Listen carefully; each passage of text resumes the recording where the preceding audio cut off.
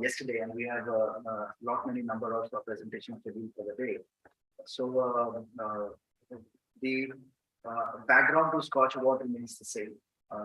What we discussed yesterday, what I presented, we have all been through it, and we are joined by our distinguished panel of experts. So join me in welcoming Dr. N. Vijay, who is Distinguished Fellow Scotch Development Foundation and was the Director General of National Informatics Center.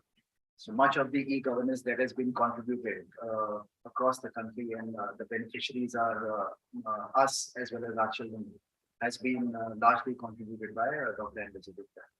Our expert on the panel is Mr. G.B. Panda. He is a Senior Fellow, Scotch Development Foundation, and he has been a Senior Advisor with the Planning Commission in India. His forte is in development and entitlement of the tribals. He's worked with the PWDs and so on and so forth. He was also the National Rapporteur for National Human Rights Commission. So thank you, gentlemen, for joining us this morning on evaluation round for Gujarat State of Governance. The rules remain the same. I repeat once again. You have 15 minutes to make a presentation, followed by which we have 5 to 10 minutes of interaction. As happened yesterday, I would encourage everyone to participate in that discussion. If you have any question, kindly do not resist asking it. And the jury is going to be evaluating you on a score of 1 to 10, and 80% of that is going to be taken as a weightage. The rest 20% lies with you as peers. So peer evaluation is an integral part of the Scotch assessment. So my request is that the peer evaluation sheets, which you already have you got the peer evaluation sheets yet? Can you just pass on one for everyone? None can you please pick one for everyone, and must rate the presentation on a score of 1 to 10. 20% of it gets added. If you do not do that, it reflects poorly on yourself. So, and also our assessment remains incomplete. And do not carry it along with yourself. When we finish, can you do submit it back to us? Put your name, your contact number, and the department on the last page. And when we interact with you, our objective, as you also have been presenting since yesterday, is on the outcomes.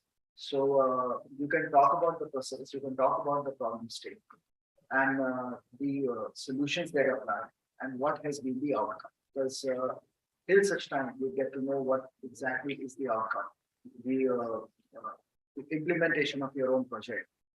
You will not feel satisfied yourself that you have done it, but nothing has come out of that. So let's focus more on as to what has come out of that, the Killian task that has been completed, and this is something which is what we look for. Of course, as I said yesterday, we move on to the next step after today's evaluation round. This happens to be the last day at Gandhinagar. The the popular vote panel will open within the next couple of days. That link will reach all of you, and on that, I encourage you and urge you to popularize that link, send it to everyone in your department, to your colleagues, to your friends, and tell them to vote. 15% of weightage from that, I would repeat, gets added to your score. So that means to say that each and every step that you follow, you keep on improving your own performance. So your presentation today is only the beginning. It goes to next step, and then the exhibition step, and then again participation in the Scotch State of Governance Conference and Awards. And you do participate in polls in that day once again to support each other. So that means to say that your involvement remains from day one till the last day. Not that we make a presentation today and we say goodbye to each other. So welcome once again, and I also thank my colleague Deepak Dalal, who's managing director of SKOCH. He has been instrumental in putting the entire two-day visit together, and his team, which has been coordinating with all of you. So with this, I invite the first presentation, which is Marine National Park, Gujarat Forest Department, restoration of reefs using electricity, a suitable technology to enhance and conserve Gulf of Kashmir's.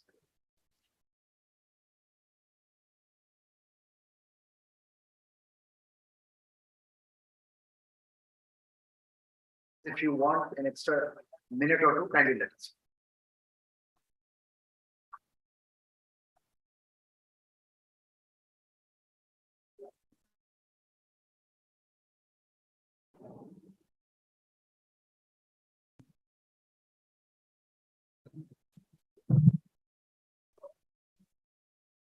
Good morning, all.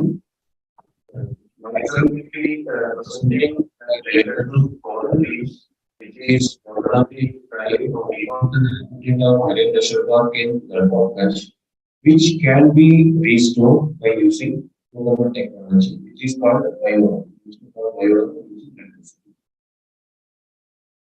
would like to say coral reef is the most diverse organisms in the marine life.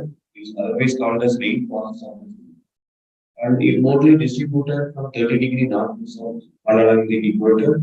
And it occupies less than 1% of the ocean floor, but it is important for fisheries, shoreline production, tourism, and other activities. And they are highly vulnerable to any of the environmental changes. Almost more than 70% of the 75% of the coral reef currently threatened by combination of various environmental other climate change related activities, fishing, in coastal development and pollution. So, to overcome all those effects, so we are devising a new methodology which will help in conservation of coral reefs. A brief introduction of coral reefs in India. It is mostly in the four places: Lakshadweep, Andaman, Gulf of Mannar, and Gulf of Kutch. When you see the total area, Gulf of Kutch is very less. Even Gulf of Kutch is third, but highest in the Islands. But I used to say that all the three, other than the Gulf of Kutch, they are near the equator where the temperature fluctuations are very less, whereas the Gulf of Kutch is the one which is variation in high temperature, in salinity level high, varying climatic condition, and high tidal pattern. Developed the over surviving in Gujarat coast and Gulf of Kutch, much more in stressed condition, compared to other coral reefs of the country. Marine National Park, it's the first marine protected area of India in 1980s and followed by further notification in 1982. It's a totally coastal zone regulated in category 1 area, which is when most of the activities are prohibited.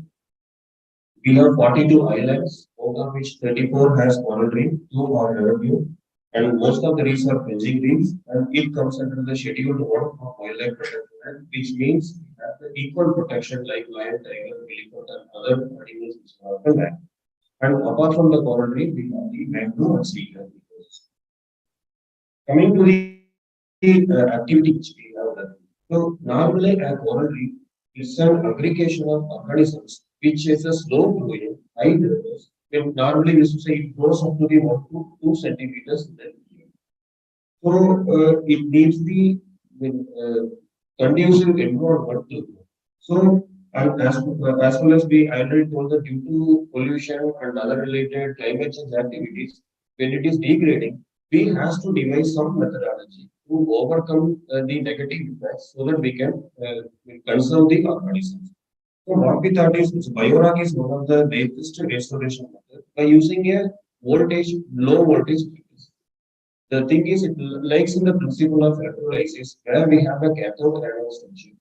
We will be tying the coral reef. So either it is the endemic species, which is rare, which is more, or when it is diseased or stressed to a particular thing. Based on the structure, we used to provide electricity to any means continuously. Then seawater, which is saline, which act as a natural electrolyte, And when calcium congregation occurs on the structure as well as on the coral reef, which indirectly assists in enhanced growth of the coral reefs. It is an electrolytic procedure where we have a cathode anode system. We will tie coral reef to the cathode structure and sea water naturally act as an electrolyte. When electricity is permitted to those structures, calcium will, deposition will increase on the coral, which means normally coral, the main is calcium carbonate. So once the deposition occurs, we are supplementing and we are giving conducive condition to the corals to develop, avoiding their stressful environment. It is also there, but there are other minerals also in the natural water. Catalyst. Yes, yes. Normally we say salt means sodium chloride, but in a natural seawater, not only sodium and chloride, there are various, but the coral main depend upon the calcium carbonate with deposition. So, it shows that when compared to the natural, which I told that it may grow 1 to 2 centimeters per year, it accelerates two to 5 times. Even which is that there are finger corals which may go up to this technology can enhance the growth of coral up to 10 times.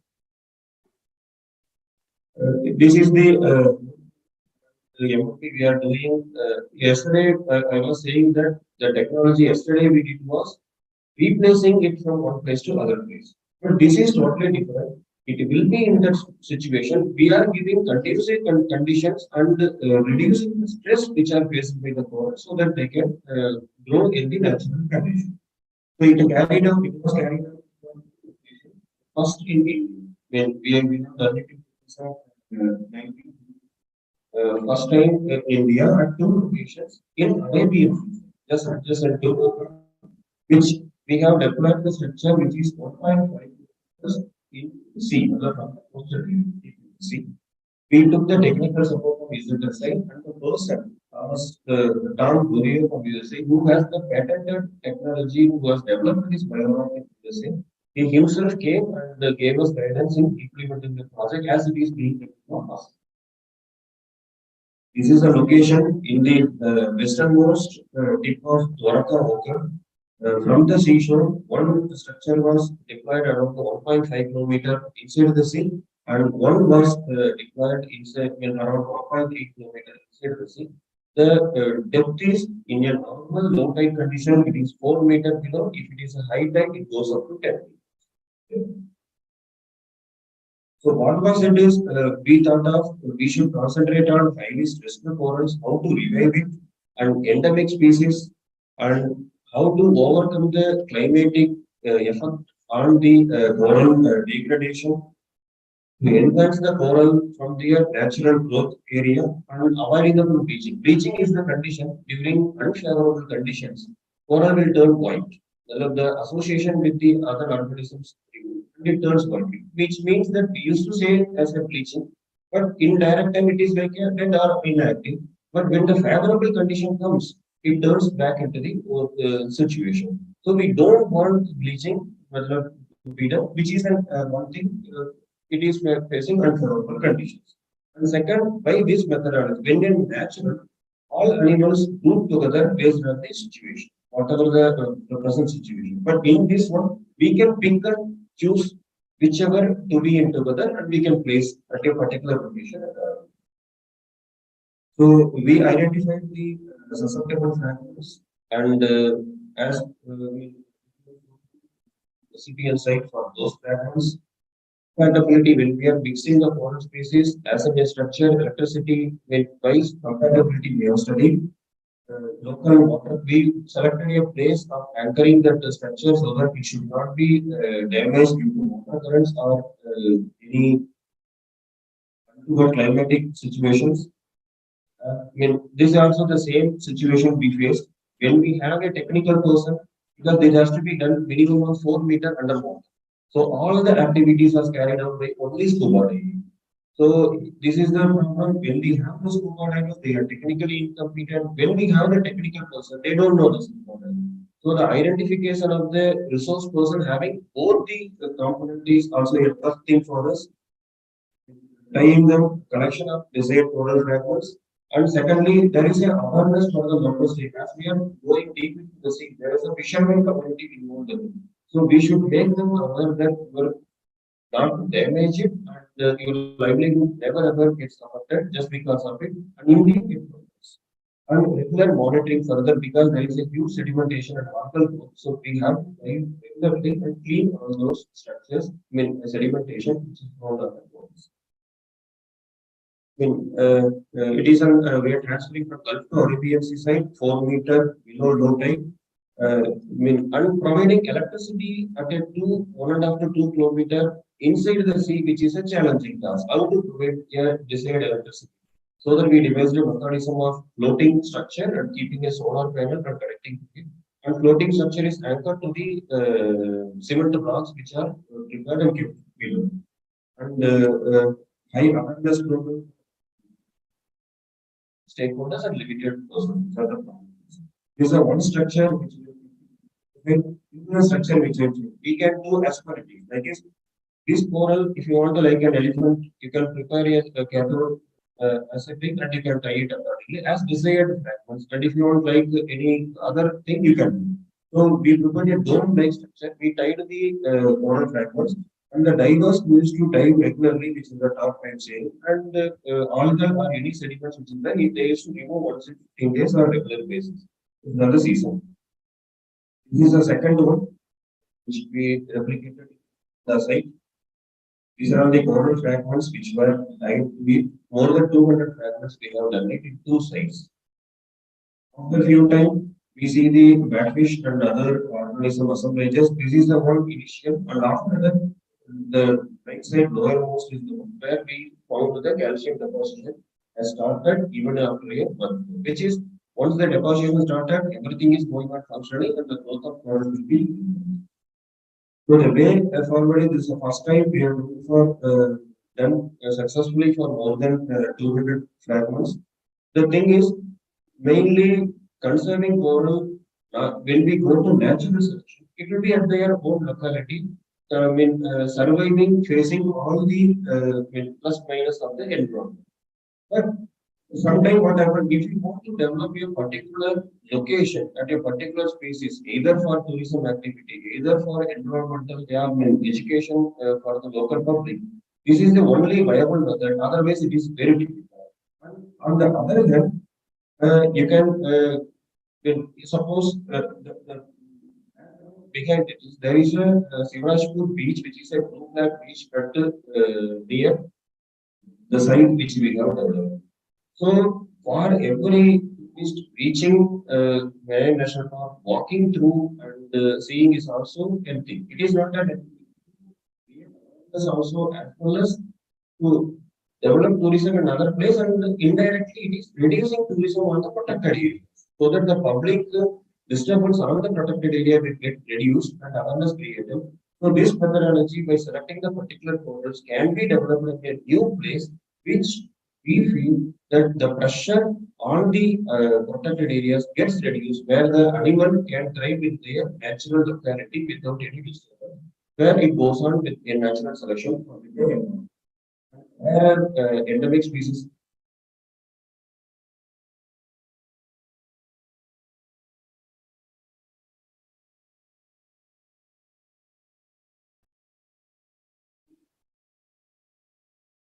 so this is the thing which we have done, and we can avoid bleaching of the corals also. Rare and endemic species we can do. We can select the species which in nature cannot able to mean selected in a short period of time. And this methodology it can be replicated for other places and other coral fragments which are in the threat of high vulnerability and education awareness and for tourism, ecotourism activity at doing at a particular specific place. This will be the one of the best methodology, which we can replicate in future as per our convenience. Thank you.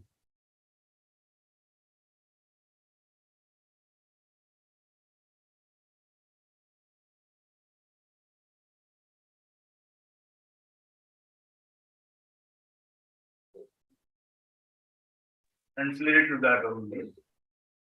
So why do you have to propose two different? Because objective of the goal two projects. Yesterday you have said the different means how to preserve and sir protect रुक the जाओ coral reefs. Today you have put application of technology in doing the same. Now, there are two, three things which it's not in the form of question, but in the form of the curiosity to know.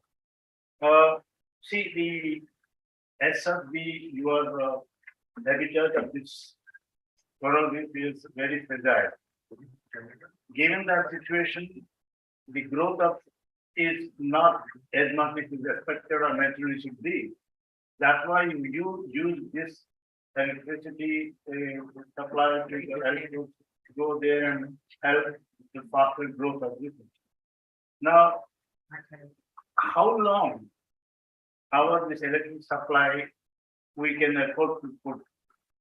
And otherwise the question is that can we get back the natural condition as it prevailed earlier before the various factors involved in the pollution affecting the area. So there is a challenge is that is how long we can put this technological application and how early we can restore the natural condition. The two things I want to clarify. Your first question, yesterday there was one technology we have done for a larger scale, and today it is totally different. What I is yesterday is the coral in its natural habitat. Due to unavoidable circumstances, or there is no other option available, you want to replace it, translocate it. Just we are going for some other activity. So we have done it in adjacent, nearby, desired or conducive locations. That is the one item.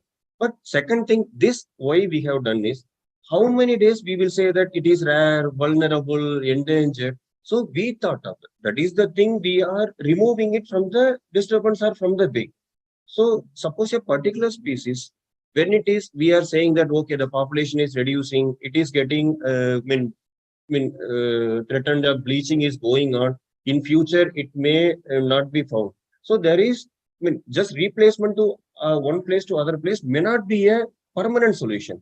So we have to supplement with some other technology so that their stress gets reduced and they also grow into a particular thing. This is for the second thing. Well, if second activity.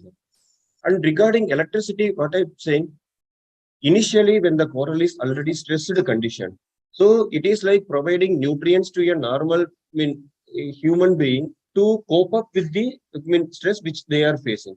So whatever the environmental conditions or climate or pollution which is non feasible for the coral, through this electricity we are providing conducive situation and they can develop. But once it can survive in the new place, that the coral has adopted in the new place, when we come to know, we can remove the supplementing. And this is as a, actually we told solar panel, one boy is there, solar panel is there. So, we don't want, it's a one-time investment and further only monitoring. So continuous of electricity. No. Once in 15 days we go, we used to clean, with the water or some fragments we used to clean so that then we will come back. So, unless until it is adapted to the local climatic condition, we may continue because even if you remove it, that one-time investment is always there. So we have not thought of it.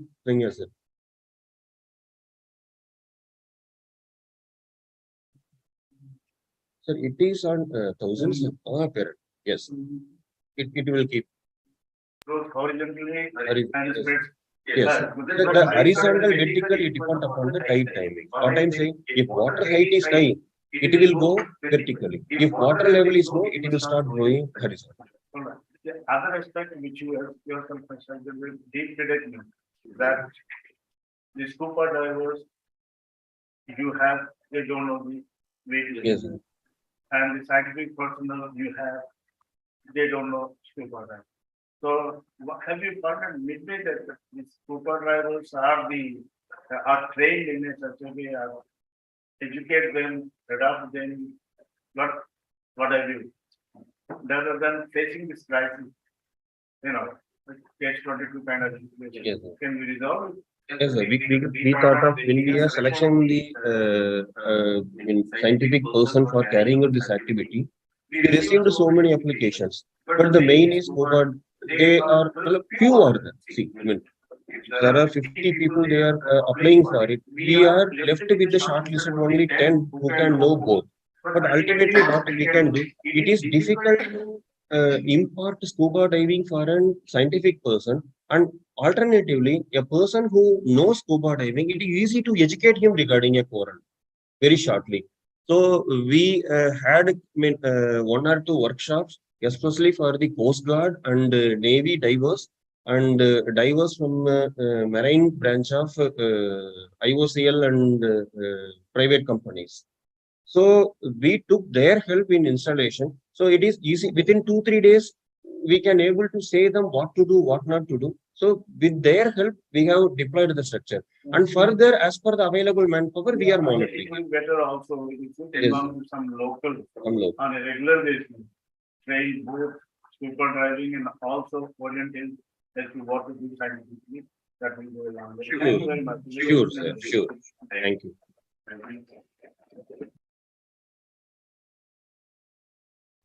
No one wants to ask this.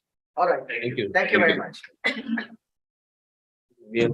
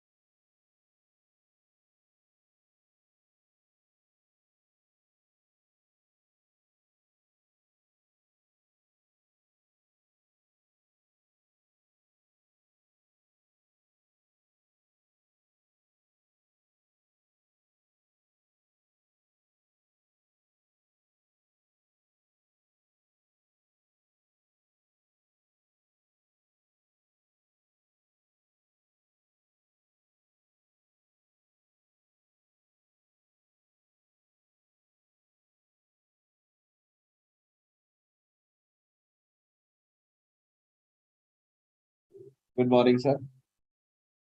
I am Joint Commissioner Higher Education. This is the initiative by Higher Education, Government of Gujarat. It is Innovation Club.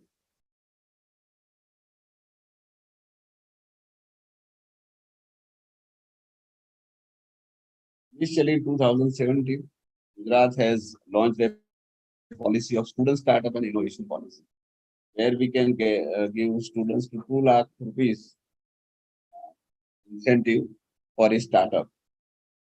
Uh, Initially, it was believed that it was for only technical education students, for engineering and technical schools.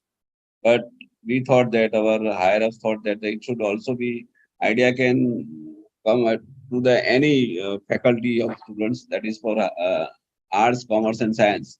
We are having 500 colleges of arts, commerce, and science. So we thought of to groom the students of higher education to access to the technological practicals.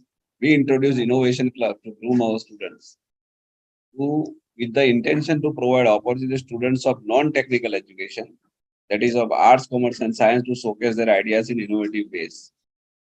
This would enable finding innovative solution local problems by local youth in local language towards building of Atmanirbhar Gujarat and Atmanirbhar Bharat. Objectives of Innovation Club: explore student ideas of innovators using emerging technologies. मैं उसके बाद में आऊंगा, पहले बताता हूँ ये क्या है. DIY kits. So we have given a DIY kit, do it yourself kits. That is earth science kit, basic electronics kit, advanced electronics kit, mechatronics kit, microscope kit, advanced science kit, VR globe kit, energy conservation kit, mechanical kit, drone kit.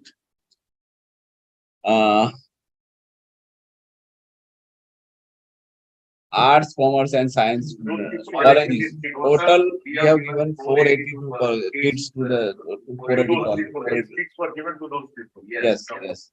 Because arts commerce science में ये practical का कोई ये होता नहीं, इसलिए technological के लिए हम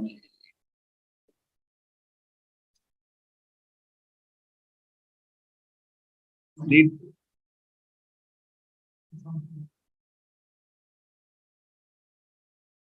Yes, sir. We have MOU with the Gujarat Education Science and Technology, that is under Department of Science and Technology, who is the knowledge partner of this DIY. They have designed this kit and they will train the students, they will train the faculties for these DIY kits. 110 is government college, 358 grant-in-aid college, and 14 gram Vidya kits. We have also, and 25,000 students are receiving this training. DIY kit workshop, which SKOCH has designed, has developed a unique DIY do-it-yourself kit to the Innovation Club of Arts, Commerce, and Science colleges. DIY carried building, modifying, creating things by using raw materials on your own without the direct help of professionals. Thus, it improves understanding and the performing skills of the students. It ignites interest in subject and inculcates a scientific attitude, improves out-of-box thinking and inquisitive mind of students. First of all, we have kept a training of our innovation coordinator. Per college, we have innovation club coordinator. We have trained them in following universities. That is M. Chandracharya University, different. Matlab, it covers entire state of Gujarat. This type of trainings, these are the pictures. We have kept 4 levels of training. That is Prabodh, that is 1 day workshop. Second is Praveen, that is 4 days training at college, which is running now and nowadays. 3 days. Now we will keep 3 days training, that is Bhushan, and a 10 days workshop at university, that is Utkrusht.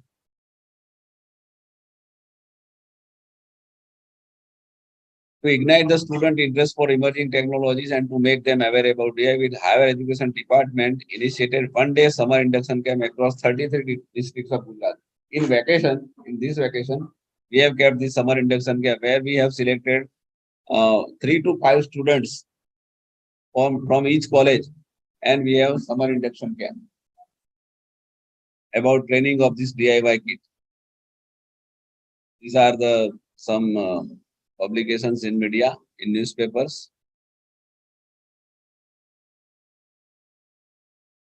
STEM robotics Prabodh level DIY kit training. 4 days DIY kit training program known as STEM robotics Prabodh level training has been initiated in 110 government colleges, 358 grant-in-aid colleges and Gram Vidyapit Gujarat State at college level from 4th July 2022, and which 50 to 60 students will participate from each college.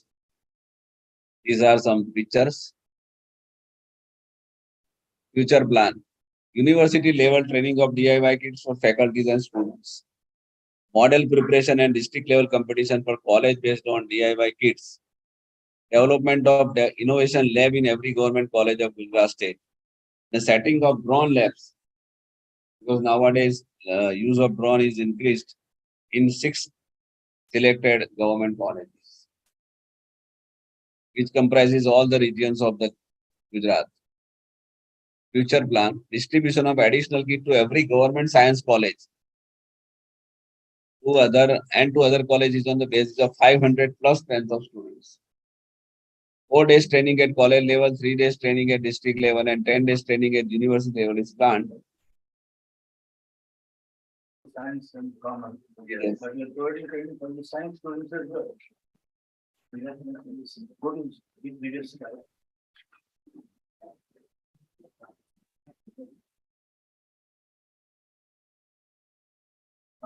Government science colleges. We will give science college to additional kit without keeping in the number. For the arts and commerce colleges, we'll give additional kit to every 500 numbers. Okay, okay. Then in the beginning, you should have mentioned this. I mean, this is also includes science. Yes, arts, commerce and science. For humanity, science. Anyway, it's good. क्योंकि इसका उद्देश्य है कि जो हमको जो startup capital बनाना है. ये अच्छी बात है आपने कहा कि देखिए कल जो वाइस चांसलर साहब की तरफ से बात हुई, यस सर, उन्होंने बहुत इंटरेस्टिंग बात कही कि हमने टेक्निकल एजुकेशन को देते प्रस्ताव करते हैं और इनको हम ज्यादा ध्यान नहीं देते. ह्यूमैनिटीज वो जो वर्ड था ये था वो आपने यहाँ पे फुलफिल कर रहे हैं, लेकिन उनको उस बारे में पता नहीं.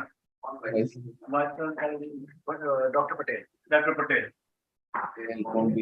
गुजरात यूनिवर्सिटी, पटेल मतलब ये होंगे IIT. पटेल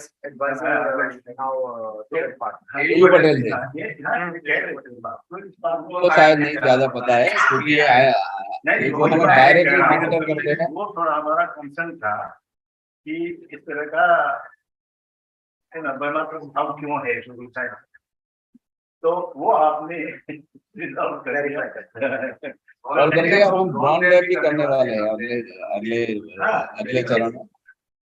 कोई सब्जेक्ट हम नहीं, यस सर, कोई सब्जेक्ट का हम समझ नहीं पा रहे या उसके साथ जुड़े नहीं है, वो काफी फैक्टर्स है, मार्केट में, एम्प्लॉयमेंट में. लेकिन विज्ञान का तो ज्ञान कहीं के लिए होता है, वही अल्टीमेट एम ऑफ एजुकेशन. तो anyway your project is very good. और बात है कि ये अच्छा लगा कि आपने स्पेशली सोशल साइंसेस को आज के दौरान ज्यादा प्राधान्यता नहीं देते हैं, क्योंकि उसका नहीं कहाँ से इंग्लिश लिटरेचर पढ़ा है तो बाकी कुछ सब्जेक्ट पढ़ाई थी वगैरह नहीं. Unless one is more into some civil service and other things are academic, there is much scope. So keeping that view, the subject should not be, knowledge should not be prevented from, growing. So you are doing it a great job. But one of the things that we are starting with very many schools, 4-5 schools देखते हैं, है ना? आपका 4 या 5 schools को नहीं वो summer induction camp था. अभी जो 4 डेज ट्रेनिंग चल रहा है कॉलेज में वो हर एक बच्चों को देंगे, चलता है. वहाँ 50-60 स्टूडेंट की बैच रहती है कॉलेज में. 4 दिन की ट्रेनिंग चल रहा है. 10 DIY है. हाँ, उसका आप उनको नॉलेज दे रहे हैं, कैसे उसको चलाना है दे रहे हैं, ताकि उन्होंने प्रेजेंट सिचुएशन में जो एजुकेशन इम्पोर्ट करते हैं उसका सोले लर्निंग. ज्यादातर उसमें से कोई भी टेक्नोलॉजी में सेंसर्स बहुत ज्यादा है, इसमें सेंसर्स कैसे काम करते हैं ज्यादातर किट में ऐसा ही है. एक ड्रोन भी है, एक टेलीस्कोप भी है. बच्चों को फन के साथ वो कैसे साइंटिफिक टेम्परामेंट भी आता है और टेक्नोलॉजी के साथ वो जो लगता है कि हमको नहीं आता, हमको आर्ट्स कॉमर्स के बच्चे हैं, एक जो डर है वो भी दूर होता है. नहीं, जैसे आप अच्छा कर रहे हैं लेकिन आप टेलीस्कोप दे रहे हैं. Telescope somebody is interested in astronomy and other subjects.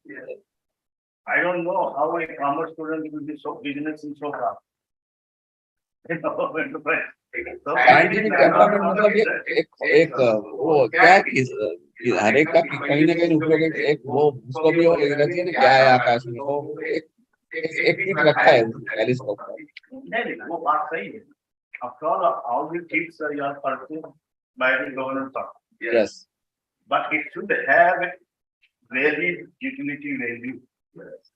So minus सोच रहा था कि ये टेलीस्कोप जो है वो अच्छा है, इसमें hobby kind of thing you can have unless you are an astronomy student and Yes. driving under subject.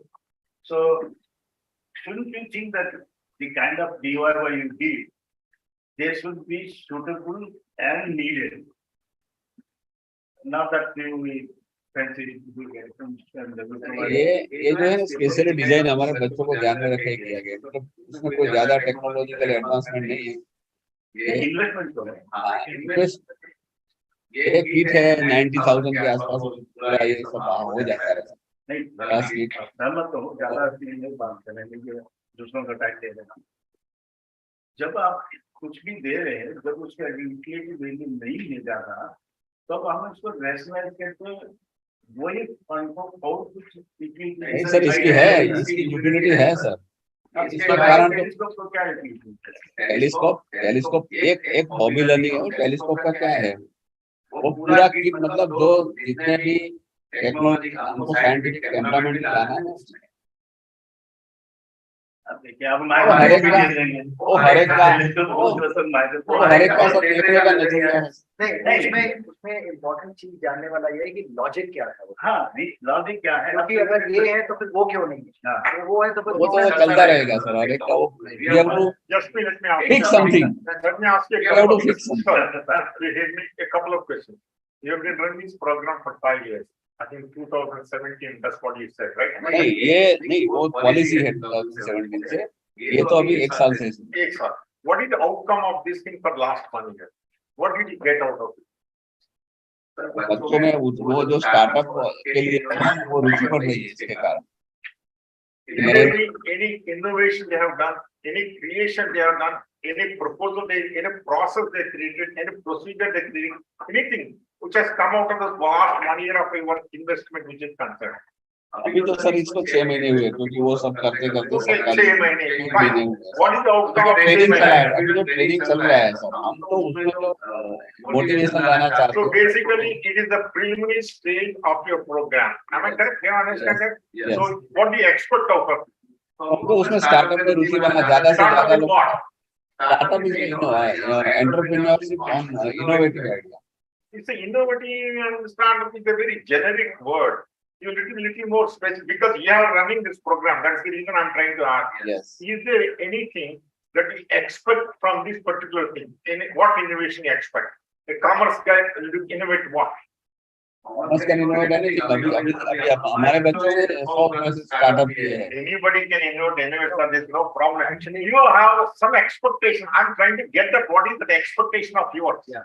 मैंने कहा सर कि हम स्टार्टअप में इनोवेशन में बच्चों की रुचि बढ़ाना चाहते हैं।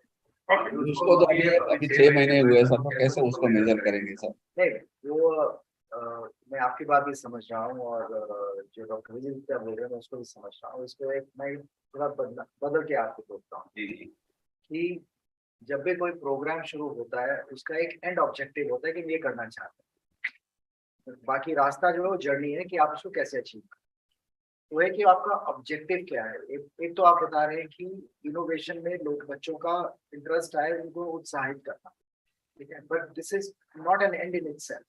उत्साहित हो गए, उसके आगे क्या है? स्टार्टअप। सुनिए, स्टार्टअप करने के लिए आप उनको कैसे उस रास्ते पे डालेंगे जिसमें कि वो अपना स्टार्टअप कर पाए। उसके लिए चाहिए होता है पैसा, डायरेक्शन, गाइडेंस और रिसोर्सेज। मैं तो सर बोल रहा हूँ कि we have policy of SSIT which has launched in 2017 where give 2 lakh rupees to the students, and we have also incubation center at every university where we can handhold the students, where we can train them.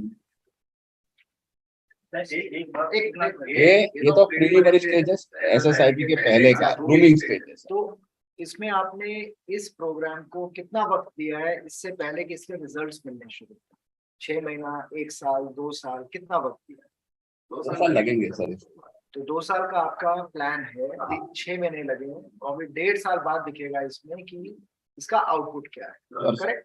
तो अभी तक की जो journey आपने वो present किया, अभी आगे चल करके देखना होगा कि 2 साल बाद में हमारे हाथ में क्या लगा, कितने बच्चे स्टार्टअप कर पाए, स्टेट कितने लोगों को एनकरेज कर पाया, या फिर ये प्रोग्राम जो था नहीं चला। तो 2 साल बाद में, right? So that answers. Understand? Yes. या मैं एक फंडामेंटल इश्यू, जैसे आपको कोई भी स्टेट में एक प्रस्ताव लाते हैं, तो वो प्रपोजल को आपने अप्राइजल कर, before it is launch, before it is approved by the government. क्यों ये टीम जो है आपको अप्राइजल हुआ by the finance department, by the planning department, concern nodal department, other related department, appraisal हुआ था इसका? अप्राइजल में कोई ये चीज दिखा नहीं, I mean I did comment on this. Result तो हमने तो जो नेसेसरी परमिशन है वो लिया ही। नहीं, परमिशन और अप्रूवल अलग थी। परमिशन टू लॉन्च रिजल्ट तो सर अभी तो अभी तो ये सर स्कीम कभी चल गई है sir. It is just started, sir. Just started. So No, lot of lot of answers will not be available at this Okay, point. okay. I mean, what? So it's a promising scheme. Looks like, it is going to be linked with that startup program. So it's again, encouraging children when they are right at that stage, putting them on a path of innovation, giving them those tools so that their thinking starts getting Yes, sir. encouraged. That's about the only thing. अगर कुछ हाथ में नहीं होगा तो सोचेगा नहीं। हाँ, उसको कैसे सोचेंगे? बस वो आपके ज्यादा हाथ में दूर ही रहता है, नहीं मतलब You have a noble बोला कि मतलब हमारा काम ये opportunity. साइंस वाले बच्चे। Exactly. तो ऐसा नहीं कि साइंस ही करेगा, नॉन साइंस भी कर सकते हैं। Yes, sir. Thank you, sir. I appreciate it. Very good. Thank you. With your permission, can I invite GLBC, which is at number 4, Bhargavi Dave, right? Thanks. Can you come and make the presentation? You can resume after.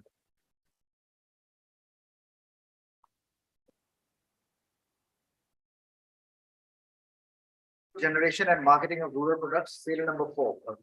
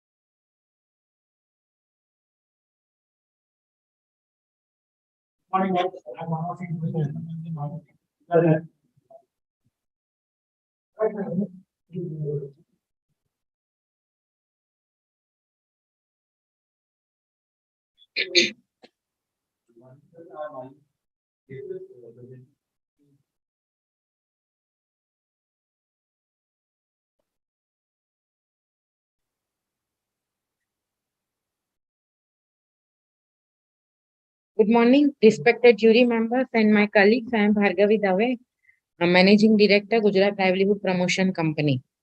So, my presentation is on livelihood generation and marketing of rural product. So, with your kind permission, I am starting my presentation. So, it is on the digital.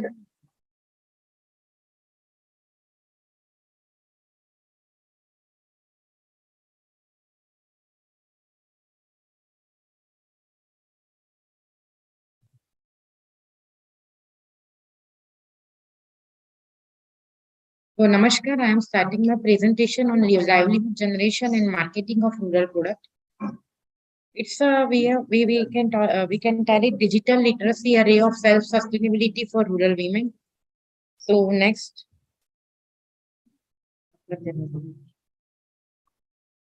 Gujarat Livelihood Promotion Company is the implementing agency of National Rural Livelihood Mission.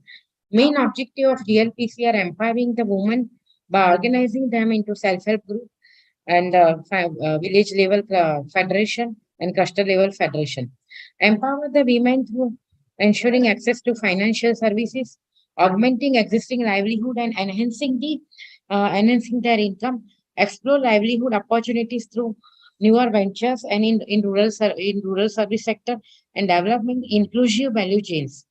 To achieve this objective, GLPC has formed more than 2.5 lakhs women self-help group and and then in turn we have formed village organization and cluster level federation also, and we support them through revolving fund and community investment fund also, and finally we can have a bank linkage to cash credit scheme also. A huge number of more than 26 lakhs women are associated with GLPC. So a huge number of rural women are engaged in production of handloom, handicraft, food products, organic and herbal product. So what is the existing scenario? Presently, our women self-help group, we used to call them Sakhi Mandal in Gujarat. So these Sakhi Mandal, they are dependent on exhibition and melas. So they are small Pradeshik melas, district level mela, Rakhi mela, and mela organized by Commissioner Cottage and Rural Industries and Saras mela. They depend on this for the selling of their product. So, and these are the rural women. So they don't have that knowledge of the market also sometimes. So they make the product, but they uh, how to display them, how to sell them, what should be the cost, what is the cost of this kind of a product in contemporary market. So these are the things they are lacking somewhat knowledge. So they are not professionals, but they have a skill. So they have a skill. Sometimes we give them training also, and we improve their skill also. But still, marketing is somewhat a new subject for them. So and then in a what you call traditional market, there are so many intermediates are involved, and here they don't know how to make a publicity of their product. So some products I can say they are very unique product we hardly see in the market, but because of their skill, because of their traditional knowledge, they make such a beautiful product, but they don't know how to market it. So we have thought that how we can give market to this kind of a Sakya Mandal and how we can improve their economic status. So I have joined this organization on 7th of January. Then naturally we all are busy for the March and all. Then in the first week of April, we have decided I have a brainstorming session with my team. We have a young professional also, nearly 10 to 12 young professionals. And then all of a sudden, this idea come to us mind that in a corona time, all the people, because there is a lockdown, there is a closure of traditional market. So people also have developed a habit to purchase online, even in a small town, or even those who are not a tech savvy person or not a netizen, they also have started purchasing online. So we have, and then I also came to know because I am also purchasing lot many things online. So we have seen that during this period, especially from Surat and especially from the Chandni Chowk, Delhi, people are putting their videos on the YouTube and they are selling their products and delivering and their products, and a new trend has emerged because of this COVID pandemic. Then we also thought that why can't our women, our self-help group, they can also make the videos on the YouTube and they can also display their product on the YouTube. It's a very small idea, but it's for women, for the rural women. It's a way ahead or it's a leap forward. So I used to tell, we used to discuss like that when Neil Armstrong has put his foot on the land of the moon. When journalists have asked that, how do you feel? Then he said, it's a small step for me, but it's a big step for humankind. Same way, it's a small step in the world of these in this net world, but it's a big step for our rural and tribal women. So what we did, how we have convinced them that they can also make the videos, they can display their product, and how they can finally sell their product. So we have uh, so so we have our at grassroots level we have our cluster coordinator. We have trained our cluster coordinator because cluster coordinator they are we have nearly 600 cluster coordinator and they are in almost weekly touch with the women self-help group for various reasons, for their training, for the revolving fund, for the bank linkages, for the training. So we have trained them. We have developed a demo video, and it is developed in house by our own staff. And then we have taught them that you can have this kind of videos, and our self-help group women they will show their product with the color, size, and dimension, and they can also sell their product. So generally, it is either in the Hindi or in the English. But to begin with them, because we have to empower the women, we have to build the capacity.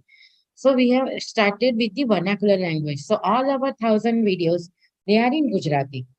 So where all the self-help group women, they just say about their self-help group, when it is started, what kind of a product they have or what kind of a service they are providing, and what is the price, what is the cost, what is the in case of the product, what is the color, size, dimension available, what is the cost for the individual piece, what is the cost for bulk market.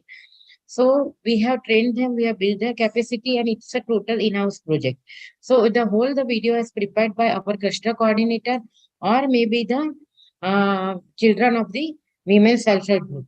So it has a huge impact on a rural area because they they have a confidence now that they can also have their own videos and they can also sell their product they can also sell their product making the videos.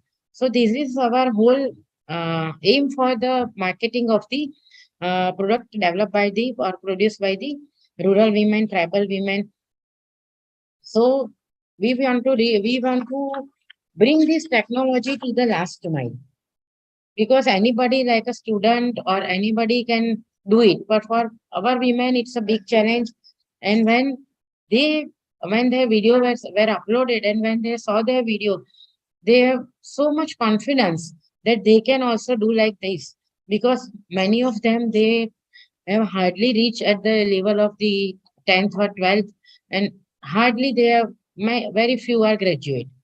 But for this new initiative, uh, language or the education is not the bar.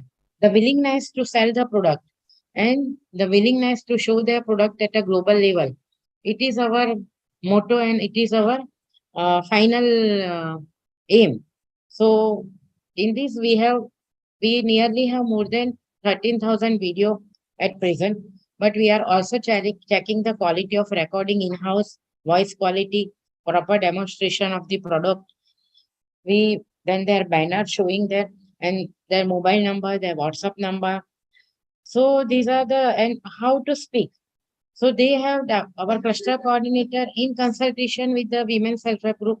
They have developed their own script in a Gujarati, and then finally we have these more than 1,000 videos online. So there are many obstacles also to implement this kind of a project, because it was difficult to communicate the advantage of the digital marketing to the rural women.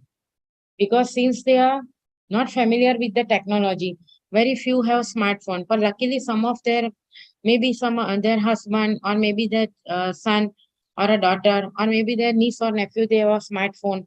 So slowly and gradually, they are convinced that it will help us. The primary goal of initiative is to increase public knowledge of digital marketing and social media. And we also face some difficulty also, like the weak bargaining position of rural women, psychological hurdle, a lack of experience, lack of confidence also to narrate in a public, to make a video, and lack of understanding of technology and social media. But with the help of our cluster coordinator, our taluka livelihood managers, and our own staff, we have groomed them that you can also do it. First of all, we have to make them aware of the use of the technology. So these are the revolutionary outcome of this initiative, that awareness among the rural women, economic and social upliftment, enhancing digital literacy through training. This initiative will make SHG women self-reliant and self-aware about the current market scenario. Then access to the online market and positioning of the product. Direct benefit to more than 1,000 SHG. Those who have participated in this initiative, and 1,000 SHG means nearly 12,000 women.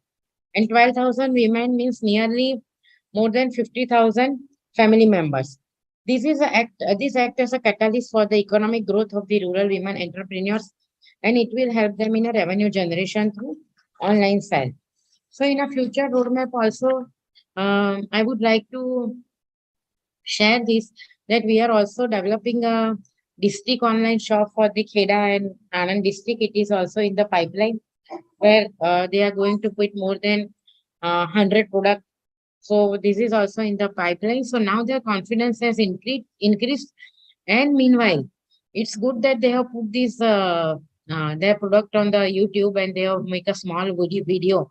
And when they are saying, "Okay, please like, subscribe, and share my channel," then we also feel very proud of it, because some life coach or some smart people, guys who are doing this kind of videos, some educational professionals or some health professional, they are putting this kind of a video, then it's okay. But when my rural woman, tribal woman, they say like this, then it is a moment for pride for all of us.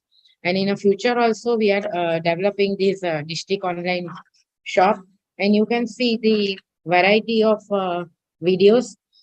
We have given the list also of the videos. It is across the Gujarat.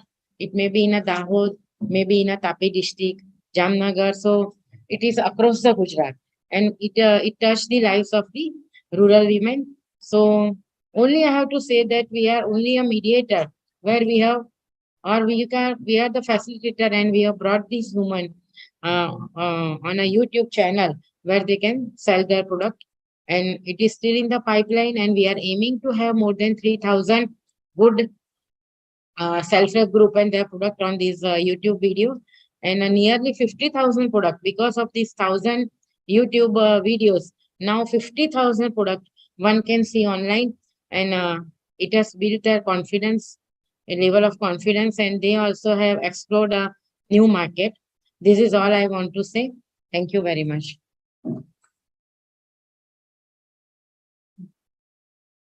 Yes, sir. Obviously, this technology enables a much bigger market, not only locally, but within the country and outside the country. So it gives a big, wonderful market. And it depends, the market also depends, looks at the product of yours, how well you prepare it. Absolutely appreciate it. But when you get into the neck, there are certain issues comes into the picture. Market supply and demand. I place an order on you, how fast you can supply, how is my payment process, how will the packaging take place, how much the delivery time. There are a lot of issues are there. And the small farmers or artisans which you are talking about, they will not have all the know-how, the technology to do that particular process. So as an agent of yours, Did you create the structures to facilitate the particular marketing and supply, payment process and all those areas? Yes, sir. Absolutely right, because it doesn't end with the just showing the product. Finally, it reaches to the customer and how to package it and how to take the payment and everything. We all are knowing that digital marketing, payment gateway, this, that. But yes, we have built their confidence. We have trained them that how you will deliver, what kind of a packaging you have for the particular thing. If it's a thing is like a, you can say pottery or a beadwork, then how you have to pack it. Everything we have trained them, sir. We have I appreciate that, but a small artisan which doesn't have much of infrastructure with himself, he may not be in a good position to do a good packaging. Being yourself. Yes, sir, she, not he. She may not be in a good position, but sir, that's why we have our cluster coordinator. We have tie up with the RCT, Rural Self-Employment Training Institute. They are giving them, based on their product, they are giving them the training, how to package, how to have a packaging and how to deliver it. And initially they are delivering on the cash on delivery only. And they are giving their WhatsApp number. So they when they give the order, they will have a discussion. It is not 100% online shopping, sir. Madam, It is a offline is also because we are training them. But to have 1,000 self-help group on a YouTube and selling more than 50, showing more than 50,000 products, it's really a big achievement for the rural women, sir. And it has not happened anywhere in the India, sir.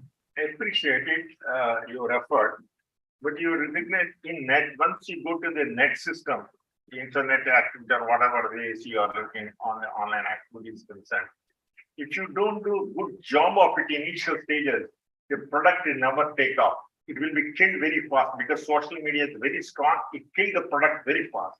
Yes, sir, it kill the product. At the same time, it will uplift the product also very fast. So I can say my Junagadh self-help group, they are making these things from the cow dung, and they have received the order from the New Jersey, costing $500, sir. $500 receiving by a self-help group in the later part of Junagadh. It's a big achievement, sir.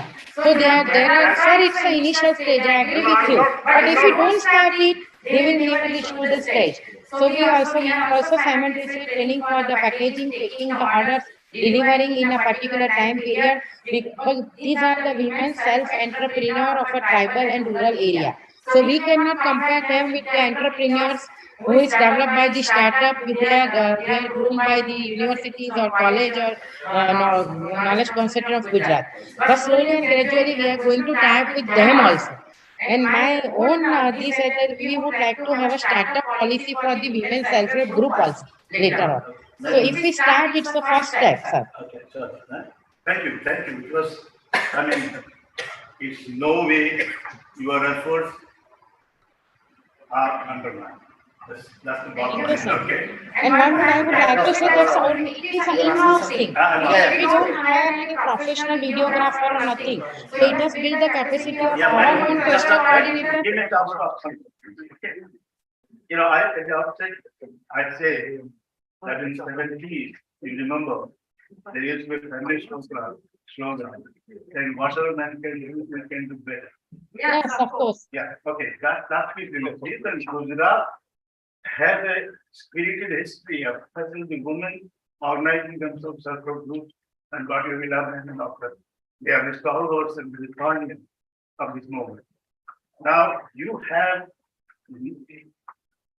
actually enhanced the scope of the productivity that the women, artisans and workers have been doing. Not only that, you have provided a market facility to dispose of their product and utilizing the recent market trend and getting the market to them rather than them running around the market. That being so, this is an excellent job. Now let me ask you something. What was the number of women prior to approval who were engaged in this activity, and what the increase in the number of participants?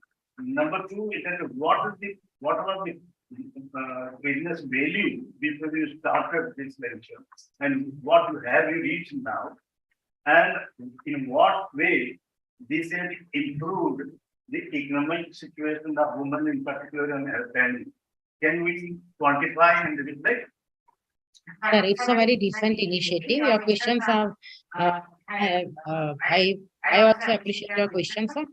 So we have taken this initiative in the mid of the April, and then we were able to put this all more than 1,000 videos by the end of June. So it is in the process. Meanwhile, we are receiving the calls, yet we did not have an impact analysis of all these videos posted on the YouTube. We are starting that also. Previously, there was no videos on the YouTube of our self-help group. And these will again help them, because our cluster coordinator and this women's self-help group, they both have a very good association. And in the meanwhile, they also have started their putting their product on the Instagram also. It's also a very small market, but yesterday when I was at a Kheda district, in some small village of the Kheda district, these women self-help group, they have put all these garment product and they are getting the orders and they are taking the orders also on Insta also. So these have initiated their eyes on other social media also. That is a extra advantage. No, I'm sorry, Mr. Martin. We recognize, I mean, really you've done a great job, but we are looking at what has come out of that. But slowly and gradually it is come out. I have told some 2-3 incidents, and we have asked for their impact analysis, what type of order they are Couple of getting. observations. Such efforts need to be appreciated. For Thank the you, sir. simple reason that our focus has always been on the top of the pyramid rather than at the bottom. Bottom of the pyramid.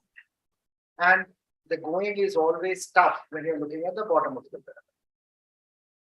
You are running a business at the end of the day.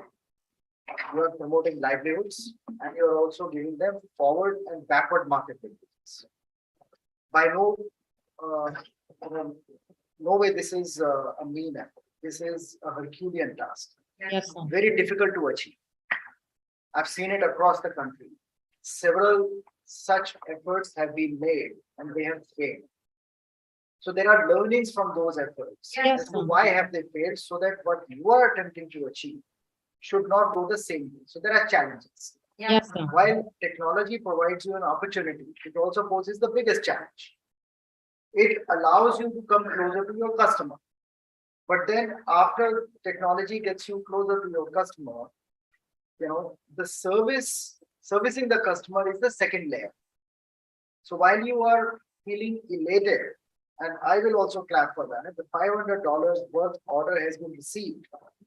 Now the proof of the pudding is that the order is delivered in good shape, well within good time. Yes. And this is probably the beginning. How to Yes. scale is the bigger challenge, not the biggest. Biggest challenge is yet to come. So if you look at even Tribes of India, which has aggregated all the tribal women and the tribal products together, it's been 5-6 years they've been running, and they still have not been able to overcome the teething problems of technology and logistics, because logistics is not on the yoke. So what happens is that as soon as you capture the market, you lose that faster than that. Yes, sir. Absolutely. Absolutely So agree with what you. Dr. Vijay was trying to, submit here, that it's important to look at the existing such use cases, learn from them, and then be open about giving a solution which is out of the box. While we run the business, we feel that we are doing the best. So when you think that you are the best, that means you have stopped yourself from learning further. Sir, we are not the best, but we have initiated this. I am telling again and again. We have to be best. We have to be good, better, and best. So it's a long procedure. So for this, we are also continuously training the self-help group about how to be customer friendly and how to build a long time trustworthy relationship. Once you got an order from the New Jersey, then you have to sustain that order. So sustainability in the market is more important, sir. Ma'am, We one- also I understand. will add only one thing here. It's a very good thought again that involving women. But you have to separate the supply chain from production. If you intermix the two, then it is not going to. Sir, it will be in the next phase, but initially we have to, they will do it initially, then we have a, say, we have certain Sakhi mandals, they are doing the delivery only. So we have to involve and we have to match both the Sakhi mandal, where they will take the order and this, other Sakhi mandal, we are taking care of the logistic and all the delivery mechanism. So we understand, but it's a, we have started this. We are not telling that it's a base, but to put 1,000 video and 50,000 product, it's also a Herculean task. And we are not telling that we are the base, but we want to say that government of Gujarat and this Gujarat Livelihood Promotion Company has taken this kind of a small initiative. And we did not, GLPC can do it, hiring a professional agency. But we don't want to do it. We want to build the capacity of the woman because everybody has known that it is very difficult to run a store developed by the government. We see the Hindu Handicraft Corporation, Garvi Gujarat, KVIC, Emporia and everything. And forest also, this one Ganga and all. So we want to build their capacity. We want to train them and we want to make them into a small and micro enterprise. But at the same time, because of their product, because of their quality and because of the uniqueness, and because of their skill and because of their artisan ability, they can directly sell it to it. Otherwise, we can take that initiative and we can put more than half of the products as a GLP. You have to think out of the box. So we have, and in the digital, in this district shop also, we are involving cluster level federation and village organization. Because finally, we can run the business. Yes, ma'am. That I They have to understand. run the business This is and so they related. have. See, if you recall, in 8th class, there was a scheme of Rashtriya Mahila Course when I was advising to women in bank. This was included all of them. You are pursuing as per the contextual demand. Very good, thank you. Thank you, sir. And I think, sir, I have met you at that time also. I was deputy director in the department, Rashtriya Mahila Coach also. Sir, from Yes, the sir. morning you must be- I remember you, sir. Thank you. So, thanks everybody and thanks the all my friends who are sitting in it and who have and appreciated my project. So we are trying our best and it's not for any award or anything, It's not about. but it's a reward to the rural women. And thank you very much again. I would have loved it if you had a few SHG women, those who are the entrepreneurs here along with you. No, but I did, because we want to bring them, but somebody, my staff has said that it is not allowed. Otherwise, we would have bring them, we can call them on That's Zoom also, exactly sir. what it is. No So problem. it We'll will have be more shut at 4 we will, o'clock. we will have more opportunities to showcase. So we will. Or otherwise, we can call, if you are here on tomorrow or later in the evening, we can have a Zoom meeting with these women also. We are ready, sir. If Julie has a time and inclination, we can call them on Zoom. Sure. Thank you, sir. Thank you.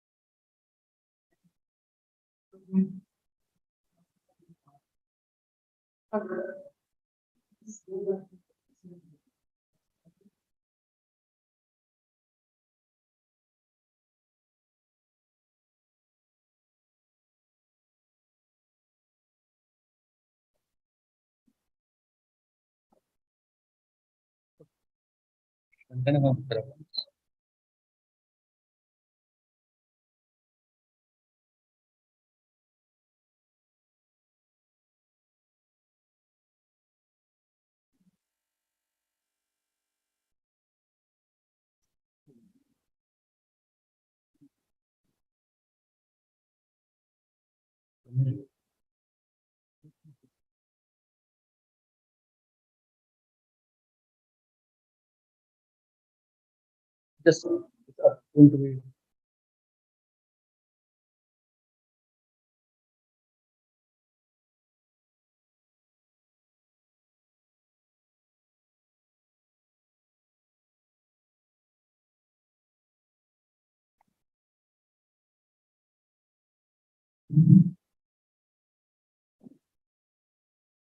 May I?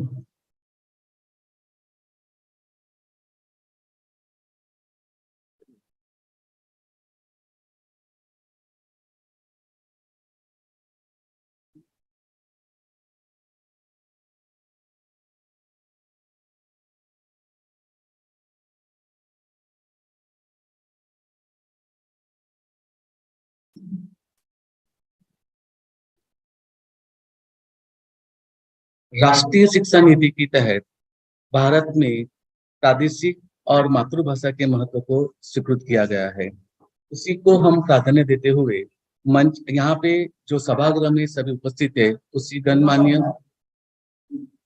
गणमान्य jury members और सारे जो members हैं, उन सबको हम हार्दिक अभिवादन करते हैं, नमस्कार करते हैं और उसी के साथ हम हमारा राष्ट्रीय उच्च शिक्षा अभियान क्वालिटी का प्रेजेंटेशन शुरू करते हैं। Now I am going to speak this whole presentation in English language. Basically, Rashtriya Uchchata Shiksha Abhiyan is a central sponsor scheme launched by the government of India on the success of the Rashtriya Madhyamik Shiksha Abhiyan and Samagra Shiksha Abhiyan. Basically, it is the strategic funding for all the state higher education institutes. The motto of this scheme is basically three: equity, access, and excellence. So all these three parameters are a part of the quality. That's why we have nominated our this whole project in this quality parameters. Basically, ultimately, in the initial stage of the scheme, the funding pattern was 65-35, but later on, Government of India has decided to change the funding pattern and it will 60-40. It means 60% from the central government and 40% fund is available from the state government. All the colleges, university, and academic staff colleges, particularly higher educations, they are eligible to get these benefits of the schemes under the various components of the RUSA scheme. Initially, there is RUSA 1.0 launched by the government of India. And on the success of the 1.0, they have also launched 2.0 after in the year of 2018-19. We as a Gujarat appeared for both the things and we got numbers of the funding in this, numbers of the institutions, they got the good funding amounts in the Rashtriya Uttara Shiksha Abhiyan. Particularly, I would like to talk about quality parameters in these presentations. Basically, quality matters with three basic parameters. One is the infrastructural development of the institution. Second one is the skill upgradations of the faculty as well as skill upgradations of the students. So two basic parameters, one related with the infrastructural development, second related with the skills improvement of the faculty, and third one related with the skills of the students. Not only these two parameters, but one more parameter, it's the access of the higher education, means the creations of the new institutions at the various places of the state. So easily availabilities of the institutions nearby the doorstep in the taluka level or the district level. So basically there are 12 basic components out of 18 for the state government, and most of the components are related with the infrastructural development of the colleges as well as university as well as of the institutions. So I would like to mention this point that the infrastructural development for the quality enhancement, they made bifurcation into three segments in each component. Basically, they are interested in RUSA. We are interested to provide new opportunities means the new creations, new development. Second one, the renovations and upgradations of the existing structures. And third one is the equipment and the facilities. So we are lucky enough, Gujarat states, we got 20 units for the infrastructure development of the colleges, 40 rupees total per college, 2 crore rupees. In that, we improved our quality through infrastructure development, creating and upgrading laboratories, libraries, hostels, toilets blocks, purchasing of the books, e-books, laboratory instruments. So this is the infrastructure development which can support the quality of the higher education through capital investment in the education area. The same way, the infrastructure grants to the university, which in that we received 7 university, and the ratio was 35, 35, 30, means 100% grant bifurcating into 3 segments, 35% for the new constructions and new development, 35 for the renovations and upgradations of the existing structures, and 30% for the new equipment and the facility. The more or less all these infrastructure developments are creation of the new laboratory, administrative block, admin block, new classroom, smart classroom, hostels. These are the basic core areas of the new development or new constructions. Renovations particularly consider the same thing, the toilet repairing, the conversion of the existing class into IT-enabled class, uh, upliftment of the library, laboratory. These are the part, and equipment, which is the renovations parts consider civil and electric work, and equipment part consider the particularly books, equipments, laboratory instrument, like that way. Component 11, that is the faculty improvement. As I already mentioned, to improve the quality, not only we just spend our money for infrastructure development, but we have to do lots of programs for the quality improvement through faculty improvement and development. So basically, component 11, which is related with the faculty improvement and development. And we are lucky enough in the Gujarat state, we have 3 human research academic staff college. One is Gujarat University, one is Rajkot in Saurashtra University, and one is SK University, that is the Vallabh Vidyanagar.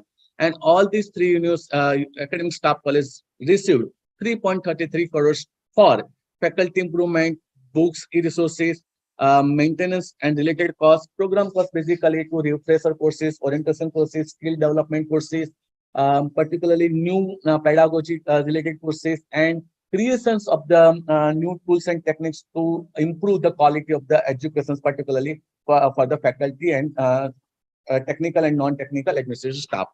And in that area, they have also provided furniture and equipment grants for those who academic staff are interested to continue these things furthermore. As I mentioned, not only quality in the side of the faculty, but it is also necessary to improve the quality in the students through skills upgradations. So vocationalizations of higher education, particularly 15 crores rupees received, and for 69 colleges to improve employability skills, which I will talk later on in my next slide, and upgradations of the existing colleges. Again, is the construction, renovations, and equipments. One more important points, which is I would like to mention here, that is the equity initiatives.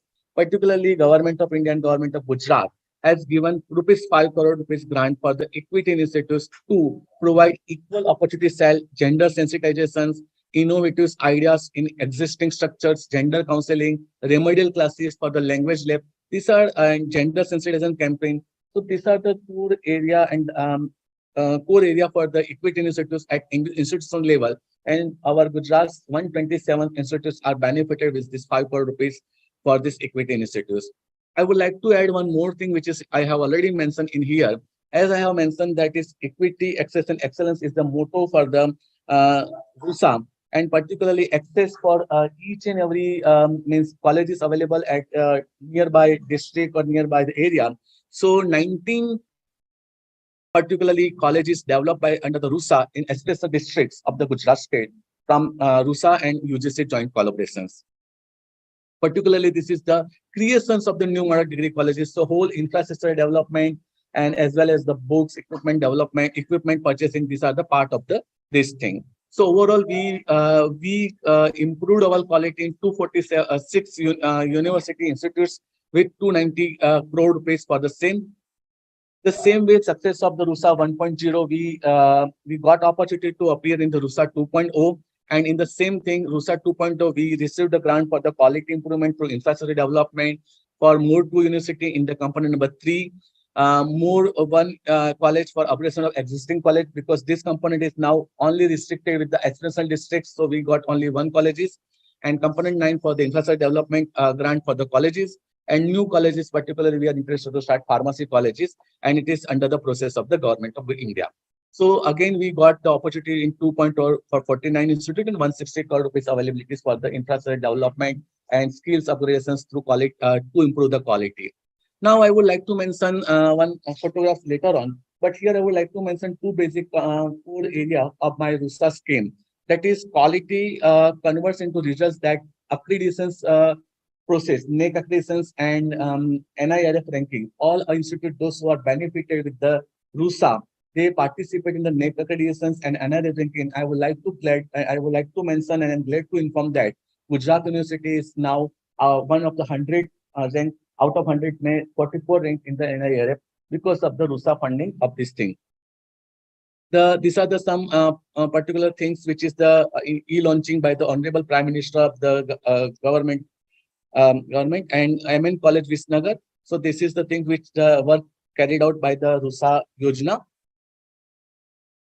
This is the things which I would like to mention. The transparency in this thing is that we use the PFMS, Public Financial Management Systems, for funding transfer.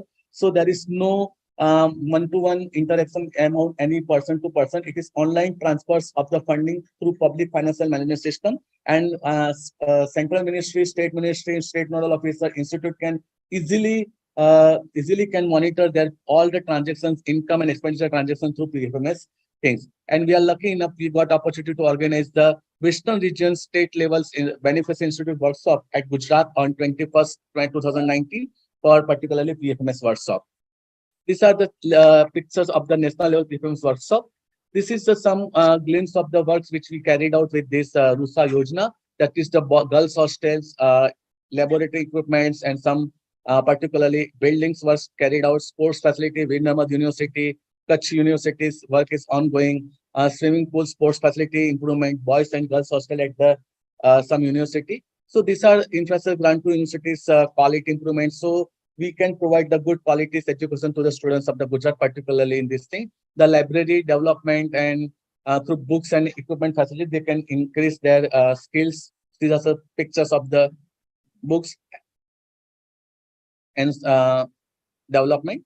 This is an equity initiative. I would like to mention one more point here, that not only for gender sensitizations, we are also created some jewelry making workshop and some competitive examinations corners and something like that way. So the students career awareness campaign. So these are the pictures of the equity initiatives through we are interested to increase the quality in the higher education access and improvement. These are the pictures of the faculty improvement in which we upgrade the skills of the faculty through various program, refresher, orientation and skill enhancements program. I would like to mention the third part, that is a skill enhancement in the students of the higher education, particularly through vocationalizations of higher education, and rupees 15 crore grants available for the same thing. So we lucky enough for 69 institute got the funding, and we collaborated with the National Skill Development Council and Sector Skill Council to provide certain programs for this particular thing. And these are the some list of the program which we would like to mention here. And the rates for each and every course as per the skills ministry, 33 rupees per lectures. But the certificate provided by the sector skill ministry is very important, and they will got the placement. I would like to mention one more point is that through Corona pandemic, we are trying to do our level base to provide the skill development program to all the students. These are the skill based program in Tally. These are the various tourism and hospitality, BFSI, domestic data, dairy pharma. So these are the programs which we have conducted for the quality improvement in the higher education. So basically, this is the thing which I would like to mention in the three components. One is access. So we provided the better opportunity to colleges available to the students of the Gujarat. For equity, we have provided through various programs available, and excellence. So the institute can get the benefits with the infrastructure development and human capital development. So they will get the good numbers of the accreditations in particularly NRF, NIC, and all the institute, those who have received the NIC, they are eligible to get this particular funding priority. This is the thing which I would like to mention. And just I would like to mention one more point. These are the numbers of the benefits. These are the some glimpse of the beauty and wellness certifications, tally programs. So these are the pictures of these things. This is ultimately, I would like to summarize the things is through the infrastructural and human capitals investment, we are interested to increase the quality in the higher education sectors. Thank you, thank you. You know, I have some observation. Yes, sir. And that will ultimately pose you an issue. See, the central sponsored scheme is a scheme comes under central government where there is central state share. Okay. Essential part of the scheme in the budgetary provision of central tax. Okay. The ownership of the scheme is with the center. That being so, you have presented this scheme, which should be done by the central government. You know. Number two, the idea of central sponsored scheme is to start this scheme knowing that the states are not ready with resources and know how about. So we start with the central sponsored scheme, then gradually when the states are capable of getting it, the ownership of the scheme, they eventually supposed to take over, then it becomes the state's level. Okay, this is one of them. All that we have now seen is a part of the scheme. It's not the state government sharing whatever is due for infrastructure. Now, how do we, at this stage, when we sit together, will consider it as a state scheme and try to, assess that? May I give the answer of the same thing? Though it's a central sponsored scheme, but 40% amounts will be provided by the state government. So I would like to mention that point. It's ownership of the central government, but 40% amount is a big amount at the state side. All India level, not only you. Okay, number one thing. And particularly, we have nominated this particular thing because of the quality improvement. We would like to mention our nominations for two things. One, how we implement the whole scheme. Two, in quality enhancement. There are several schemes which are in the central and state level, but we utilize all the funds for the better manner and for the optimum level to increase the quality of our particular thing. No, this is part of the Agreed. your status and value that you provide to the child. Yeah. That's the same thing which you giving to us now, isn't it? True. It's a mandatory percent we have to implement, obviously, because the state center is going to fund, we have to do the same thing. I have just a couple of comments. I appreciate, Please. I think, creation. And I appreciate the infrastructure which you're trying to do, which is essential. Without infrastructure, you cannot do anything. Laboratories, library, meetings, hospitals are very, very essential True. part of those sectors. But I think the other important, most important factor is the teachers. That the teachers, good teachers are required to succeed in, because you might have to build Agreed. building. Unless a good teacher is there, you cannot make these students to receive that particular. So there is continuous training of the teachers and also improving the skill set so that they can impart that particular language or skill to the students concerned. You're not talking about that particular teacher improvement in this particular. With your permission, may I? Yeah, please. We have, I have already mentioned that component 11 for the faculty improvement and faculty development. And we use 10 crore rupees for the. I think, sir, if you don't mind, can you go outside and talk? Go ahead, sir. Sir, in RUSA, we have component number 11, that is for faculty development and improvement. Right. Particularly, I have already mentioned that points, for not only infrastructure development and increase the quality of education. Teachers' quality and students' quality both are very much important. For the improvement of the teachers' quality is base. We have component level faculty development, and we have 3 academic staff colleges in Gujarat, and we provided 3 crore 33 lakhs for all these 3 colleges. And they conducted various program of literacy course, orientation course, pedagogy development course, new curriculum development course, so various courses, ongoing courses. Very, very essential. Without True. teachers, you Agree. And sir, I am very glad to mention that the shortage of the teachers is not in our state because the government in Gujarat Public Service Commission has recruited in higher education, and we have 100%, 90% principal post full हमारा वो भरा हुआ है. Only we have in the granting, but it is also अभी वो भी खत्म हो रहा है. It is ongoing process. Good, I'm good, thank you. I agree with this thing. My second one is that 4:30 I have listened the आपका पास में schedule से जाना है, but rural is a two-way. मुझे इसमें से दो चीज बोलना था इकोनॉमिक वैल्यू एडेड में. So 6:30 बजे वाला बात अभी मैं कर सकता हूँ. 16 नंबर का मेरा You want to ask your friends because they No. have certain. I tell you the reason why. See, this is our state, allow me to speak. This is our stated policy. Good morning. Please continue.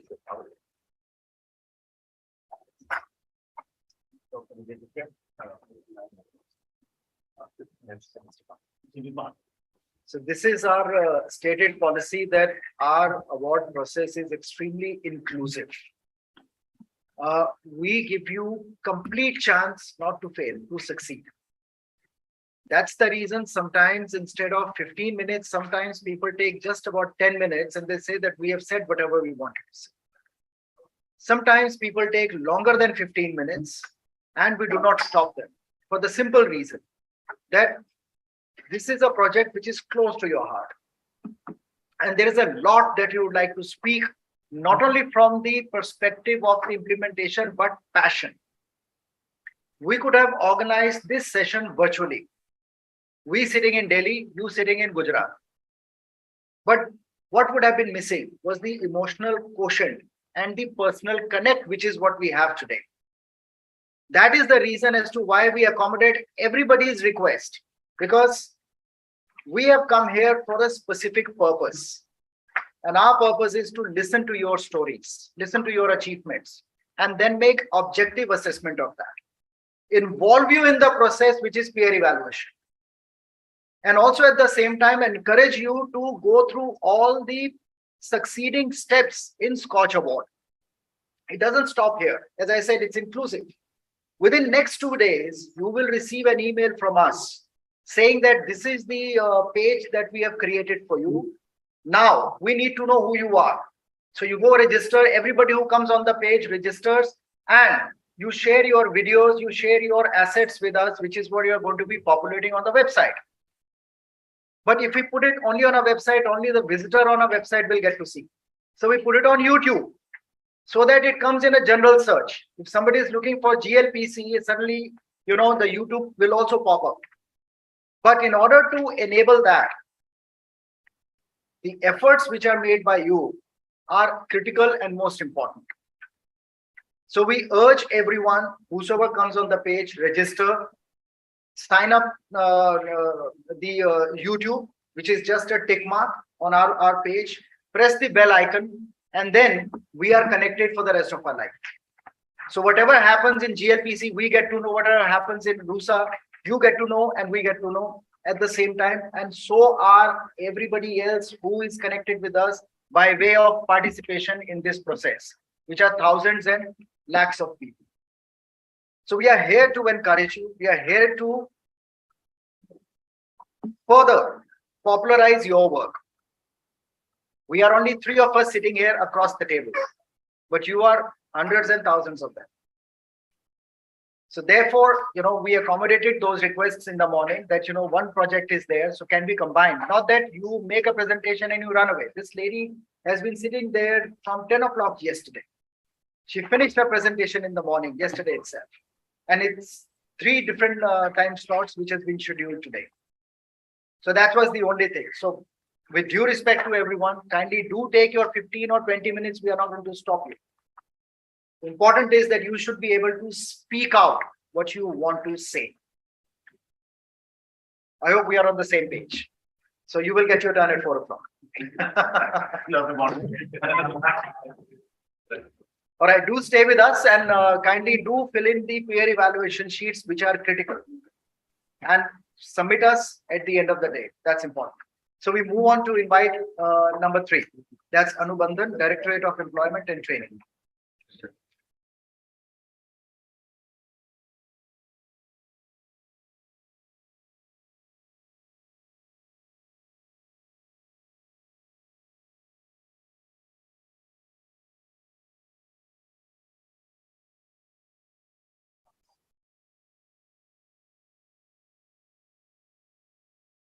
Good afternoon, everyone. I'm representing on behalf of Directorate of Employment and Training.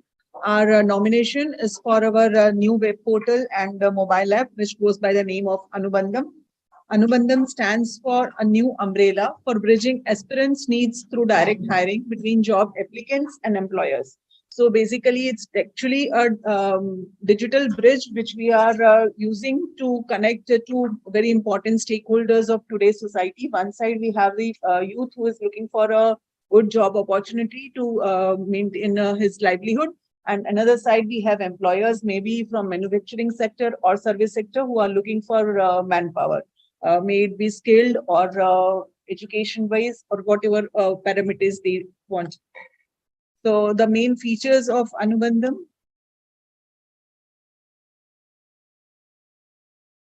The uniqueness comes in because there is a very easy and quick registration method for job seekers as well as employers.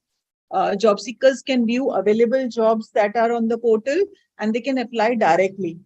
Similarly, employers can see the profile of all the candidates. They can directly shortlist them, select them, and even send an interview request. In fact, we also have a procedure where they can directly select and send an acknowledgement letter also online.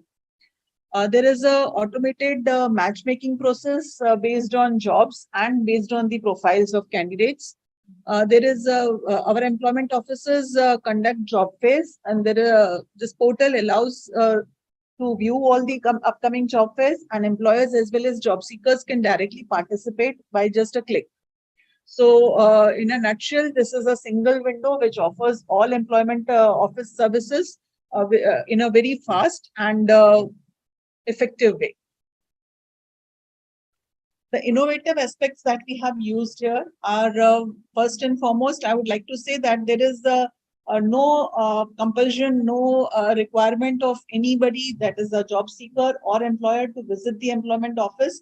They can directly register on an online platform. There is only an OTP based verification. So no physical intervention is required.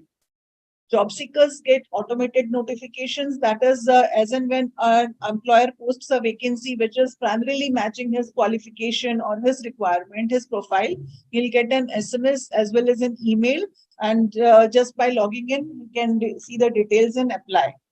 So this user-friendly platform provides the services which are both very fast, so time saving, and of course free of cost. The facilities, I must say, are comparable to any other private player in the market, be it Naukri.com or Monster.com, etc. This is the homepage of our website. It was inaugurated, rather launched on 6th of August 2021 by Honorable CM. As you can see, there is also a helpline number connected.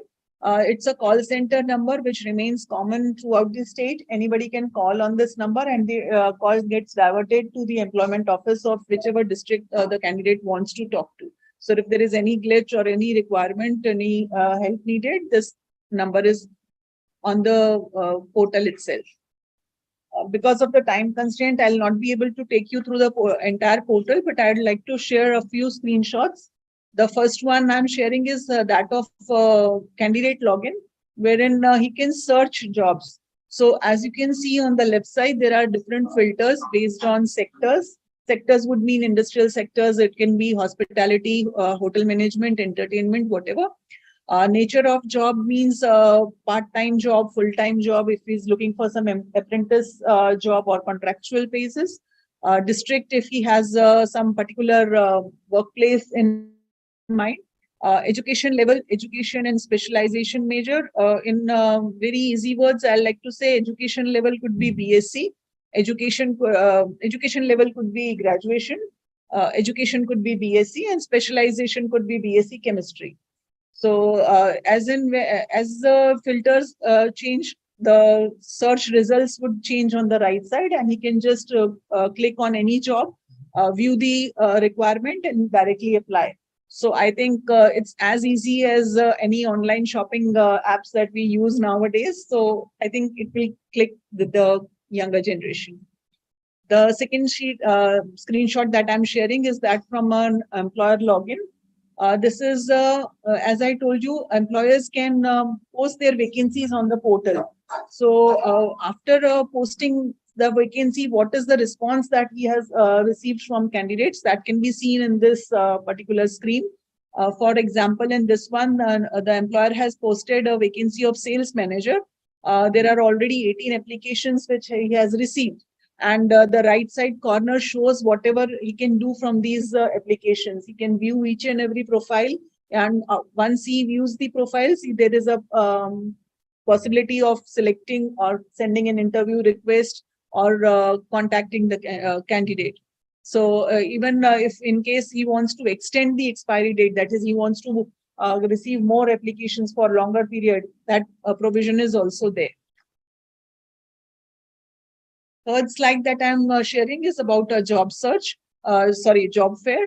This is very important from our point of view, because job fairs are a very important function of the employment offices. We have a proactive approach wherein we contact the employers and get their information about upcoming vacancies and the requirements for those vacancies. We also ask them a convenient date and time where they could come for an interview. So based on these qualifications, we inform the candidates that a job is upcoming. And these job fairs are conducted mostly in some educational institutes like ITIs or in some halls. So where we can give a facility to the employer where he can address all the candidates who have come for the interview. We can talk about the company profile, the job profile, the growth that is possible. And then we give separate rooms to all employers where they can do a primary selection, primary interview part of this. So this is how job fairs are conducted. And nowadays, whatever job fairs the employment offices are conducting, they are posted on Anubandham. So most employers as well as candidates can view these job fairs, and just by a click, they can view all the details of the job fairs, which employer is coming for which vacancy, what a qualification, and they can just participate in that. So the challenges and solutions part, the main challenge that we had in developing this thing, I'll have to take you somewhere in the background. Actually, we have around 46, we have 46 employment offices throughout the state in 33 districts. These offices are based on their jurisdiction, maybe physical or that is geographical, or based on education, or sometimes based on caste also. We have some special employment exchanges only for scheduled tribe. So these employment exchanges all had their own database of employers, of job seekers, and their work was restricted to that particular jurisdiction. So the all database was maintained in solo forms, in offline modes in all offices, of course computerized, but separate. So what was challenging was to maintain all the database in one particular format, in a unique format, and then migrating all the data. But thankfully, we have been able to overcome this thing. It has been done. Second part was that employment offices function in many various ways. It's not just the registration of candidates or employers. There are other services which employment offices offer. So to bring all these services to in a digital form was a challenge. And last but not the least, changing the mindset of stakeholders to stop doing the offline process and using the online mode. We all know how long it took us to actually go to the ATMs rather than the banks to withdraw cash. So that process remains. Thankfully, we have been able to take care of all of this because we have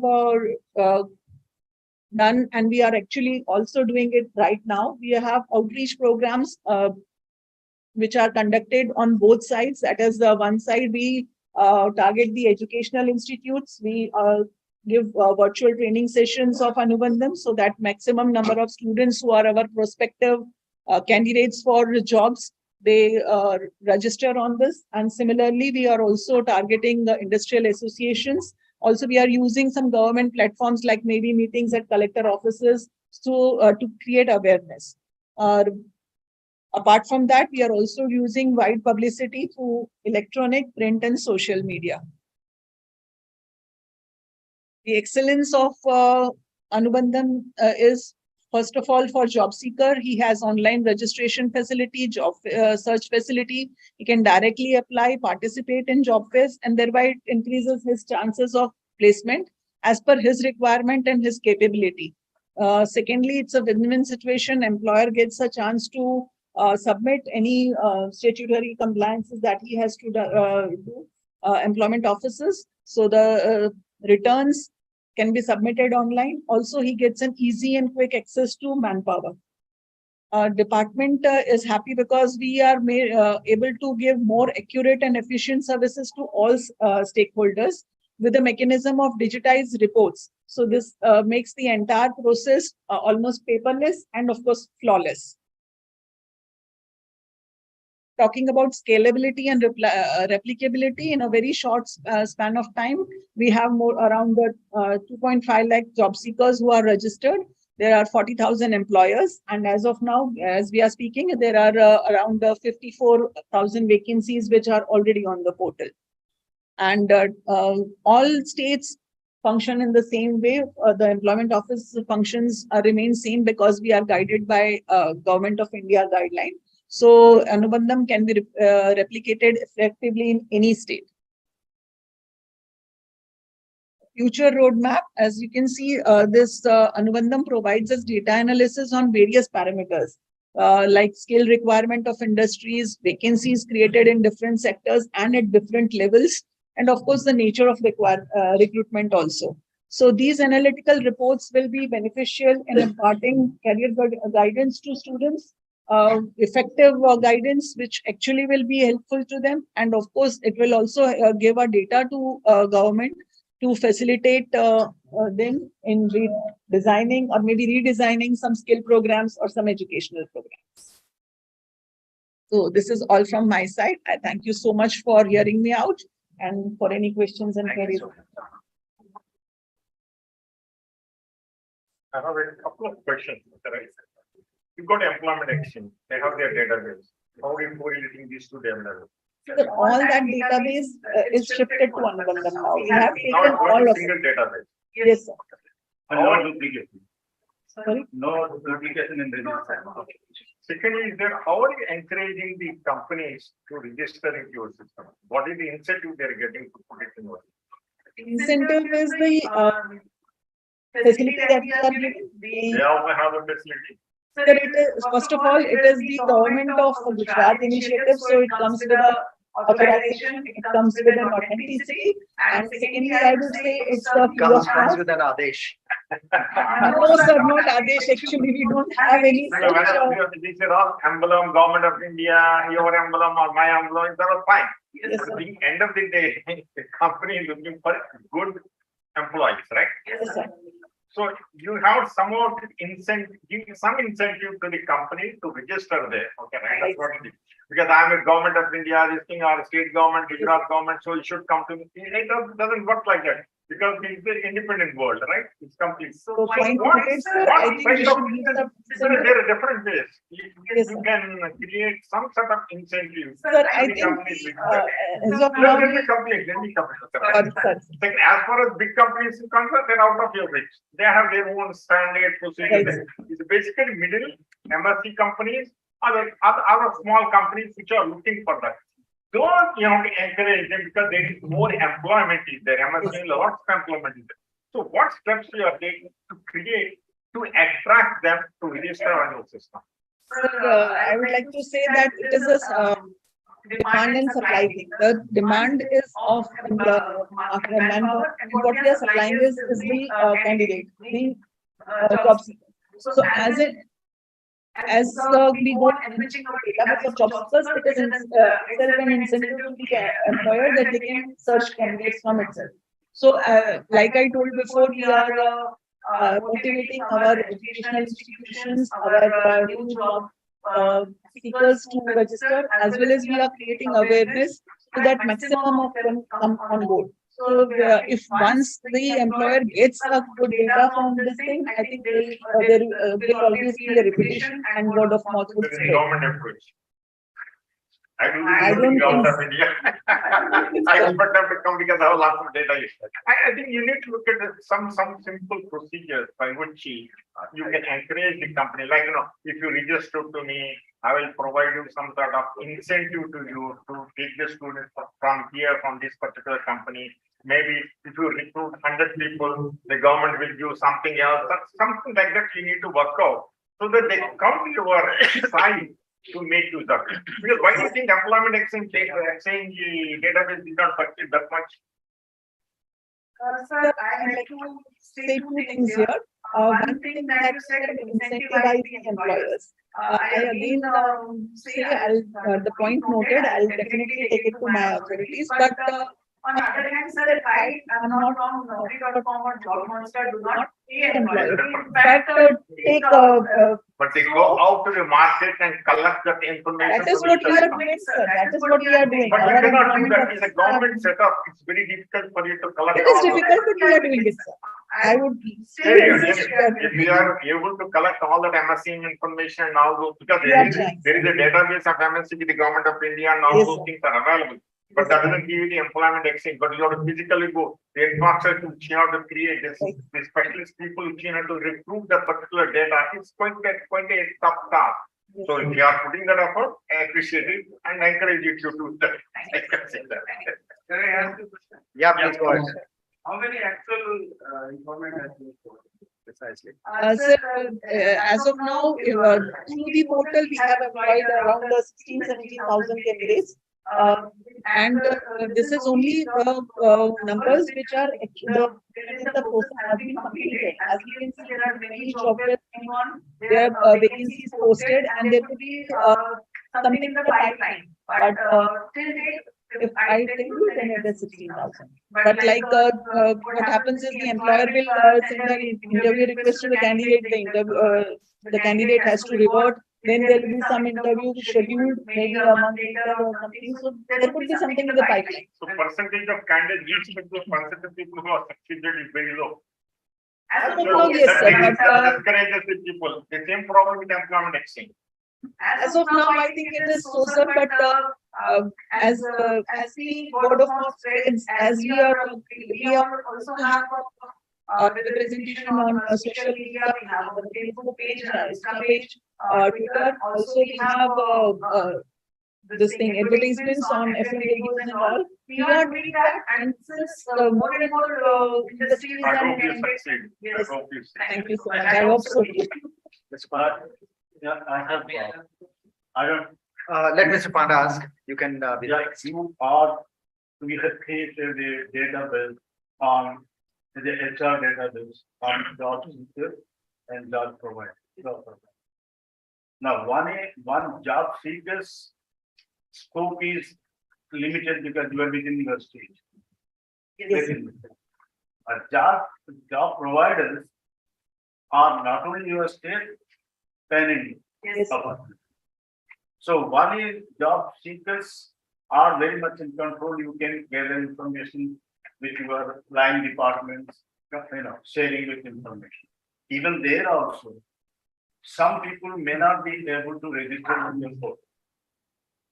Are you taking the other departments like Panchayat Raj, local bodies, where there is a possibility of the knowing job seekers? Because when you reflect with unemployment problem, number is astronomical.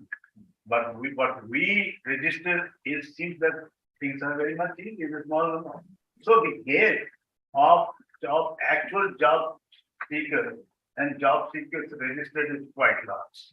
So how do we minimize this gap and get all the job seekers to your portal? And what would be the strategy you're thinking of? Number two, see, as I said, that job providers are pan-India. So, like Sir said, unless you provide, as he said, unless you provide some effective incentive for them to come to you, there are many ways to get them job employees. So, you must take what is the larger pan-Indian view and see that what is it you should in addressing with the unemployment situation in the country as law, and what are the sectors could provide the number of jobs. And you have to develop a perspective on that and numerically and then progress with it. That's all. So to answer your first question, how are we bringing up all job seekers, which may be through different departments? We have also had conferences at higher levels, like department wise, even at the chief secretary level, when we are creating awareness for all departments. For example, if I just quote one, if we can get finance department, there are so many employers registered under the finance department, maybe banking, finance sector, etc. So just by creating that awareness, by asking those employers, those establishments to take help of this portal and select their candidates from this thing, we are creating awareness. Similarly, like we said for job seekers, the same thing applies, sir. We are in all departments to all these things. So I'm thinking And a lot about the Pan India, sir, employers from other states can also use this data. But yes, of course, as of now, candidates we are registering only of state, but employers of other states can use this data. There is a No, facility. that's what sir is saying, that what incentive you provide, are you providing a kind of a package to all the states and regularly in touch with them, providing your, the HR situation and matching it with their requirements? So there is a National Career Service Portal, which is Pan India, which is by Government of India. We have our link on that portal also. So any employer who searches the jobs on this national portal, which is a Government of India portal, will come to know that there is a portal for state government and then we Okay, that brings me to another question, that okay, now you have mentioned about persons who successfully got job in money. Yes. Of these, number whatever you said, how many of them within the state and outside?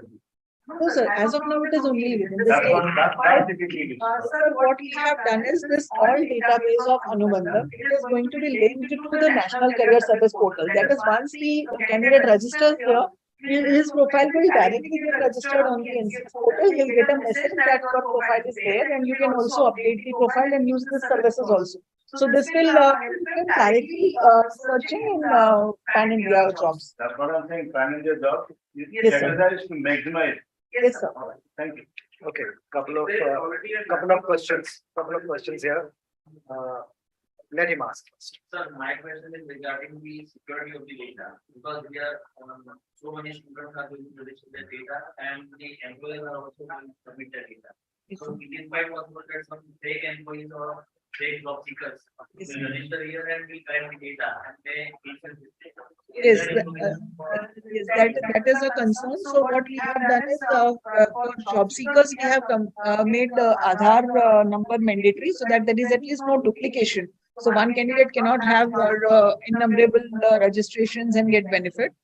For employers, we have different options. It could be Udyog Aadhaar number, it could be PAN number or TAN number, which you can use for this thing. And secondly, it's a system with the security. So security audit, because it is on Gujarat state data center. So hacking is not that easy, but yes, as you said, if there is a fake employer, the possibility remains. But just to make it minimal, we have these provisions that I know. Yeah. If there is a national portal for this, why there is a need for us? Sir, the national portal is for Pan India and it is providing only certain facilities wherein they can just look at some jobs. But there is no mechanism of any job fair or there is no feedback from that. There is no mechanism of feedback. That is why, like in this portal, we have employers posting their vacancies. We also have a provision to enter the results. So they can come to know which candidate went where and what exactly is the feedback. There is no such mechanism in this. One couple of clarifications. One is, I may be a job seeker, but am I employable? How do you get it? Sir, How do you filter this out? sir, for the candidates that are registering, we have different status of their current status which we taken. It is bifurcated in many parts. One is student, one is partly employed, one is self-employed, one is unemployed. So we distinguish it by that method. And the employer can also see the current status of the job seeker. So if he is This already is by self-declaration, right? yes, sir, There is no, no check. verification No there. check. So do you think, is this the reason as to why there are nearly 2.5 lakh job seekers? And only about 16,000 jobs you've been able to provide. And 54,000 vacancies are there and 40,000 employers. So something is amiss. Sir, I think mainly what is amiss Because is employer is not finding the right talent, perhaps.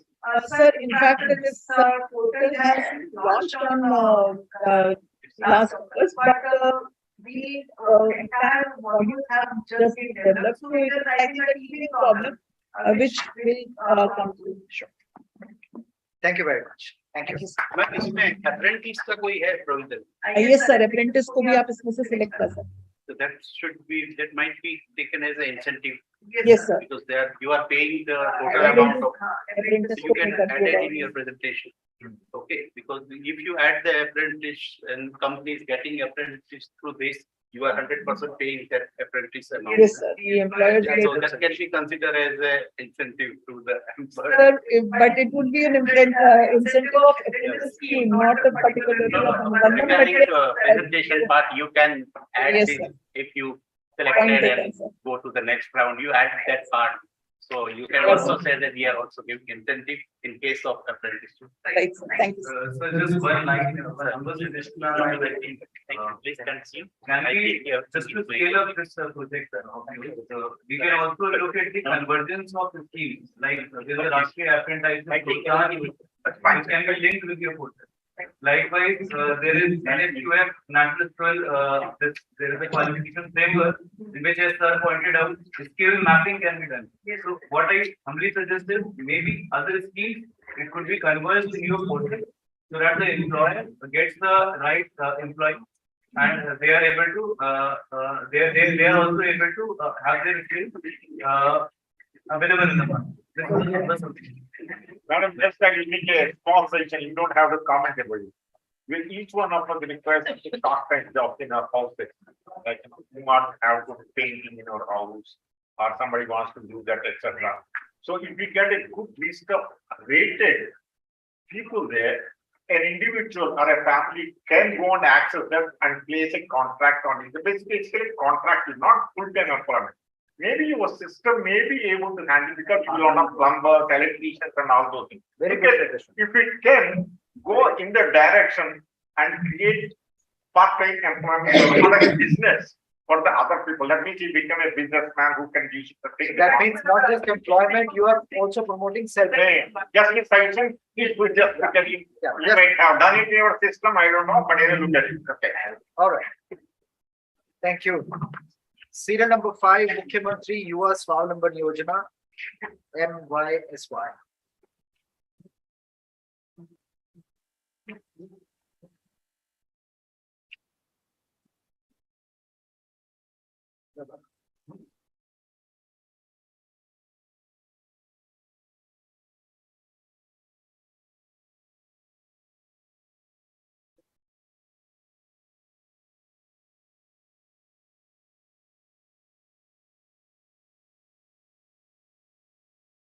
Good afternoon, respected jury members and all my dignitaries. My name is Mitali Mehta. I am from Knowledge Consortium of Gujarat, and I am going to make a presentation for the scheme which is nominated Mukhyamantri Yuva Swavlamban Yojana, which is abbreviated as MYSY. So this scheme is introduced by Education Department, Government of Gujarat, and it started in the academic year 2015. The main aim of this scheme was to provide financial aid to the students who are actually brilliant, but they cannot fulfill their goals or they cannot fulfill their career dreams due to some financial constraint. So they are provided with the financial aid for their undergraduate courses In this scheme, all the procedures, starting from the filling of the application form to the disbursement of the amount in the account of the beneficiary, takes place online. So this is the totally online system. The portal is developed by NIC, which is shown over here. It is mysy.push.nic.in. The student can register themselves. The student can register himself by using this portal. This is the way which by which we grew during all these years. We changed our policies according to the time and need of that time. First of all, we kept the eligibility criteria of 90 percentile in standard 12th and 80 percentile in the standard 10th for their respective scholarship eligibility. But then we came to know by the different applications from the academia world that there is a chunk of students who fall in the percentile 80, and there can be more students if we change that criteria. So we changed the eligibility criteria to 80 percentile for the standard 12, and then we also changed the criteria for income, which we made it annual family income up to 6 lakhs rupees. So by changing this, we could cover almost double of the students. Initially, we used to give to the 16,000, as we can see over here. 16,000 students were covered, but as we changed the eligibility criteria to 80 percentile, the number of students got doubled. Then we also started to give scholarships to the students who has completed their diploma courses and who are entering in the degree courses. Gradually, we also started to provide the scholarship by the direct benefit transfer method, that is DBT, which is totally based on the Aadhaar system. Then we also provided a provision that children of martyrs, if they are the candidates who are applying, then all these things will be, all the criteria will not be considered.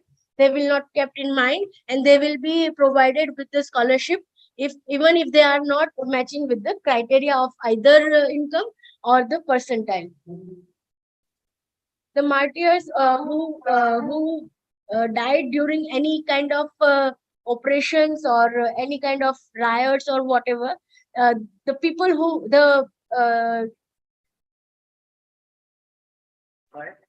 yes, we have list, and we also demand the certificate of the authorized person,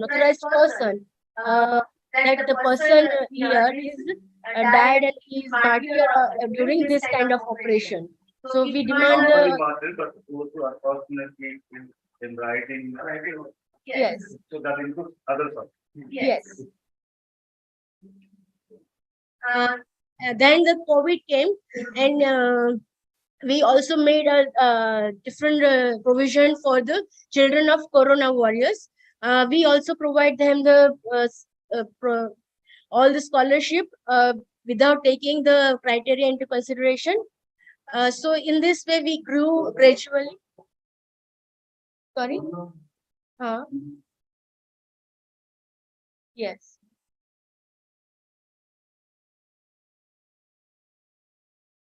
Not getting your point. Because sir, basically the thing is we want to help the students who are not able to go for their higher studies due to financial constraint. During the corona, many people lost their person who were earning the bread. So if they have lost them, then it go.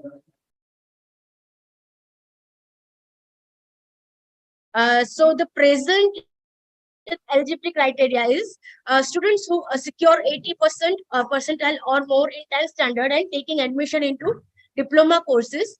Then students who secure 80 percentile or more in 12th standard, that is in both the things, science and general stream. The students who secure 65% or more in diploma courses, and then they entering the degree courses. All these students can apply for this scheme. the annual family income should be up to rupees 6 lakhs. So these are the eligibility criteria we are considering at this point of time. There are three types of assistances we are providing. The first is tuition fees. The second one is the hostel fees, which include lodging and boarding expenditures. And the third one is book sahay. That is the expenditure that takes place while purchasing books or equipments for the study. Lodging and boarding. Those who do not stay in hospitals, they don't do it. No, the students who live in the government hostels, they don't get. No, those who live in the house, No, that they don't get. but they are poor. Your objective is to provide, and the people have, yeah, they give a tuition fee and the book fee, that's all. But this in addition, they give a hospital fee. That is for those people who are in the hostel. That's like in the SKSC. The program. Grandparents outside. Who stay, they get paid. Who stay with their family, they get the other option. They give the rest of. You know, I want to get you into the total picture of the frame of how educational institutions are doing. Personal rights, OBCs, minorities. They have the same set of rules in terms of education. But in post-matric scholarship, the student gets directly funding from the government, goes to the bench. If he is in the hostel, that takes care of. Otherwise, it goes because the poor family, even for a student at home, has a problem to provide regular 2 squares a meal. So that's why, would you like to consider to, you will not like to consider it. I mean, what is the, you are taking care of the food. Because most of the people, most of the students are undergraduates. So in that case, all the parents will send their children to the hostels. That expense will be high. Think about it. I mean, this is. Yes, sir. We will take You this. cannot have different, different skills for different departments. You have SC, OBC, you have engineering. So, thank you. Yes, sir. We will take this and Because our objective is to see that we provide the poor, destitute children their educational prospects that they dream of. And they can't dream of education only, they have to square a meal, either at home or in the hostel.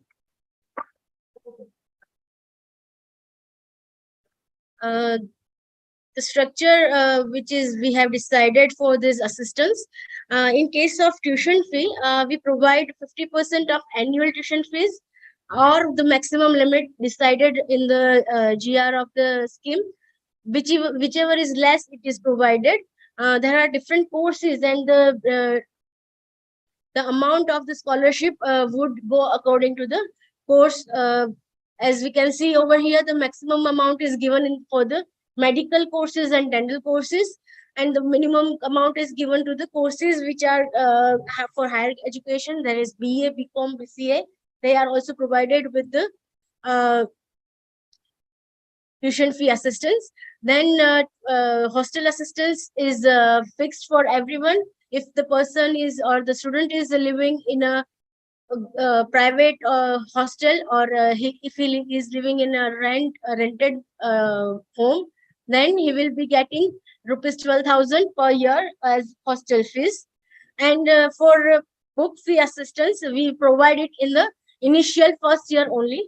Then after it is not provided. And Not for the private. no, sir, for the private institutes only. Okay. It includes private as well. Yes, sir. So the amount provided as book fees according to the courses is over here. We have many features which are very popular and which were made according to the need from time to time.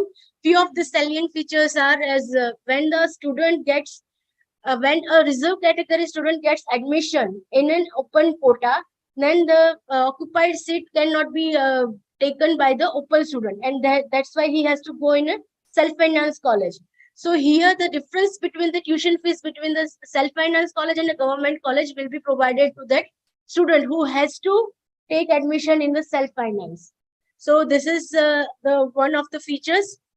The second one, as I mentioned earlier, we don't take any criteria into consideration while we have students which are the children of martyrs or children who had of the people who died while serving in the COVID-19. So these are the features main.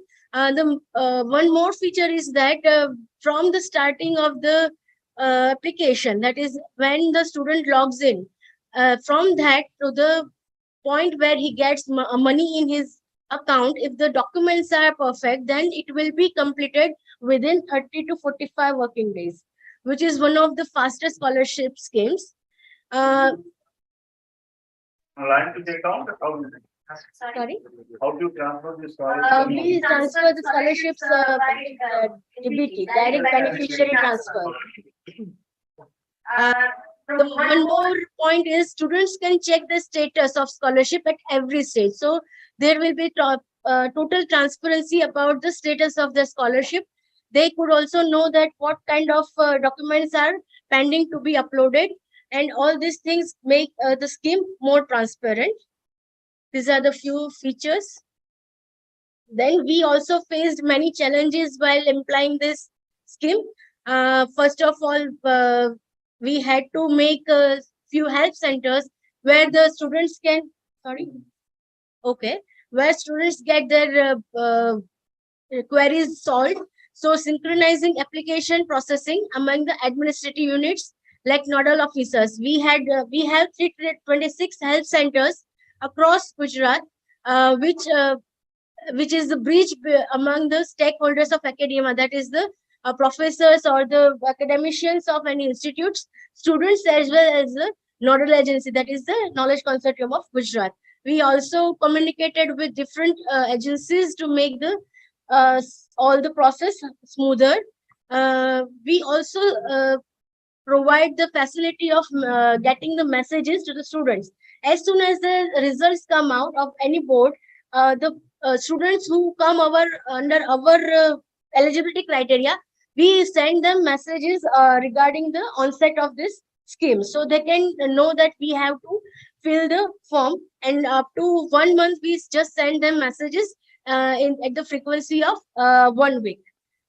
And we also send them messages at every step they take in the process of the scholarship. We also created awareness among the people of academia by using different mediums like print media, electronic media, social media, etc. This is the progress report. In the coming year, academic year 2020-23, will be stepping in our 8th year, and in this 7th year, we started with the 16,000, around 16,000 beneficiaries, and in this year we have till now we have covered 60,591 students under this scheme. So it has gradually grown. This is the steps which a student has to take while applying for the MYSY. All the things are done online only. He can use his laptop or mobile, and all these things, if they are done correctly, the benefit will be reached to the student within days. There are 2 more schemes which are complementary to MYSY. These are the only schemes which can be taken advantage of while having the advantage of MYSY. These are the MKKN, that is Mukhyamantri Kanya Keramani Nidhi, and the second one is CMSS, that is Chief Minister's Scholarship Scheme. MKKN is the scheme in which the girl students who are taking admission in MBBS, they are provided with the 50% of tuition fee, which is left after taking the MYSY. Yes, sir. In MKKN, the girl students who are getting MYSY, then only they will be getting the advantage of MKKN. Yes, sir. Same criteria. But sir, they can take advantage of MKKN while having the advantage of MYSY. They cannot take any other government scheme, advantage of any other government scheme while having the advantage of MYSY. So this is the only scheme which can go parallel with the MYSY. Okay, one thing which you're coming to end. why have you not we include with persons with disabilities, children? So who are this is the already- CMSS is the, That is the one. Okay. yes, sir. This is the one in which we don't consider the percentage or percentile criteria, but provide them with the scholarship who fall under this 7 categories shown in the box. They are the people who are disabled or the children of Why don't you synchronize these two schemes are complementary? Unless, increasing your administrative burden. They are same, all the same, only few categories are more and subjects are different. So that's all. So basically, the CMS does not include any percentage or percentile criteria. They are not for brilliant students and economically weak. They are for economically and socially weak. One scheme, part one is this, part two is this. But Yes, sir. The future plan is not a healthy trend. yes, sir. We are growing, sir, gradually, and future plan is. It's a suggestion only, but anyway, Okay, sir. So these are the statistics of 3 complementary schemes. If a girl child is taking admission in MBBS, then she can get up to 27 lakhs point 64,000, 27 lakhs 64,000 of amount during the tenure of her MBBS course. So this is the benefit of MYSY and MKCAN. The student who don't fall, who also falls in the CMSS criteria, they can either take MKCAN or take CMSS along with MYSY. These are the data which we have, which shows the disbursement amount and the number of students covered during these years. Understanding what is their social background, SC, any girl can be. Any girl, we don't have any reservation criteria. Yeah, we have disbursed 284 crores to 60,591 students. More 40 crores will be disbursed by October to 66,000 students.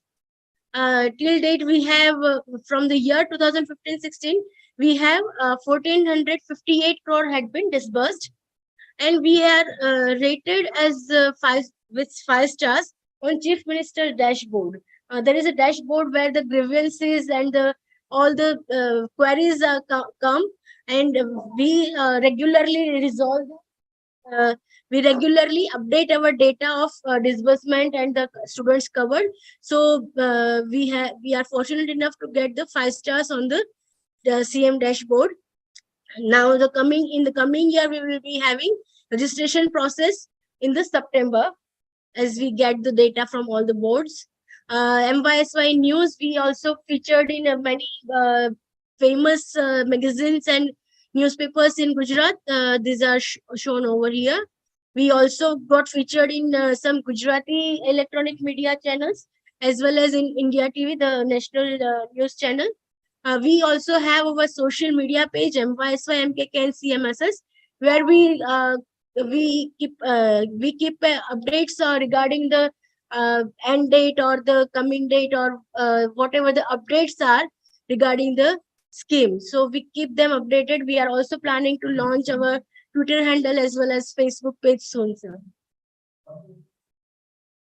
And that's my other one. MYSY, MKK. MKKN. And the third one is Chief Minister Scholarship Scheme, CMSS. The one in which the handicapped students are getting benefits. MYSY itself usually 50% देते तो MKK में remaining 50% तो 100% पे हो गया medical education plus students. Got it. Okay, thank you. Thank you. Serial number 6. Fire department से 3 presentation है. और हाँ, तो आप सीरियल में ले सकते हैं, नंबर 6 से शुरू कर दें। नहीं, की पहले कोरोना अभियान का निकाल लेते हैं। ओके, मेरे को कोई आपत्ति नहीं है, सर को थोड़ा जाना था तो जस्ट माइनर इंटरचेंज 6 7 फाइन, चलिए कोई दिक्कत नहीं, As long as it's convenient. Yes No problem. तो डिपार्टमेंट की तरह से वो कर रहे हैं आप लोग। Please go ahead, please go ahead. There is a linkage between delaying and forward.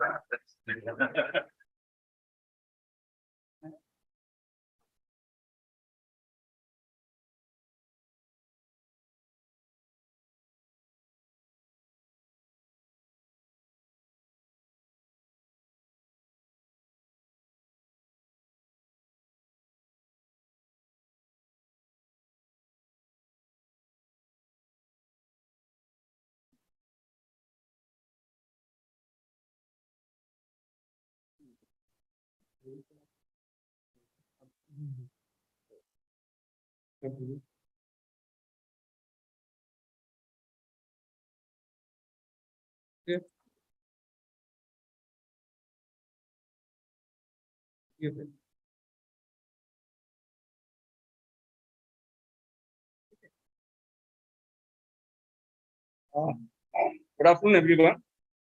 First of all, let me introduce myself. I am SK Srivastava.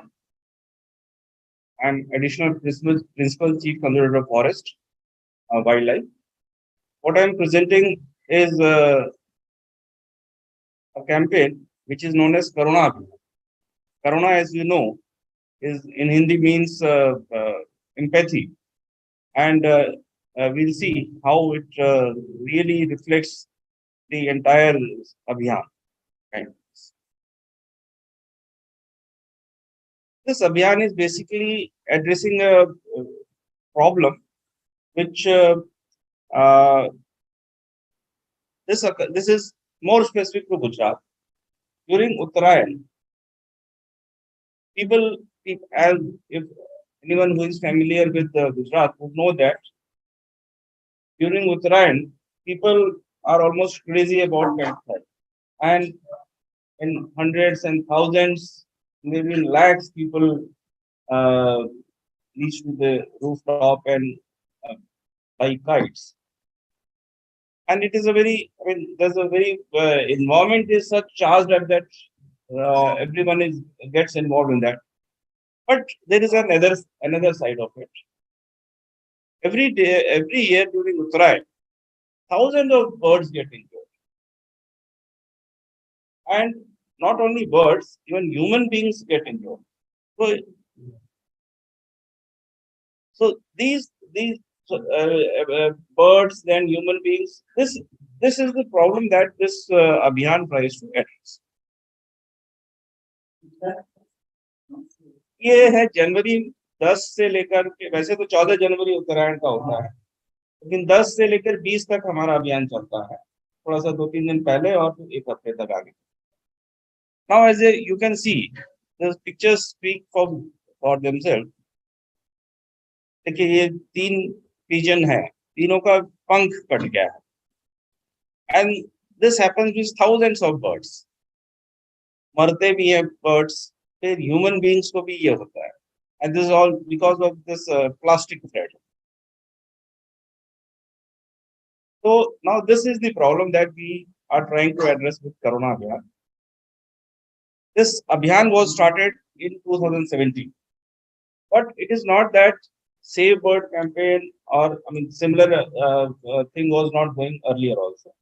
It was being undertaken by NGOs. We started a bit late, but NGOs in main cities, major cities like Ahmedabad, Rajkot, Surat, and maybe Vadodara also, they were doing it at a small scale. So issues kya the, and why we had to intervene, why to get involved. Pehli cheez to they were confined mainly to big cities, and this problem is definitely more in big cities, but not zero in others. Problem is less in other towns, smaller towns, but it is there. And when NGOs were taking it up, they were not covering the entire cities. And more importantly, while many are genuine, but many NGOs were just cropping up at that time and were focusing more on donations. They were more in photo operations, but not. We were very skeptic about their real intentions. And more important than that, what we found, and they themselves, many of them themselves approached us, the forest department should get involved in this because many of the NGOs are inflating their figures. That is also okay. But more than that, they are artificially amputating the yes wings just to increase the empathy factor. Yes, keeping them unnecessarily under treatment.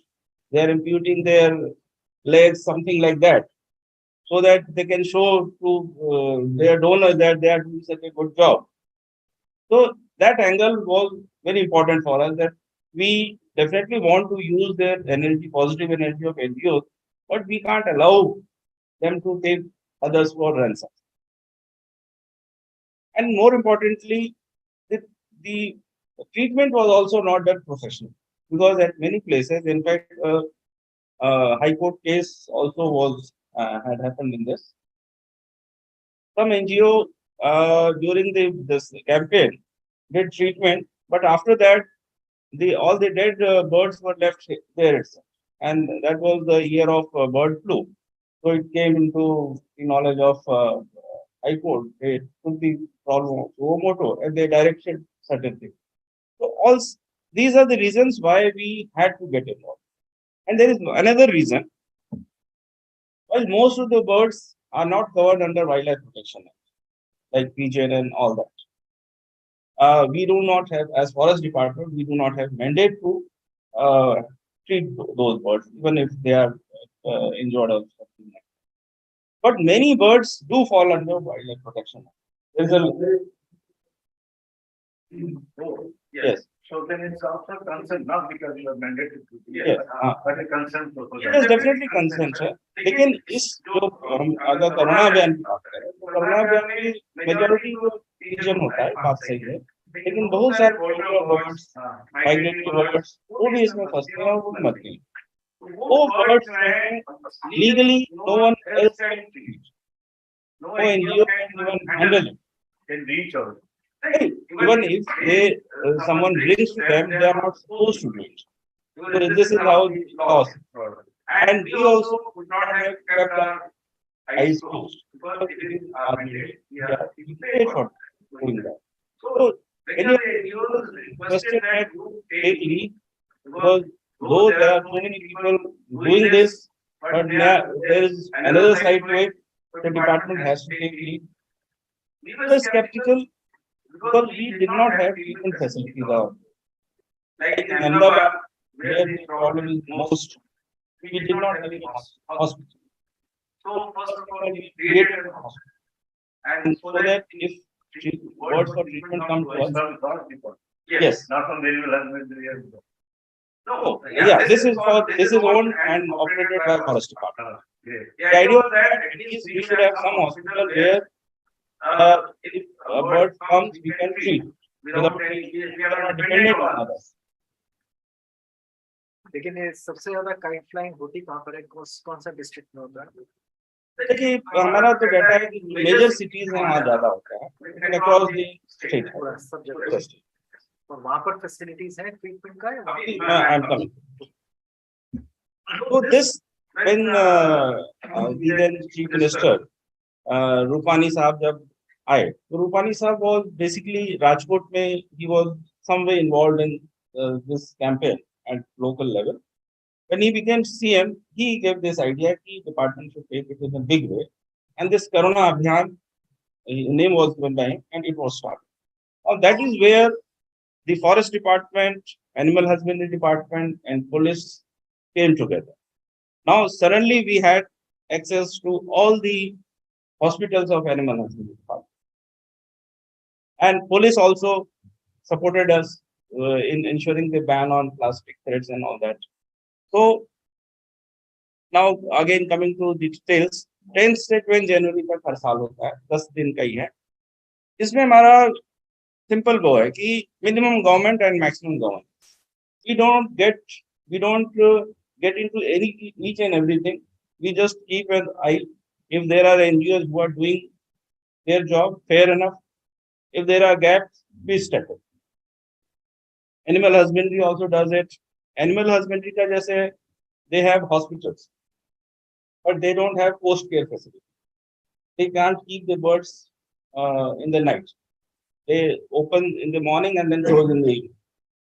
So we take that facility and take the birds in our custody and then we keep it at some temporary or permanent.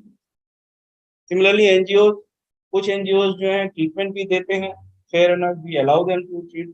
लेकिन जो scheduled bird is they are protected under Wildlife Protection Act. वो जो है during this campaign we allow them to treat, but after that we ask them to deposit. Because उसमें क्या होता था? Why I am raising this issue? 2016 में 2015 में क्या हुआ था कि we found that suddenly vultures की संख्या जो है injured vultures की संख्या बढ़ गई. 12 vultures का वो. We were really very this thing and उन्हीं में से कुछ ने बताया कि साहब इसमें बदमाशी कर रहे हैं. They are intentionally injuring the birds, keeping them unnecessarily, so that उनको उससे vultures को पारसी community काफी वो करती है, तो काफी funding मिलती है. नहीं वो अलग इशू है. नहीं इसका नहीं अलग. They relied on donations. They intentionally kept the birds for a longer period, maybe intentionally injured also. But again, we cannot say it on record. On that year, we decided no. Scheduled birds, we will not allow them to treat. Next year, was संख्या 0. So that explains why our intervention was needed. And yes, and फिर उसके बाद अभी जो system है, collection of the injured bird is mainly done by NGO, and they do a fairly good job. We assist them by say putting pandals, providing certain say water bottles and something like that. We encourage them, but it's not that we discourage them to take up all these things. Then treatment is mainly done by the animal husbandry, and post care is taken by forest department. Animal husbandry has also initiated another initiative known as 1961-962. It's a very good helpline. You phone it and they will send an ambulance, Corona ambulance, that is the name. So that is also available to us during this time. And private veterinary hospitals, they are allowed to treat during this, but with the condition that after the campaign is over, the scheduled birds, which are protected under Wildlife Protection Act, they need to be deposited with Forest Department. The idea is that we get their services during the time, but they should not be allowed to do any hanky-panky with the birds. Now this year we innovated certain things. Okay. This year, actually, the number wise, if you see, this year we created 110 centers across the state. Now, NGOs also put their centers, treatment centers and all that. Initially they used to spread their numbers through social media and all. Now what happens? During this period, you get lot of messages of all these numbers. But if you actually have a bird, injured bird, you will not know whom to call. What we did, we created a number 83-2000-2000. It is our 24/7, 365 days working helpline. Anyone just SMS Corona on this, WhatsApp Corona on this, and he gets a link. By clicking on that, he sees all the centers, and by clicking on that, he sees the numbers, the location, and then people can go there. This link was created and it was made easily available. QR code was also created, which was put on all the publicity material.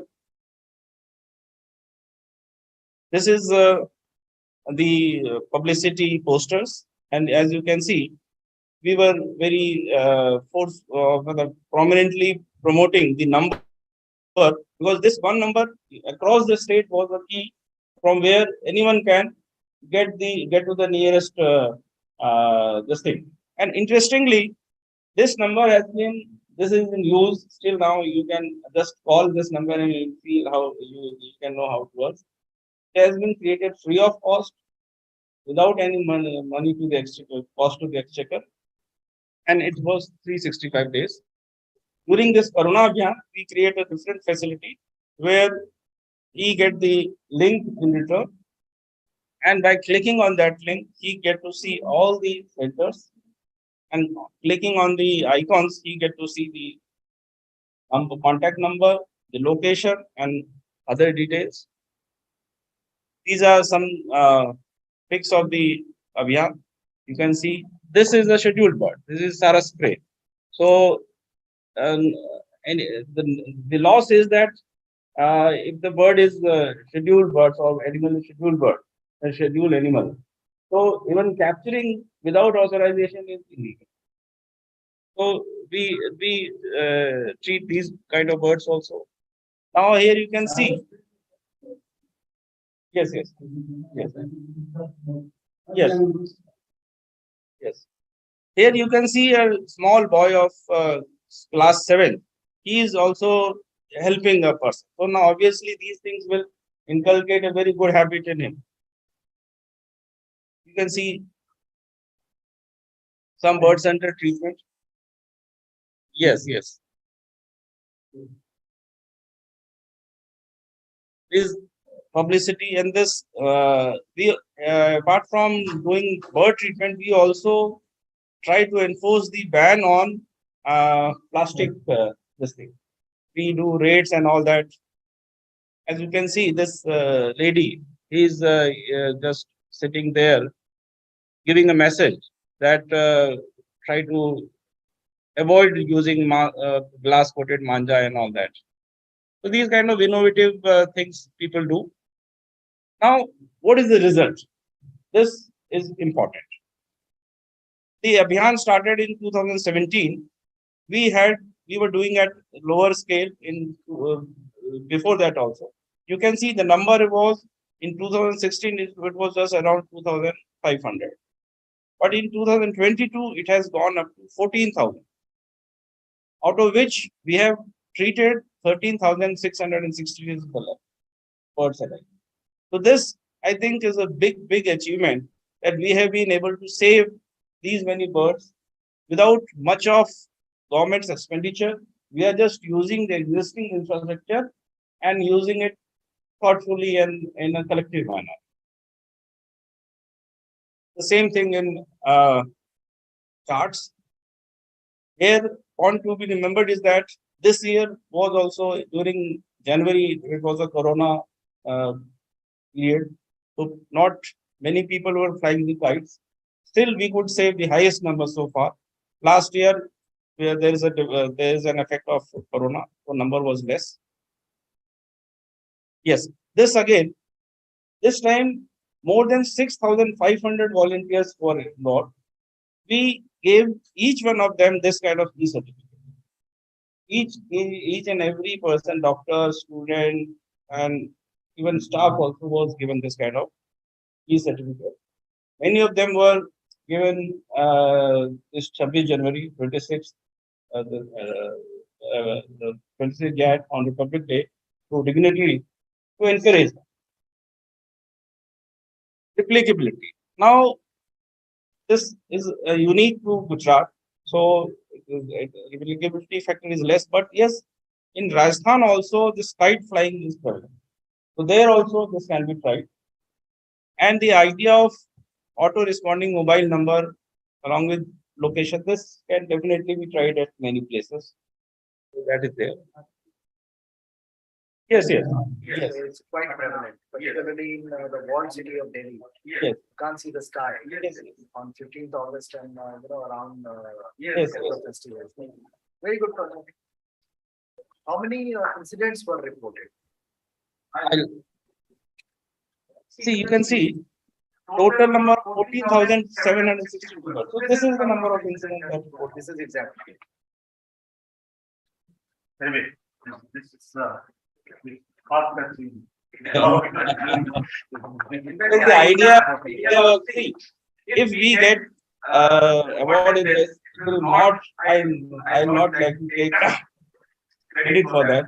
Because in this, actually, the NGOs, the volunteers are really working. And I request you all to come here in during that period, you see them. It is a learning that they are doing it, even if we do not say anything, they will do it. I will with you. One question I want to ask. While we have tried to fix the problem, Yes. how have we tried to fix the root? That's the cause. See, we are publicizing and we have put videos also. Since time is not there, I organize a phone. We wrote in CM also. CM gives his message that don't do all these things. And things are very simple. First of all, if people stop using plastic thread, manja and nylon, it will save a lot of problems.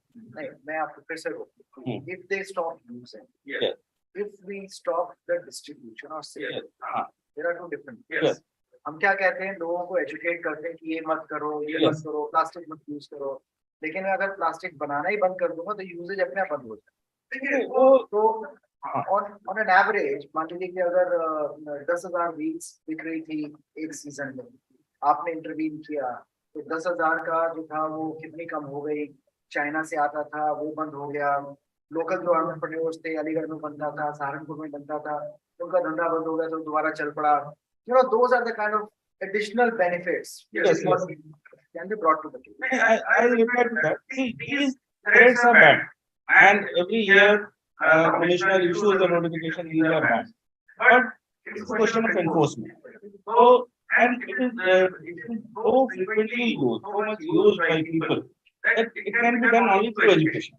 By showing these kind of things, people learn that this is something not to do. Otherwise, they enjoy so much of guidelines so much that they will try to get all kind of manga and all that. सिर्फ इतना था, आपका जो किया बहुत अच्छा है, ठीक है, जो आपके अपने दायरे में। Right.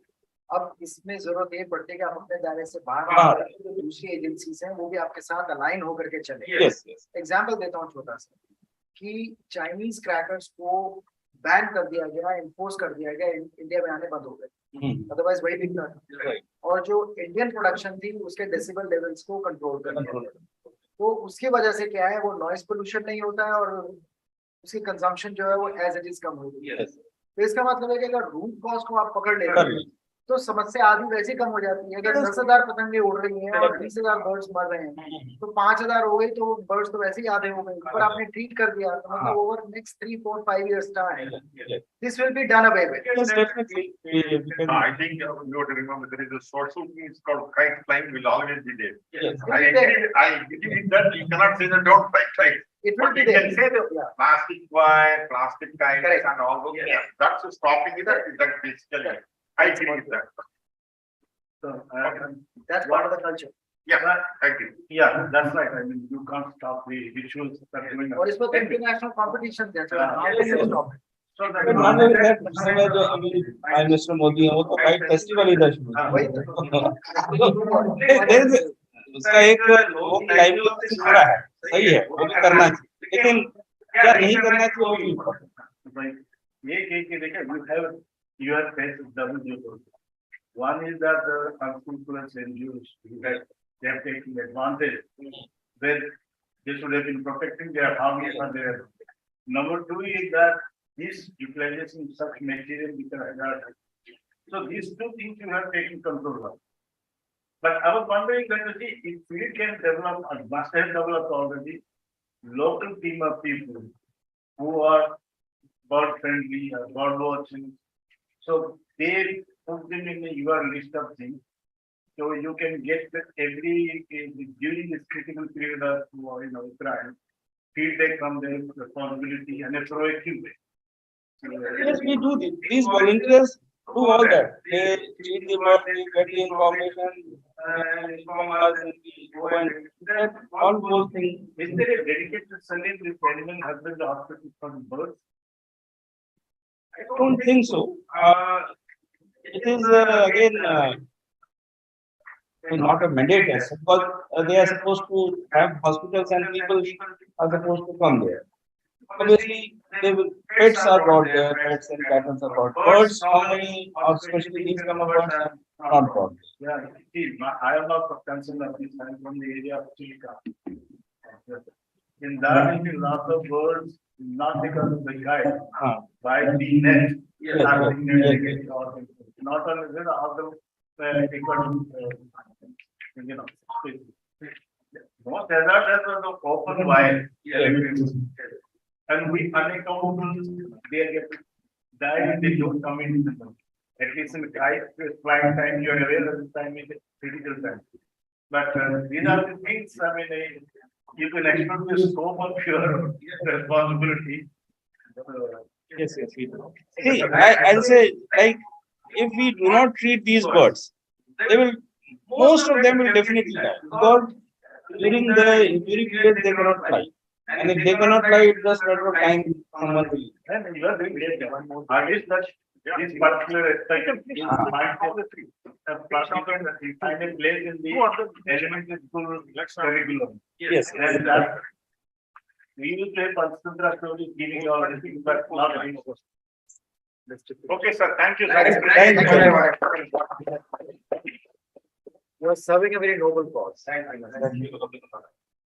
Okay, we can move to number 6, which is patrolling Got the plan for lions, gates. yes, lions and tigers and all those. So let's get the lion on board. The ground here. Let's get the lion on board. Thank you.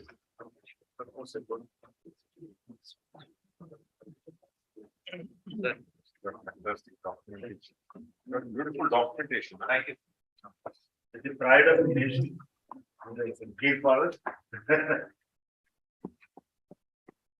Lions protecting lions.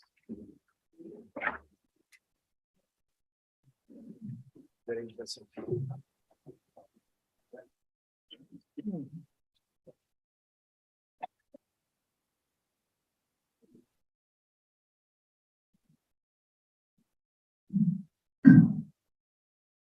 Respected jury members, seniors from my service and other departments, the entire SKOCH team, my colleagues, ladies and gentlemen, I am Ayush Verma, IFS officer of 2018 batch, presently serving as DCF. And this project, sir, it was authored by me in capacity of ACF, Assistant Conservator of Forest.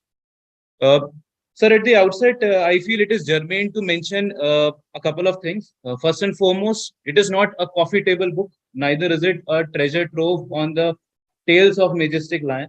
It is rather a real-time, under implementation plan of action that is aimed at augmenting the vigilance in the Gir landscape through an institutionalized patrolling mechanism. Without further ado, I'll like to move on.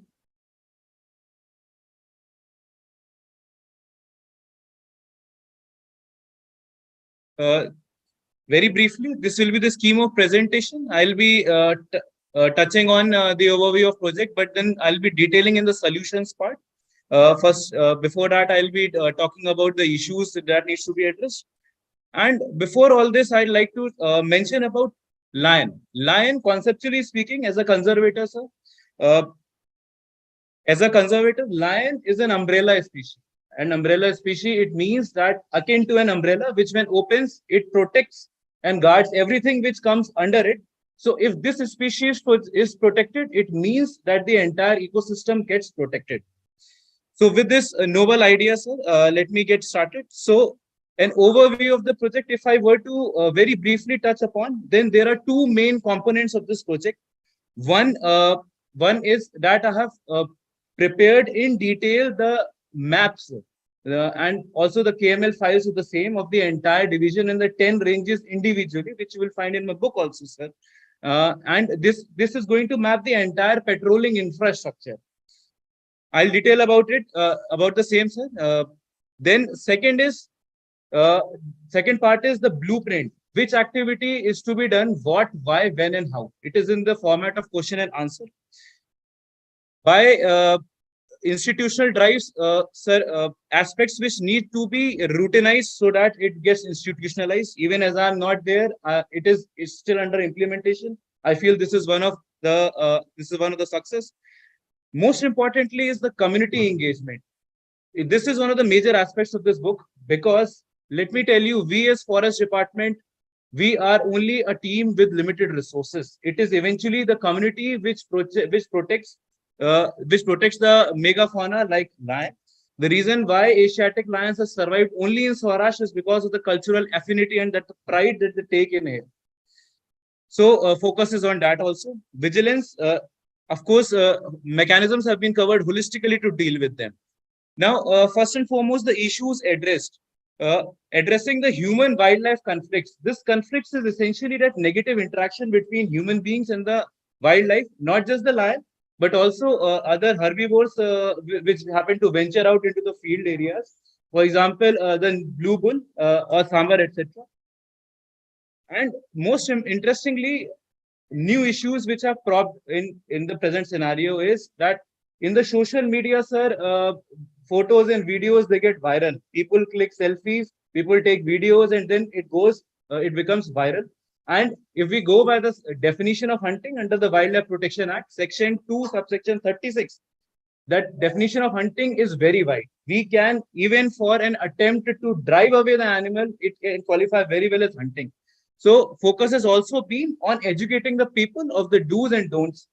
Then curtailing illegal activities, while many of the things cannot be taken on the record, but then illegal land shows by the resorts in proximity of the gir protection areas, as also as also other activities like baiting the lion or similar such activities, or even as I mentioned, viraling any content on the social media, even that is an illegal activity.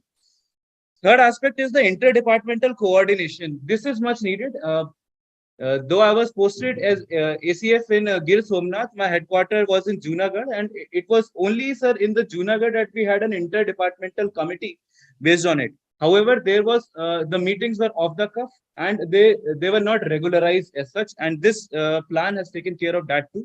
Finally, unsystematic and random patrolling, sir. As I should say, in forests are areas of low communication. It is often remarked, jungle mein mor nacha kisne dekha. So it means that all the activities, all the illegal activities, they can go even without any notice. So in that case, that scenario, vigilance has to be augmented many folds. Poaching is very minimal, sir. It just one major episode has happened back in 2007-8, and Forest Department, along in support, in coordination, Police Department was able to tackle that. They were able to nab the poachers. In fact, sir, just to give a very brief background, what inspired me to author this plan is actually in the month of February, sir, last year, there was a minor incident in Gir Somnath district, Veraval region. Some snare traps were found in that area. So it clicked on my mind that something has to be done in order to institutionalize the activities which we have been doing. Some new additional steps have to be taken. So many innovative steps have also been taken and they are being followed, sir, there. For example, what we say is Danga Chakashni here in Gujarati. It means that there is a search of the temporary hut settlements in which the nomadic dwellers they live in. So, sir, I'll be talking about. So these were the solutions. Solutions, as I mentioned, patrolling infrastructure.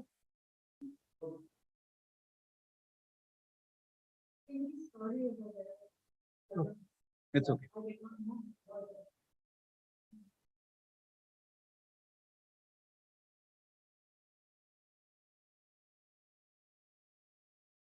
Yes. So, sir, in this mapping of the patrolling infrastructure, some of the key elements were not just that the existing infrastructure was mapped, but sensitive areas and sensitive patrolling routes, they were identified based on a number of criteria, number of factors. I'll be detailing on it, sir. And then that's how a patrolling schedule was made. And without further ado, let me hit the bullseye, sir. I'll like to discuss it very briefly, a single line on all of you, on all the legends, sir. This is the division of Gir West. This is the map representing Gir West division. So if I talk of patrolling infrastructure which we have in place, then we can talk of the barriers which we have, the checkposts or the forest nakas which we have. This then other aspects is because the episode which happened in February, the wrongdoers, they had escaped through the route of rail, and we also anticipate it could be through a bus stop, etc. So the entry and the exit point from the area. So that's how we have mapped through the bus stop, as also railway junction and the railway fatak. We have also have the administrative unit depicted in here, which is the range or the round headquarters. Importantly, this entry points are mentioned is the entry point to the wildlife sanctuaries and the national park. So these are somewhat sensitive areas because the forest area is buttressed surrounded by the revenue areas. So there is an intermingling here. So this junction, if I point out, it is essentially an interjunction of roads or a tri-junction. It could be a meeting point for joint patrolling by forest and police, or even if it is an inter-range or inter-divisional patrolling, then it could be used as a meeting point. This junction could be used at that meeting point. Then next, if I talk of the Maldharis, they live in here. The settlement villages, like the popular Siddhi tribes, they live in the settlement villages. Then again, their lifestyle is such that human-wildlife conflict, they cannot be denied in possibility. It is always there. So mapping, that has also been mapped. Along with it, watchtower, of course, a vigilance infrastructure for a forest department, water point, an area which is going to have a high movement of lion for sure, because water is the basic necessity. So this is again a sensitive area. Now, if I talk of some of the key innovations done here is, sir, not first of all, this is an unprecedented activity. Such mapping had not been done before. Marking of the sensitive areas, not just in the forest, but also the revenue land. That green portion is essentially the forest and the wildlife sanctuary which are depicted there, sir. And those in the white are actually the revenue land. In just to quote, Lion Census 2020, fortunately of which I happen to be part of, 48% of the lions are found in the revenue lands. So that the lion will stay only. No, sir. So by revenue we mean the forest, the land which is outside forest. Understood. But Yes. it's outside the core area. Yes, sir. Sir, like this is the wildlife sanctuary, Gir Wildlife Sanctuary. The Gir National Park is a subset of it. 1450 square kilometers is the sanctuary. 258 square kilometers is the national park. National park is subsumed within it, covering three ranges. The revenue area is outside the Yes, sir. protected Yes, area. sir. And Yes, that's sir. the point. Yes, sir. Yes. And sir, one important observation is this orange portion which we are saying that is a sensitive area, and most of the sensitive areas is in the revenue side.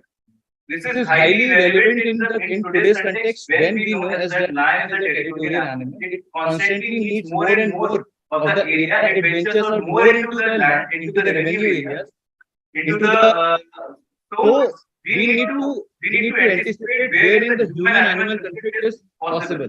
So, sir, these sensitive demarcation of sensitive areas is based on a number of factors. For example, the incidence of forest offense report, or what we call as FOR or POR, that is on the report.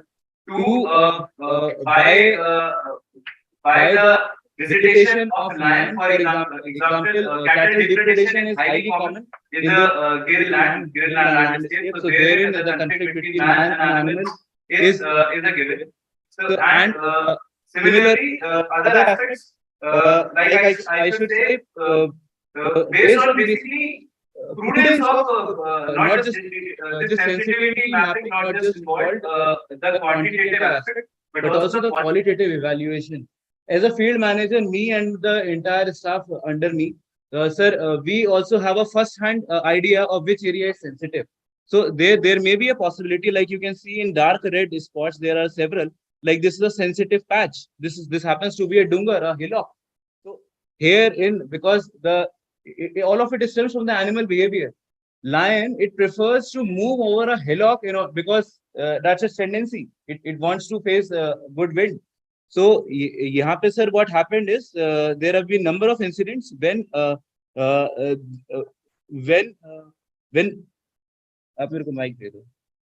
There have been number of incidents when people used to gather here, illegal lion shows used to happen.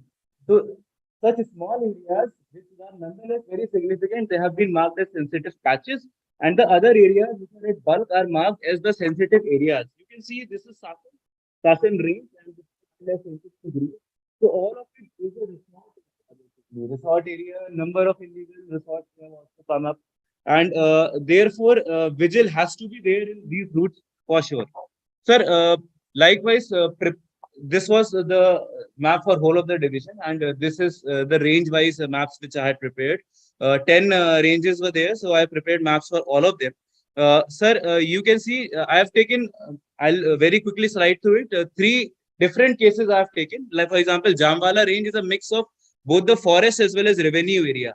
So you can see there at the intersection point of the forest and revenue, we have more proximity, more possible sensitive areas. Sir, sorry. Yes. So this is the Chodavli range. This is Chodavli range. It has got almost entirely into this wildlife sanctuary area. Now, sir, how this patrolling plan has acted in real time basis and in policy makings. Like this is the sensitive area, and there has not been a single barrier placed at this point. So, sir, after preparation of this map, I suggested to my then DCF sir, and a barrier was placed in this sensitive area. So that's how it has helped in the policy implementation. That's how we can think of what all needs to be done in order to protect the lion holistically. This is Talala range. It has got mostly the revenue land. Sir, again, so you can see, sir, many of the barriers and other infrastructure are there.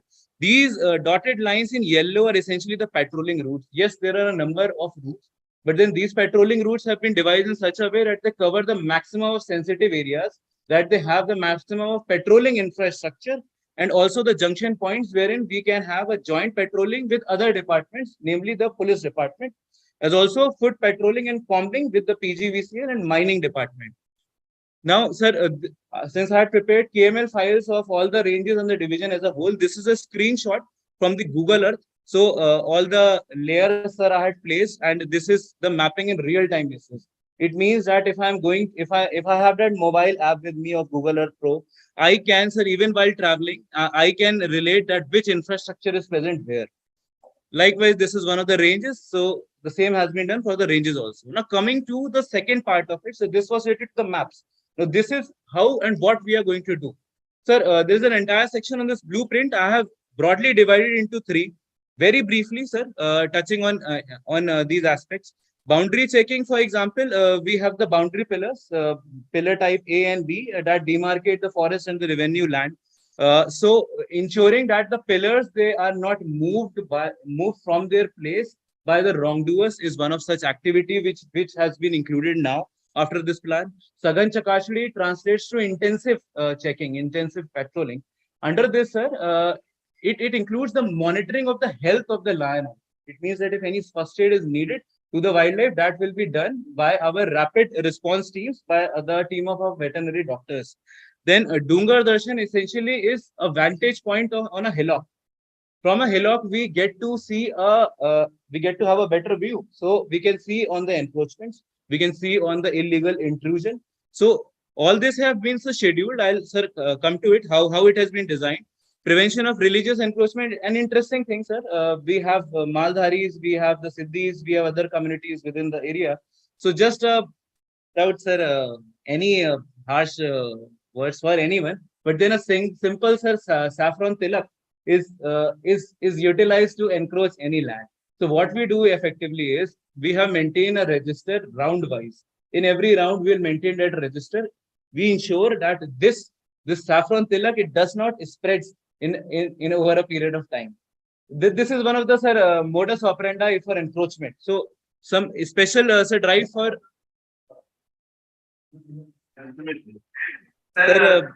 pressure groups are there, sir, I should say. There are a lot of pressure. For example, there is Kankai Mata. It's not different. There Each forest will have a temple inside. Now you have it. Yes, sir. we have real wildlife. Everything goes to wild. Some of the very popular temples like Kankai Mata Mandir, women's football. I know. All the national parks have one temple inside. Yes, sir. And there is a day which is fixed for people to visit. Yes, and, along with that, all the various activities happen. Yes, yes, sir. We have to protect. So this is the side thing which people do, sir. So other is the interdepartmental coordination. Like if I talk of with the electricity department, PGVCL, electrocution of lion and death due to it cannot be denied. It had happened in the past, wherein farmers, in the guise of low voltage boundary, yes, they actually high voltage line they connect to it illegally. So we do that joint combing with the PGVCL. Likewise, with the for the mining, there are sensors with them to in order to ensure that nothing is being dug up. Like there was a case in the my subdivision in which one of the lion got electrocuted and it was dug, it was buried. It was buried. No. Involving people involving people from those departments in joint combing of the revenue lands in order to ensure that no wrongdoing is being done. So, this is Danga Chakashmi, as I mentioned, some of the nomadic settlers. They live in what we call as the Gujarati word, basically some temporary settlements and hunts. Since they have low opportunity cost to engage in the wrongdoing, so we need to take a special caution to it.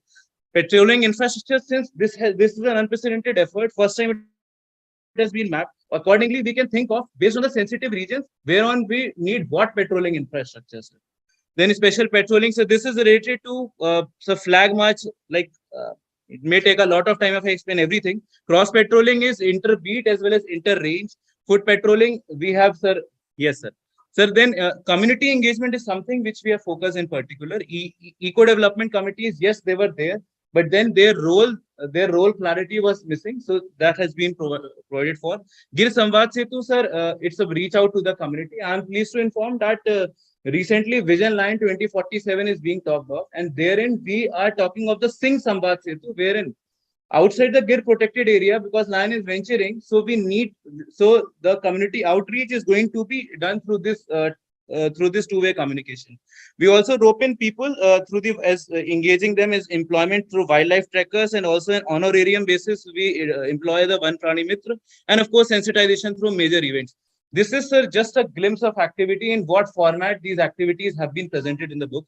Sir, for example, interdepartmental coordination. So we can see what, why, when, and how it is to be done. For example, Danga Chakashmi, how it is to be done, 3-4 days, related days, when it is to be done, especially we see locally between Diwali to Holi. I'll just wind up. Sorry. Just 2 minutes, sir. Just 2 minutes. Sorry, sir. We see that between the Diwali and Holi, these outsiders, they come, and that is the time when Danga Chakashmi has to be done. So likewise, sir, our focus has been on my focus has been on each and every activity, what, why, when, and how. Detailed prescriptions have been given. So because there is less time, so these were the outcomes, as I should say. First and foremost, the vigilance, and holistically, sir, addressing the planning implementation gap. Also, as I mentioned, we anticipate the potential areas of man-wildlife conflict. Then, just again, community engagement is something that has been greatly dwelled upon into it. Kinshasa model of conservation 1975, it explicitly documents that without the support of the community, you cannot conserve the wildlife. So, sir, the focus has been on the same by conflict mitigation. Then, I have less time, I know, sir. But then these were the challenges faced in, first of all, vigorous fieldwork, because every point had to be located through the GPS. Each and every point, entire, sir, mapping work. So it took me nearly 3-4 months to do all this field work to collect in person those GPS points. Sensitive spot identification, nonetheless, it remains subjective, but because it was based on both quantitative and qualitative aspects, this is an agreed list of the sensitive areas. Then patrolling route selection, again, sir, as I said, it should pass through the maximum patrolling infrastructure and the sensitive regions. Finally, the systematic execution of activities in the format of what, why, when, and how. Now, this is one of the last part of my presentation. Innovation, sir. First and foremost, as I should say, it covers not just the forest, transcending forest, revenue areas. Today, as I had already mentioned about the Vision Line 2047, Lion is on the venture in the new regions. So managing communities, managing the revenue area, that is a needed thing. Also, transcending forest means that other departments, they are taking in support. Unique institutional approaches, for example, the Dungar Darshan, for example, the Hillock visit, for example, the Danga Chakashmi, etc., are some of the new prescriptions which had been made by me here. Then, of course, real-time mapping of patrolling infrastructure that had not been done earlier in the gear area, and now it is still under implementation. Finally, spatial sensitivity analysis side based on the sensitive area and sensitive patches identification. So, sir, finally, through the photos, we can see number of activities that we carry out, community outreach. We can see men in khaki, they're walking around, beat checking, flag march in which there is a crude display of power. During the festivals, particularly, we do that. Danga Chakashi, as I mentioned. Then Sagan Chakashli, intensive checking, foot patrolling. So much more nuanced approach towards patrolling, EDC meeting, and Dangar Darshan. Finally, sir, I should say that this entire work is dedicated to the men in khakis, also women in khakis, who through their toil contribute a lot. They are the green warriors in the true sense. And that's how I feel that we will be able to pay our Prakriti Ran or the debt to nature. Yes. Yes. There is this national mission, right, on light, which is long ago, which was started about 15 years back. Am I correct?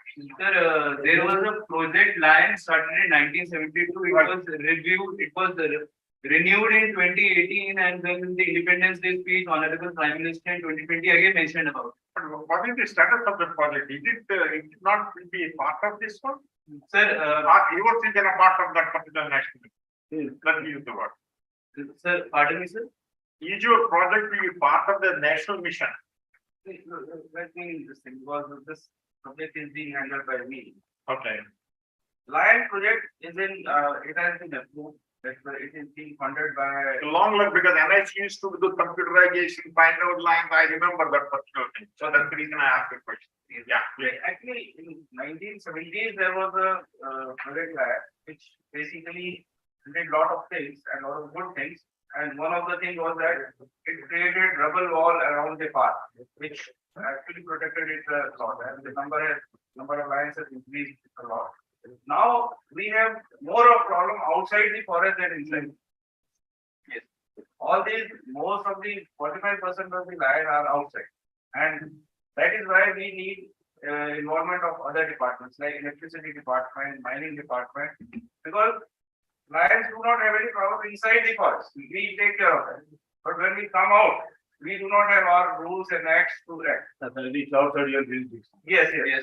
So there we have to use them.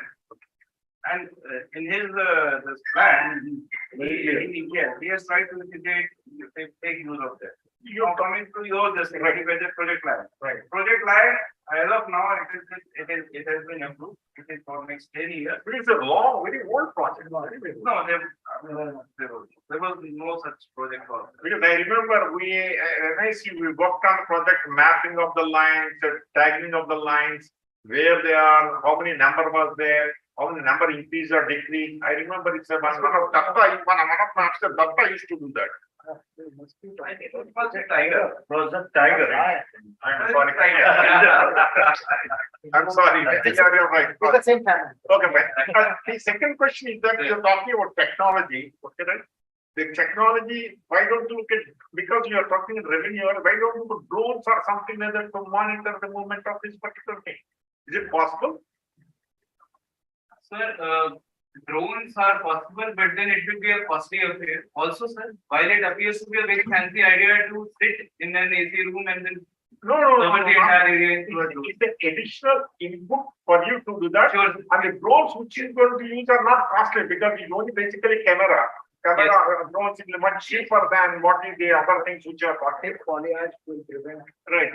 Basically, it enables you to monitor and you can see the trend and maybe you will be able to do more. That's from that point of not that sitting area is some money. The idea of all this patrolling is to make our staff move. Right, I agree that. If we do that, most of the problem will get solved. But it is like tool that facilitate to do better. That's what I'm trying to say. Your staff can move with the expansion of this district. That's all. Anyway, my point is very pertinent to your issue. In fact, see, if we see the forest like tribal act and all this, we are in the process of trying to get the forest villages converted into revenue. Yes. Okay, that is one part of it, because that too, they are taking exclusive interest of the tribal life. Yes. And settlement. Now here we have a situation where the very endangered, very precious species lion, they are expanding their territory with the natural growth of their population. So in that situation, shouldn't we negotiate with the revenue and other department concerned to expand your area to the extent they are agreeable so that the tigers cannot be, highly thickly, present in one area. They have to disperse. So is that possibility there in Yes, you expand the forest area? yes, certainly, sir. In fact, sir, as you rightly pointed out, fragmentation of forest is happening because of conversion into the revenue. Precisely what is happening in dams, and we fear the same may happen in Gujarat. We fear that. Sir, it is because of this that interdepartmental coordination was one of the four pillars which I initially talked about. And that's the same, sir, because there was paucity of time. So with each department, what all activities needs to be done when, so the same has to be prescribed. Also, sir, if I talk of the scalability, because it is tailor-made to the gill landscape, I feel that this could very well be replicated in the other wildlife sanctuary and protected areas as well. No, I've seen the same thing in Bandipur and also Nagaroli. Same problem happening because. Yes, sir. Yeah. So, sir, in that context only, sorry to interrupt in between, sir. In that context only, sir, because this petroleum plant, it maps the infrastructure in real time. It acts as an adequate succor to the forest administration and decision making. And because it engages the community, one of the main thrust and other departments. So, sir, given the context when the lions are venturing out, so I feel that this has taken a lot of care of that. Good, excellent. Thank you. Thank you. Appreciate it. Thank you. Sir, sorry, very sorry, I took a lot of time. No, sir. You're also doing night vision camera patrolling as well. Yes, sir. Sir, I would like to speak on that, sir. Drones and night vision camera, they are actually, as of now, limited to Gir Southern Division, sir. And the same needs to be expanded because, sir, it is very costly, the night vision, the drone and all. I'm not talking about night, basically, simple. There are two different things. Yeah. Yes. I'm talking of installing night vision cameras in the physical Yes. mode, Yes. stationed at different spots, which Yes. are the high movement areas. So That has helps been you, that helps Yes. you That two we ways done. that you know. Yes, yes, it has has been been done. The movement of the lion as Yes. well as movement of any human movement. So you know where the poachers are and what needs to be done. Yes, sir. Third thing is your own manpower, which is patrolling. So Yes. you can do three-way monitoring by installing one camera, which you must have been doing. Right, sir. So, So, sir, sir, just just to to- mention it, over 50 cameras in different spots in the Gir Wildlife Sanctuary in Nagpur. They've been placed there, sir, by the Gir Southern. So, sir, yes, you it's an have excellent technology. we would like to expand that. Sir. Yes. This is our Ranthambore. You know, it was brought under control. Yes. But still such time that was there, the numbers was going down. Yes, Their numbers of tigers have gone up ever since. And they know exactly, where the cubs are, where the tigers are, what are the hideouts, what are the spots, because for days together, you're not able to see. yes. Sir. Sir, Always putting- just one last time to add to that. Actually, In sir, the in case of tiger and lions, lions, sir, that is camera trapping which you just mentioned. I like to specifically point out that lion, it is habituated to open forest and scrub forest land. Whereas tiger, it prefers dense forest. That is why the need of the camera is much more in case of the tiger, much more. Just 83% of the tiger sensors of 2967, No, the count. the issue is, the lions live in pride. Yes, sir. Okay. Easy to hunt. Easy Yes. to locate in the Yes. group, Yes. but tiger is very silent, Yes. well, it's always running. So yes, even in the location as well as even in protection, camera traffic for tigers is much more relevant as compared to lions. Nonetheless, it's a very good No, suggestion. but it's very good what he is right, Yes. especially in the revenue area, Yes, with the negotiation with the revenue department, it's a where the spend is more. yes, So you can put this, you are right, sir. It's a four-way thing. It will help. I mean, I'm sure Right. you know all these. You know, in the French, they say, practically, you need no tools left when you are doing some good work. yes. Good, thank you. Thank you. sir. Thank you. So shall we break or take the? Take the one. Take the one. Okay, let's finish.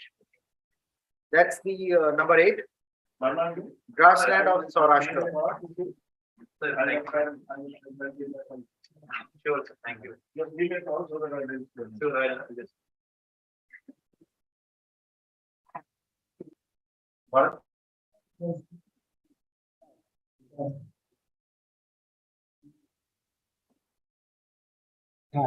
Sir.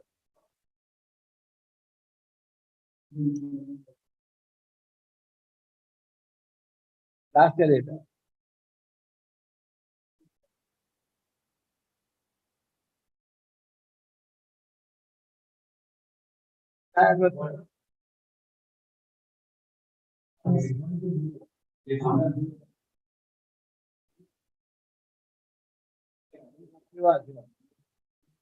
Now.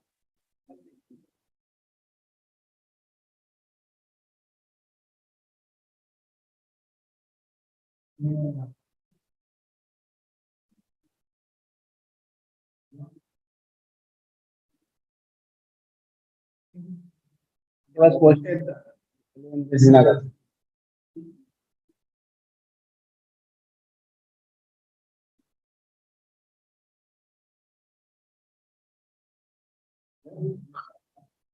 So very good afternoon. Very good afternoon. I'm Dr. Sandeep Kumar, Indian Forest Service Officer, presently working as a conservator of forest in Rajkot Circle. And my background is that I have worked for the lion conservation in the Gir forest for 7 years, and in the aesthetic lion landscape for 4 years. So almost 11 years I worked in that area. So very important topic I would like to discuss, that is the grasslands of Saurashtra. So two things, like first you see this photograph. This is in fact the result of the project. Okay, and in 2015, what happened? There was completion of 50 years of the Gir Sanctuary and National Park. Okay, so there was lots of talk about the conservation success and global success and so many things. Second thing, that year there was huge demand of the grass from the different parts of different districts of the Gujarat. Okay, so state of Gujarat had thought of solving two issues by like working on the one project. One thing that the more and more land requirement for the lions outside the Gir protected area. So from where it comes, okay? Yeah, grassland. Yeah, fodder, yes. Fodder and then lion conservation too. Since being a forest department, it addressing the two issues as simultaneously. Okay. So just मैं आपको दिखाना चाह रहा था कि grasslands why it is important, in this. Basically, grasslands are savanna kind of biome. Okay, where carbon sequestrations and direct dependency of large population is there. So that we need to understand at a bigger scale. Okay, and if you see the degraded land, area in India, so out of around 328 million hectare, almost 97.4 million hectare is the degraded land. And 17 Indian states recorded decline in the grasslands. Of course, there is a very less decline in the grasslands in Gujarat. That is only 0.1 million hectare. But there is huge loss of money because of this degradation. And most of the the cost attributed to this degradation is because of degradation ecosystem services and almost 19 to 20% from the land use. If you see Gujarat, the two part, the Saurashtra and Kutch part has almost 97% of the grasslands in the Gujarat. So 63% in the Saurashtra side, which towards Junagadh, Bhavnagar, Jamnagar, these areas, and 29% in the Kutch, that is called Banni, that is our largest grasslands of the Asia, you can say. So and also other important thing is that from wildlife point of view, around 75% of the non-forest area where the protected area not there, but 75% the animals lives. If you consider the lion, presently they lives in the 30,000 square kilometer, and only 4% of the land, or you can say the 5% of the land is the forest land. So this is a very, very important factor. 96% lands where they live, that is in matrix area, that is non-forest. So their intervention was needed. Second thing that of course in Gujarat, Saurashtra part, livestock population is very, very high. So there is too much dependency on the grasslands and too much, as I said, degradation is because of the degradation because of the, ecosystem services. So more very high pressures of, grazing as there, on this land. So to talk about the problems, basically one is, related with the productivity of the grassland. Because of the high pressure, there is more dependency. Because of the low productivity, again, there is a problem. The second thing, we wanted more lands. It's very difficult, to declare every area where the lion goes as a protected area. So what we can do, we have, the fragmented reserve forest in the form of, the grassland. So those grasslands, if we develop, that will be, very important part for the lion habitat also. And also, since there is a movement of the animals outside the Gir forest area, so that will act as a perfect corridors for the lion conservation. So addressing two issues, in the form of four problems. One is related with the productivity of the grassland, and second is, the lion conservation habitat, and as well as the corridors. Okay, so this is the project area you can see with the like wildlife point of view. I'm talking. The left side is, in center there is a you have a pointer. So in left map, you can see this area. This is the Gir Sanctuary and National Park. That is what he said, that 1458 square kilometer. But as I said, lion lives into this 30,000 square kilometer. You can see the entire this area is, walked by the lion. So people may not be knowing this fact, but there is a huge problem because of the success what we have done in last 50 years. Now there is a need of land, there is a need of, the protection and patrolling and so many issues. The success bringing lots of challenges, in fact. Okay, so this is the thing. So this is what, the project area in the form of, grassland development is going to solve. Okay, so the basic framework was, that a sustainable grassland management has to be done, and improvement of institutional and governance system. Some policy support was needed, that has brought in, and then knowledge support, of course, because earlier there was not much emphasis on the grassland development in the Saurashtra area or in Gujarat. And then, of course, like level of grassland degradations and all these things were identified, and then some expected outcomes were also decided, that what we are going to achieve from this project when it was started in 2015 and 2016. Okay, so that is the improved grass fodder, enhanced wildlife biodiversity values, reduced human wildlife conflict, and of course, local livelihood-based livelihood economy has to be generated. So these were the expected outcome. And then objective was in both kind of, grasslands, where it is a reserved grasslands or non-reserved grasslands, the productivity has to increase. And short-term goals were decided, that 500 kilogram per hectare to be achieved in the 3 years, and almost 1,000 kilogram per hectare to be achieved productivity in coming 7 years. So, it ended in this year, 2022, it has ended, then lots of strategies were adopted, like improved technology, and then better infrastructures, grass storage. Yeah, so I will be talking. See, earlier there was technology intervention has been done at the all aspects, all places, like right from soil moisture conservation, protection of the grasslands, then, like the models to be generated. Yeah, I will be coming to that thing. Then improved manpower management, deployment, strengthening, and then effective protection measures. These things were the strategy was, but what we have done for that, achieving that, like mapping were done, density map of all the grasslands were done, how much clearing has to be done, what kind of plants are there that needs to be removed. Then involving experts, our staff were not so much experts. So lots of, workshop conferences with the help of, Agriculture University, Junagadh, and other grasslands, Jhansi, scientists from that. The interactions were done, and then lots of scientists were involved in this, and then fixing the achievable targets. For example, initial stage 10,000 hectares were treated. So each and every grasslands, based on the number of hectares and wildlife presence, how much area to be cut, what kind of undulating plains are there. So each and every grasslands have different kind of targets, achievable targets. Okay. and then high emphasis on protections were given. Okay.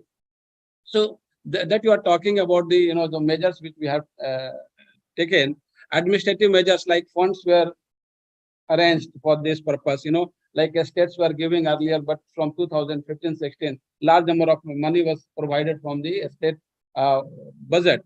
And then also from the CAMPA money were arranged.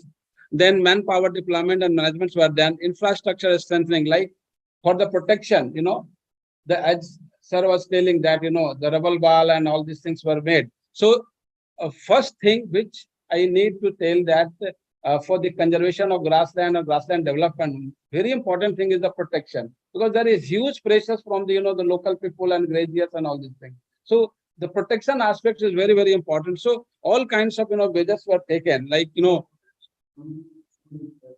illegal grazing, illegal grazing, and chowkis, watchtowers, barriers, patrolling roads, pakka boundaries, and fencing, all these things were done.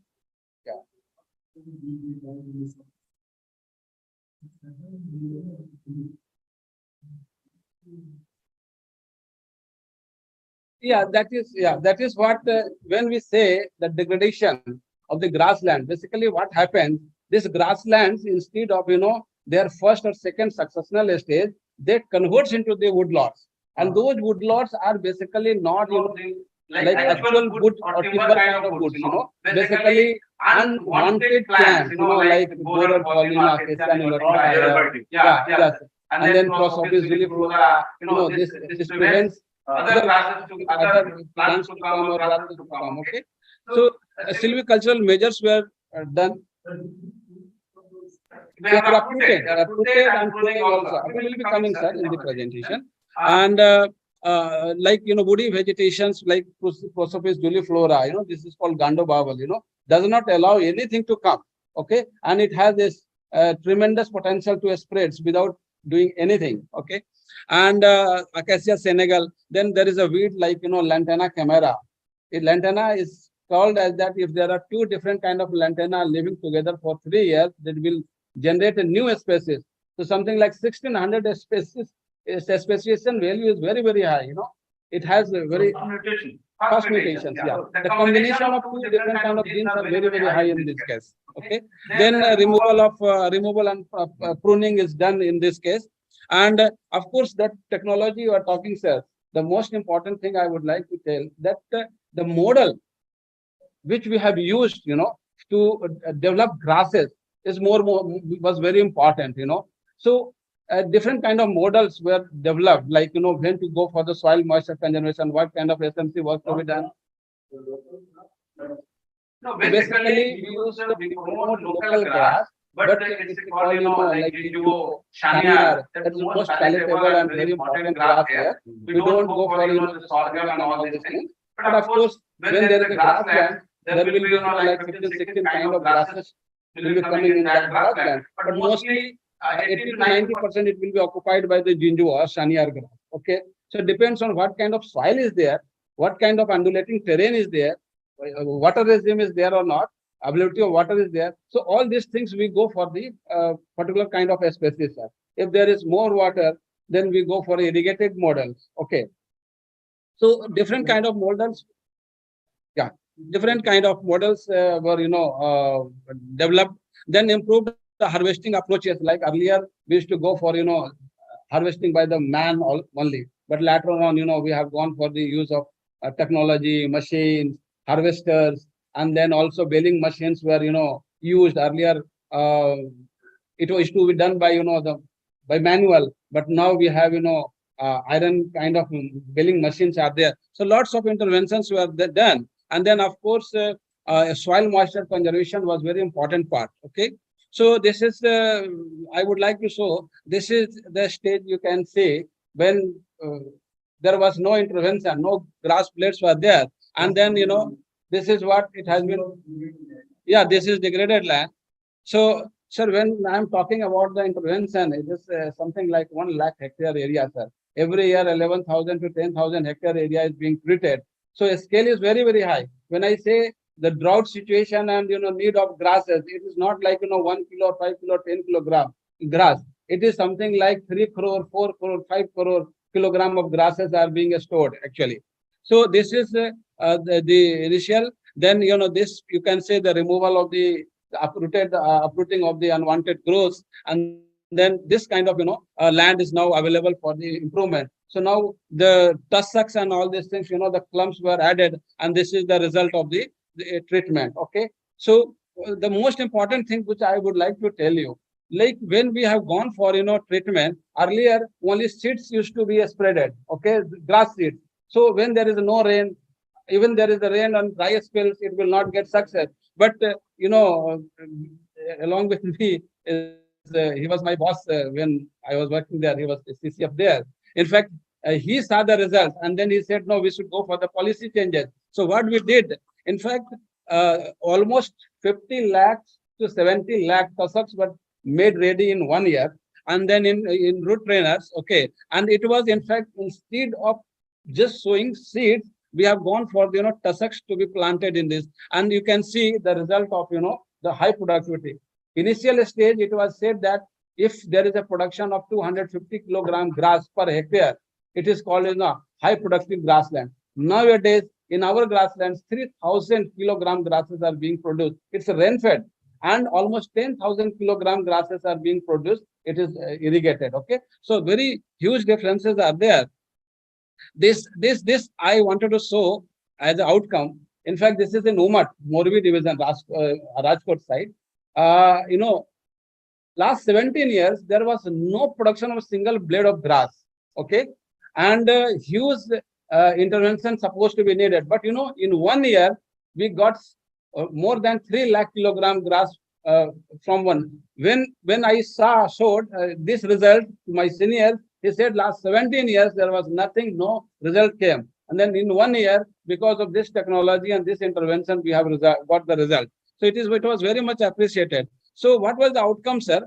In fact, one side we have grass production, high grass production. So higher storage of the grasses in our godowns. All infrastructures were developed. Of course, earlier there was a storage capacity of just 1 crore kilogram grasses. Now we can store something like 5 crore kilogram, 500 lakh kilogram grasses. And outside the grid protected area, there was fragmentation of the habitat. So both kind of outcomes we achieved through this. One, increase in population of lions in the grasslands. Lion use grassland as corridor. So this I would like to tell you, sir. If you see the growth in last 5 years, it is 27% growth. But if you see the growth outside the Gir protected area, and something like in grasslands of the Bhavnagar, you will find that instead of there is 100%, 110% growth in the grasslands area, because it provides ample space, savanna kind of the habitat, large number of prey bases, water is very good. So that's why the outside Gir protected area. So this is the after intervention you can see. So now I would like to show two things, sir. At present, now 300 lakh kilogram grasses are stored. Second thing, average collection of the grass, if you see, is from 85 to 2015, it was 67 lakh kilogram per year. It varies, sir. Maybe 3 feet to 4 feet, and then to up to 7-8 feet also, sir. Very tall grasses also. Depends on what kind of. Yeah, yes, sir. That's why savanna, I said, sir. This is wonderful habitat for the. This is a wonderful, and I must appreciate that we could able to achieve because of my boss was there, and then of course, state government has supported the forest department in getting achievement like this. See, sir, क्या होता है जंगल में हम कुछ भी करते हैं बाहर नहीं आता है. मैं 17 years का वर्क कर चुका हूँ. लायंस के ऊपर में कितना प्रेजेंटेशन किया, कितना काम किया. First time 5 days back, I was told by my boss that आपने अच्छा किया है, आप स्कॉच अवार्ड में नॉमिनेट करो. So all we have come through one message. All through one message. हम लोग को फॉरेस्ट डिपार्टमेंट बाहर इंटरेक्शन नहीं हो पाता. कभी अवार्ड तो हम लोगों ने देखा भी नहीं है. ठीक है. Thanks to Bharat. Now let me tell you what was the result of this outcome. Before 2015, 67 lakh kilogram per hectare. After 2000. Last year it was 320 lakh kilogram. So 67 and 320 kilogram. Then second, you can see 2016 to 22, 647 kilogram per hectare productivity. Earlier, it was just, it is stored in our godowns for 3 years. And if there is any relief need, okay, by the government, they need the grass, so up to 3 years, we keep that. It is given to the cattle rearer, yeah. Yeah, yeah.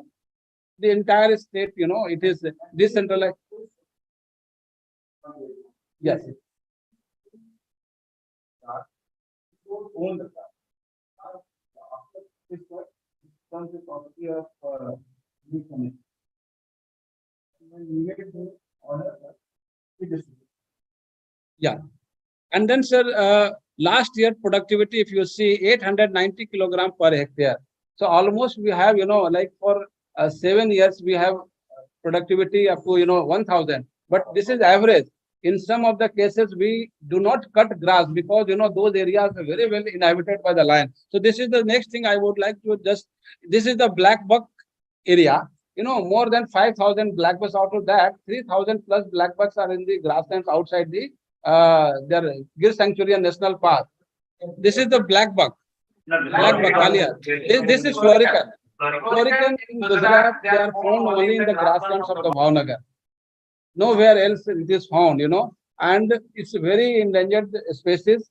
But not just, on grasslands, there are a huge number of, birds like harriers are there, then wolf are there. Wolf are found in the Kutch and this kind of welfare. But only the problem is that telling the things in 1 minute is very difficult, sir. But just try to understand. If there is no harrier on these grasslands, there will be no cotton in the Saurashtra side. Because harrier comes, they roost here, and then they go and pluck the insects. So if there is no there is no predator, it means almost 0% cotton production, sir, almost, because cotton bollworm problem is very, very high. But we need to appreciate these things because of the presence of the harriers, because of the presence of so many birds, the grassland birds, the crops are being saved. Second thing, if there is a grassland, the blue bull population is very, very high in the Saurashtra side. More than 3 lakh blue bulls are there. If there is no blue bull, if there is a blue bull, then there will be crop raiding. But because of the grasslands, they come into the grassland. Also thought that the generalized community of plants will thrive with the food exchange, but the specialized will degrade. So the next thing, sir, I would like to tell you, this is the Gir area. There is, movement of the lion outside, but the most of the movement outside is because of, this is the Gir outside movement. If you see, you will find that they are living into the grassland. In fact, now we have Vision 2047, where we are talking about lions should reach somewhere in the Aravali side, through grasslands to be used as the corridors. Okay. So lion population is increasing outside because of the grassland development. And how we see this grassland restoration is that the grassland improvement, in fact, helped the improved regime of soil and moisture conservation that has enhanced the grass production, sustainable livelihood, large number of, if you see, sir, out of 7 years, if there is 1 year which is drought year, so almost 20 to 30 to 40% cattle becomes weaker, and also some of the cattle get died. Okay, so that's why the grass is stored in the godowns, used by the relief commissioner is very big relief to the people. And then very important thing, we should understand interactive ecological processes. It is not just, it is not just this grasslands. Okay, so I would like to tell that this restoration of the grasslands in the Saurashtra is in the tune with, our Prime Minister, Honorable Narendra Modi Sahab has told that land neutrality, degradation neutrality by 2030, which is 26 million hectares. So the grassland has the great potential to help in this achieving this target.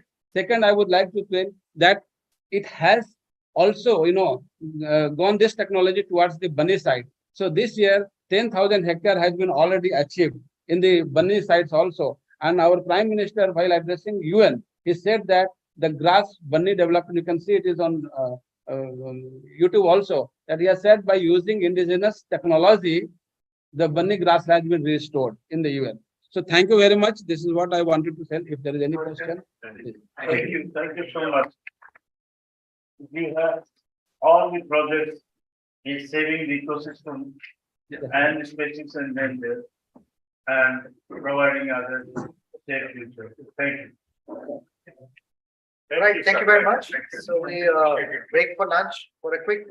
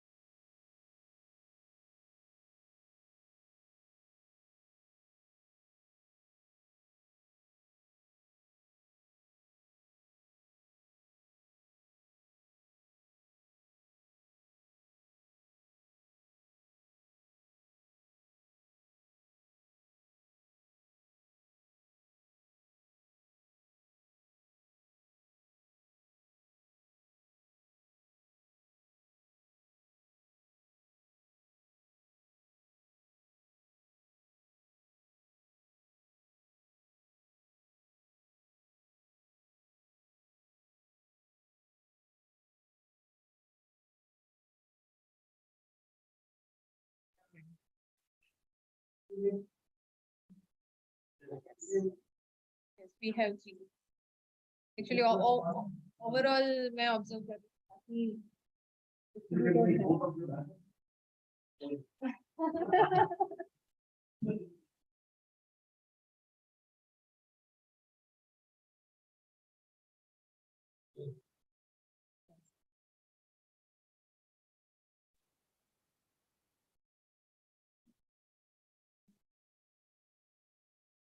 Yes.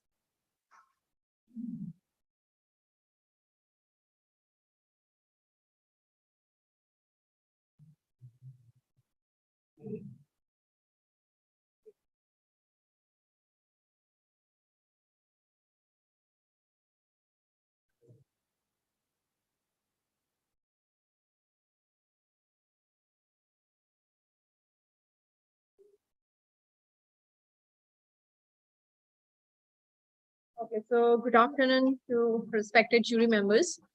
I'm a.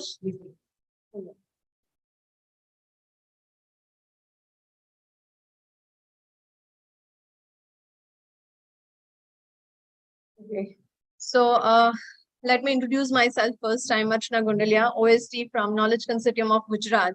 Basically, I'm representing one category of Udayam Online Learning Project from Education Department. So this is the outline that I'm going to follow, but the full form of Udayam, if I say, then it is Unlimited Digital Advanced Year-Long Academic Method of Learning. This is the abbreviation of Udayam. This is the outline that I will go throughout the presentation. So if I start with this introduction part, but before this, I would like to say, as in pandemic, our the physical classroom gets stopped. And because of that, we need some digital medium through which we can do this online classroom and can continue with this, our institutional activities. So for that, this Udayam is Common Digital Data Highway for academic services to support all the stakeholders of higher as well as technical education institutions and universities of state of Gujarat. Basically, this digital platform will be for institutions and students for the seamless communication. And this is flexible solution to bridge limitation of physical attending of educational institutes. So the aim of Udayam is this one. If I talk about the challenges that we have faced before deployment, then all the students and faculties won't be aware of edu-technical tools. So the awareness was not there. So we need to aware them. Then availability of resource, hardware, software, as well as connectivity purpose, Wi-Fi or routers, the connectivity. And the infrastructure is not that much good in the rural area. The selection of teaching learning platform among all available in the market. There are a lot many, as you have mentioned, sir, that there are a lot many tools available, but which one to be selected? So for that selection also, we are having one particular committee. And then we have decided one digital platform that, that I'm going to show you in next. And accessibility of digital content repository. So these are the certain challenges that we have faced before deployment. If I talk about implementation, then as I mentioned, during the pandemic, after rigorous discussion with our department, and we have selected this Microsoft Teams as of online education partner, we have created buddy college concept that have geared up the speed of implementation for various colleges with poor IT infrastructure. As in the rural colleges, they don't have that much capacity of infrastructure as well as physical connectivity of internet or thing. So that's why we have created this buddy college concept so that the colleges or institutions which is there in the rural area can come to the district colleges and can do the sessions and rest of the things. For the same, we have created one formal IT nodal officer called ETRP, that is EDU, that is Educational Technical Resource Person, which is nominated and trained at institute level. So at all over the state, one ETRP person is there who knows about these things, how to manage this online platform. One state level ETRP is there, and at institutional level also, each and every colleges or university do have this ETRP person. For this, we have distributed Namo tablets for the students. We have A1 license distributed for students as well as for faculties. Around 550 tenants were distributed among different colleges. This tenants means what? A separate digital identity for college. So college name .goodjovi.edu.in. This is the tenant that we have created. So for an example, one college is there, Government Engineering College, Gandhinagar, for an example. So this particular college name will be there, gpgandhinagar.goodjovi.edu.in. So this type of different domains were created. If I talk about pre-deployment and post-deployment, then as I mentioned earlier, as pandemic suddenly stopped the classroom education, faculties and students were not fully aware about online education, how to process it, which medium to use for this online education system. Uniform digital platform was used by all faculties. There are a lot many platforms available like Zoom, Google Classroom. There are a lot many platforms available. So there was no common platform on which all faculties can give sessions. Limited knowledge on platform of all teaching learning related activities, and licensing and technologies related activities are not that much. So this was pre-deployment part, but in the post-deployment, if I say, as we have choose one Microsoft team as of digital architecture for educational ecosystem, it defines set of principles that is uniform use of Microsoft team in all the state of government and granting-net institutes. The guidelines were provided to use this particular platforms. For that, various FTP, various sessions were conducted. And if I talk about policies, then to define uniqueness among learning mechanism, that the certain policies were maintained. So this was all about post-deployment and pre-deployment. If I talk about the key features of Microsoft Teams, which provides, so we can create teams and channels in that. Conversation within channels and teams, chat function is available. You can store the document. Unlimited video calling, screen sharing, recordings are available. Online meetings are there. Secure and fast data transfer, audio conference. This all things you can do in this platform. With this benefit, around 29,400 plus academic staff were registered on Microsoft Teams in whole state, and 11.57 plus lakh students were there on the same platform. We are also having 185 A3 license. This is 185 limited license were taken for some experimental purpose. These are the differences of services. Certain things are there free of cost in the A1 license for student and faculties. In A3, it is certain functionalities needs to be purchased. So this is certain difference. Training and mentoring part, if I say, then training for emerging technology and information we can do with this platform, online medium, from anywhere, any place, and engaging students through online medium, adapting curricular e-learning activities, certain centralized repositories, and online assessment and evaluations. All this thing you can do in single platform. So if I talk about one IPR training that we have organized in the pandemic, so in this total 47 sessions are there. This was around 3 months, 41 experts were there. It was around 82 hours session, and 5,000 plus participants were there. This was with the coordination of NRDC, then CPAM, DPIIT, then Atal Academy Cell and MHRD Innovation Cell as a knowledge partner. So this was mass program for this IPR training, and it was also there on the Microsoft team as well. So we have trained 5,000 plus participants with this medium. If I talk about our future plans, then these are some proposed verticals that we want a learning management system to be created as a setup for blended mode learning.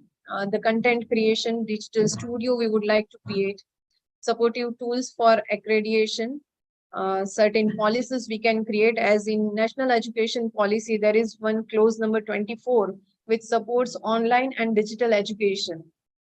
So ensuring equitable use of technology is one of the clause of NEP 24. So this is the what you can say. We have started this implementation together.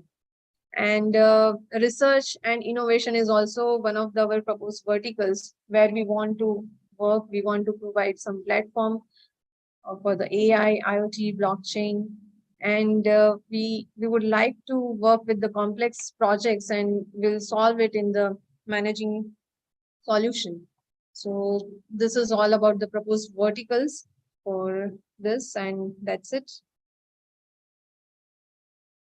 Online learning. Missed out for the bit in between.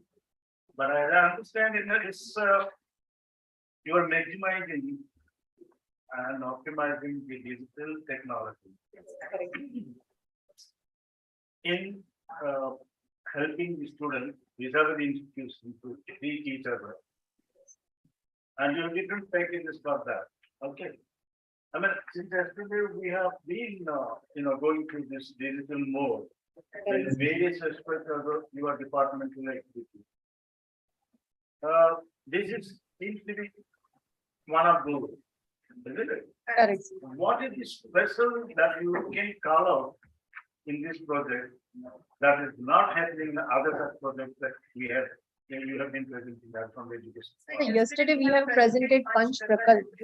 That is one particular scheme that is there in the state. This is online teaching learning But mechanism. that also has online. No, that is not online. That is online portal was there. So that's what I'm Where the activities, there were different activities were there for the corona, for the environmental, for the This is like, typewriter typing different places. Correct. Okay, the technology is that but different things are doing. So, I mean, I could see the merit of this. But what is the ultimate aim of yours in this endeavor? And how do you reflect that endeavor to benefit going to the students in clear terms? Yes. Yes, sir. So basically, in the pandemic, everything was online. Now the things went start physically, but still it might be possible certain students won't be able to join classes on time. So teachers are still using this particular Microsoft Team as a platform, and they can do anytime they can get coaching of any subject as and when they want. That is the thing. And still, there are certain trainings are going on in the online mode. For an example, I just say recently, I'm working with Cyber Safe Mission. So from all over the Gujarat state, we are planning with Cyber Safe Mission, and we are training to students with this Microsoft Team platform so that they can get awareness about cyber security. There are not many frauds are going on. So we have just completed one session for students, and from tomorrow we are starting for the faculties. So we are using this platform still for the training purpose for any new emerging technologies. Okay, thank you. Okay. This is lots of programs are there in online learning. Okay, so I'm not going to question why and why not. Only thing is it some content material you are creating it up, or it is already readily available that one you are using that? No, sorry. At different institute level, the faculties have been assigned some tasks to create the content. Yes. And it is subject wise? Subject wise. Okay, it is classified and what is called classification of the materials has been done properly, categorization of the categorization. Yes, everything is categorized. Who will get the contents of that particular material? The head of the department. Head of the department. That is not, you need to have, I think, a couple of experts. Yeah, that we can do. You need to have a couple of experts who needs to the content and vet it up. Because it's going online is the number of people which are accessing is much larger. You're opening up quite a wide area. So you need to have the content to be vetted. If you may use the word vetted properly and then put it up. And also the presentation is also becomes very important. You require a lot of experts who looks at how the content has been presented. Yes. Because visual presentation is also very becomes essential Essential. to understand it. I think these are some of the things which, because I'm not going to ask why you did that, why. No, so But you are at right. least some of these points, if you take care of it, Yeah, it will be appreciated and people will be able to access it much better. Yes, yes. So we choose this particular platform because there are a lot many different And platforms. those are why they use it, I'm not going to ask it because Okay. I'm not going to ask After that. done the evaluation, what's. the Yeah. benefit? There are a lot many features are there. That's why we have choose. I know I'm not going to ask this question. Yeah, I'm no only worries. trying to help you basically Yeah. to upgrade your material and maybe wider usage. So these some of these things, if you look at it, will be accepted much better, much better. Correct. So I will. Thank you. One thing. Yes. This was launched during pandemic, right? So when COVID struck, uh, we had closed all other options and we could not think of anything beyond being online. And everything at that time was designed, conceived of, and implemented as the life is going to be online for next God knows how many years. How many years? Correct. And going hybrid was never the option. We always felt that once the COVID goes, then the online goes and we're going to come back to the physical world. Physical. But that did not happen. So we have stuck to online as well as it's become a hybrid system. So whatever was thought of at that time, did you have a roadmap or it was just launched that it had to be done because the students cannot be left behind, the learning, teaching has to carry on, there cannot be a break and in the education system. But did you have a roadmap as to the year 2, year 3, year 4? How is it that you're going to scale it up? Because now when it is going to be launched, what next? If not, then do you have it now because things have changed? Yes. Yes, correct, sir. As you know, national education policy is presently the discussions were going on. So as I mentioned, one clause is there in the NEP 24 that supports online and digital education. So on that basis also, we do have future roadmap that we will definitely continue in hybrid mode. The roadmap is slightly there, and we are still in going to be in deeply it is needs to be verified. But yes, we are working on this. NEP close 24 is there, so we are working on it. And once it is clear, then we will back to you, sir. Okay. You are going to get much more better technologies in a couple of years' time. I mean, these things become most probably become obsolete with Microsoft products which are They're going to be customized Yeah, solutions right. because these were readily available, so everyone had no option but to go to Teams, Teams. Webex, Right. or Zoom. Right. You have also got small modules which can be combination of those which can be used, which can be enable you much. Anyhow, let's not go into that, but look at the future and how best you go in that particular direction. Okay? All the Ultimately, best. this has to become the LMS system. Yes, LMS system. We our future is that we want to create LMS management system. I get that. All the best. Good luck. Thank you. Number 30.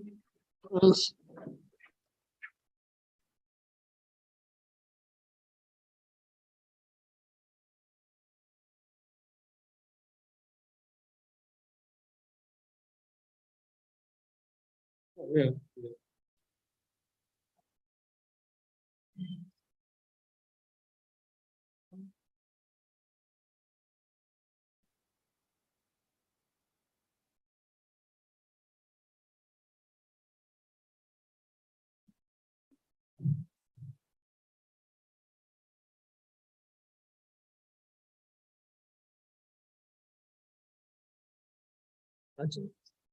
हाँ.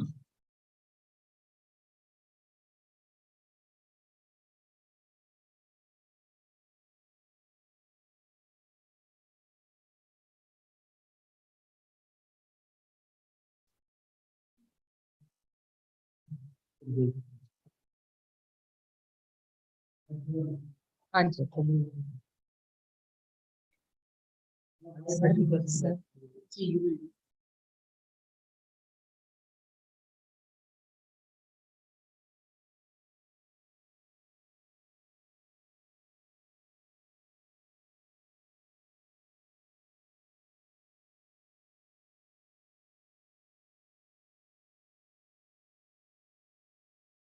A very good noon to the jury members and all present here. I am Dr. Mala Sharma, Principal Government Arts College, Mandal. Rightly, I am representing higher education as State Coordinator for Innovation Club. Our nomination is for Amrit Navsarjan. Now, what is Amrit Navsarjan? It is a coding platform which is available in Gujarati language, that is the vernacular language, to the students of higher education. Now, in Gujarat, we have nearly 110 colleges, government colleges, more than 350 grandinate colleges and 14 Gram Vidyapeeth. Now, the students mostly from these colleges, and most of these colleges, like only 10 colleges are such who are which are located in urban area. 100 of the government colleges are located in rural area. Most of the grandinate colleges are also located in rural area. So the students of the rural area, basically they doesn't know English. They are not very good with the language English. That is why I will now talk about that why we started Amrit Navsarjan. As I said, it is a coding platform which is available in vernacular language. The reason why we started it in this way is most of the students of these colleges, which I talked about, doesn't know English language. And most of the coding application, they are available online. They cannot be used in an offline mode. And platforms which are available, they cannot be afforded by the rural students. They are all from a very poor background. So they cannot afford as, like junior Whitehead or anything which can be afforded by a student from city or from a very good high income family. Plus, it is also difficult for a non-technical student to use such online applications which are available. And syntax is very difficult for the non-technical students. So we have not used that. Syntax is not used in this Amrit Navsarjan. So it is easier for them because they can just put the block and they can make that app or movies or whatever they want to make. The problem faced by the non-technical students, as the majority of them are from arts, commerce or science background, education or law background, they are not so techno-savvy.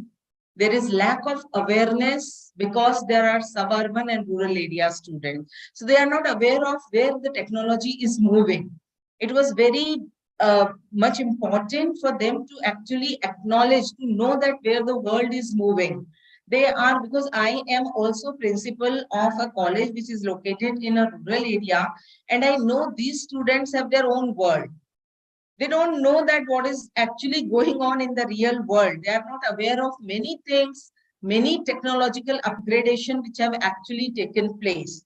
So we find it very important to bring them in the mainstream line. The advantage which we have seen after introducing Amrit Navsarjan is that it is now being used by most of the students because it is in vernacular language. Most of the students, they are aware of this language, but English was so very difficult, so they were not using it. And it can be used without internet. Now, in most of the rural areas, net is not available. And even if it is available, it is there. It is some or the other network issues are always there. So this, once it is being downloaded from the website, then they can use it even without internet. So this was one thing which has increased the use of this portal, or you can say this software. Rather than, like, apart from just using this platform and making this games and all that, it has also helped the students to think critically and think logically. Because see, when you are making any project, What you are doing is that it is only a replica of what you are thinking. What is your level of creativity? That only you are going to replicate in that. So we have made the students thinking critically, logically, making some design, to portray whatever they are thinking, whatever are their feelings, they portray them in this manner, in the manner of either game or whatever. Plus, it enables them to present their, that is what I said, कि इनके जो भी ideas है, उनके जो thoughts हैं, rural students, what I've seen is that they are just stick to classroom and whatever small activities are happening in the colleges. They are not beyond that, they don't think, but simple thing you will ask them, they don't know that what is happening. So now they started thinking, we give them ideas. It is not only that they have to make game and all, we also give them certain problems, statements, something, and we allow them, or we rather we just promote them to discuss those things in the classroom, in a team.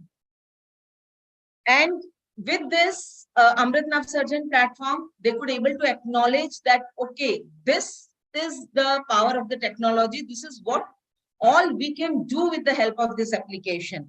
Earlier, they were not, they were very much like, when we had done this program, initially we came to know that many students don't know that even there is something like coding, which is available. So the students of the rural background, they could actually understand this, and now they are able to make the games, small games, small applications, small, like kind of a movie or something, any idea related to anything, they could able to put it in the form of coding. So this will actually in future enhance their employability and entrepreneurial skill. The special features of our Amrit Navsarjan is that it is just a click away. As I said, that there is no need for internet, and it is a block-based coding which is available in vernacular language, which makes it special. And it is not only that, it is a coding which is available. That means we have given them a link and coding link, and then our task is over. 24/7, the trainers are available. Those who have given them the training, they are available to them. They are just a call away. Whenever any of the students calls the trainer, when they are, suppose they are stuck somewhere, they are making some project, they have some idea and they are portraying it in some form, and they are stuck, they can call the trainer. Trainer will guide them and they can move further. These are the distinctive features of Amrit Navsarjan, and everything is there in the library. So when to start with, it was so very easy that they have everything installed in the library. They just have to take and fix it. The themes, background and music, all based upon the Indian theme. So because they are the rural student, we have not given them anything just, very advanced, so that they find it very difficult and there is a reluctance. We have not done that. Slowly and gradually we are moving. Tech support is available to them we have also provided them the modules which are in Gujarati, Hindi and English. There is a community forum in the form of, they have a web, WhatsApp group. They also have a Facebook group where if any student finds any problem, they can share it and they can get the answer. And they also can innovative project and ideas and support to work on real life problems. So any problem they are facing, they feel that this could be the solution, they can actually portray it in the form of coding. Initially, we started this project with an online training, which was launched during the time of pandemic. And in this, along with the student, we also trained the faculties. So we can see here that government college faculties, Grantin Aid and Gram Vidyapeeth, state university faculties, there were certain guest faculties and students. You can see that more than 5,000 students participated in this. So the total number is 6,784 who participated in Amrit Navsarjan coding platform. These were the 15 modules which we have taught. The training started at during pandemic on 24/1/22, and then it ended on 23rd/2/2022. There were 15 modules, and each module was taught with a lot of patience in Gujarati language by providing a module in Gujarati and with proper interaction, so that the student understand the basic of each module, whatever is there. Once this training is completed, what we did is that we held a district level competition for students. We invited certain entries and we received 768 entries. Now, the question can be asked that when it was a Gujarat level competition, why only 768 entries? So my answer to this question is that this was a exam timings. The training was online. So there was a curiosity, but I think the understanding level was not that much which we were expecting. So, but then there are few students who have understood the things very nicely and they participated. There were 768 entries. Out of those, and the themes were given, we have mentioned the theme below: Panch Prakalp, Fit India, Women Empowerment, Climate Change, Atmanirbhar Bharat. Now here I would also like to add that Fit India movement is one of the movement which is going on in India. But then they were not aware of this also. Some of the students didn't know. Yes. So climate change, Atmanirbhar Bharat. So they also came, these concepts were also cleared by us, and they get to know the knowledge of all these things. 318 best entries were selected out of 768 entries.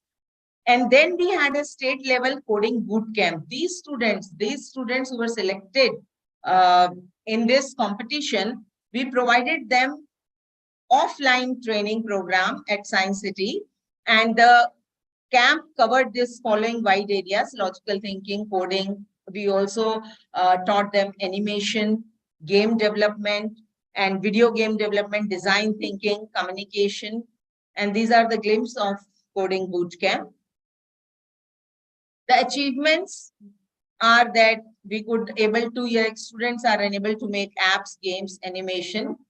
I want to tell you that during the boot camp, all 33 district representation was there. All students from all 33 districts were there, and students, each district students made one or the other app or game or animation. So at least they were at 0 level, and now they were able to create something using coding. And this will certainly enhance their employability skill in future. Future roadmap is that we'll go ahead with the advanced level game development, animation, advanced programming, logical thinking, and we also want to integrate the software and hardware in future. Thank you very much. Let me appreciate the effort which you have put and a good system which you have put. Yes. But you are a doctorate in what? Economics. Okay, fine.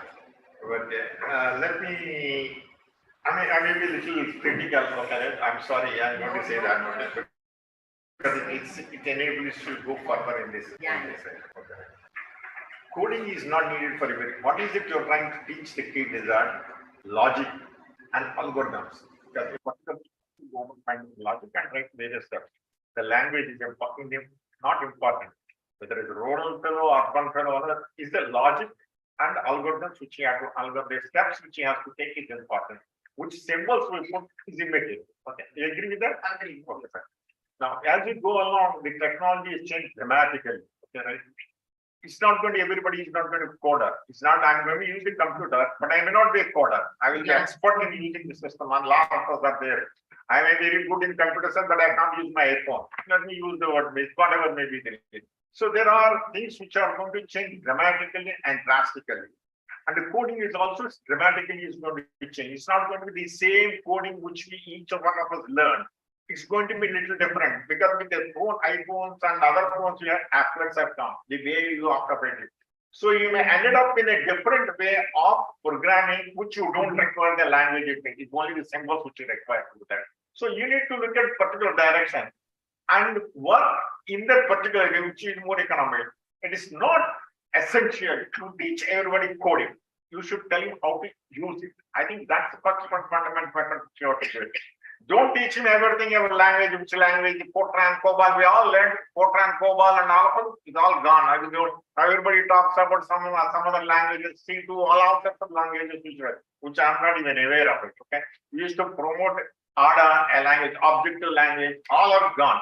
But the objective language we have talked about previously is going to come in another form, which will facilitate to do that.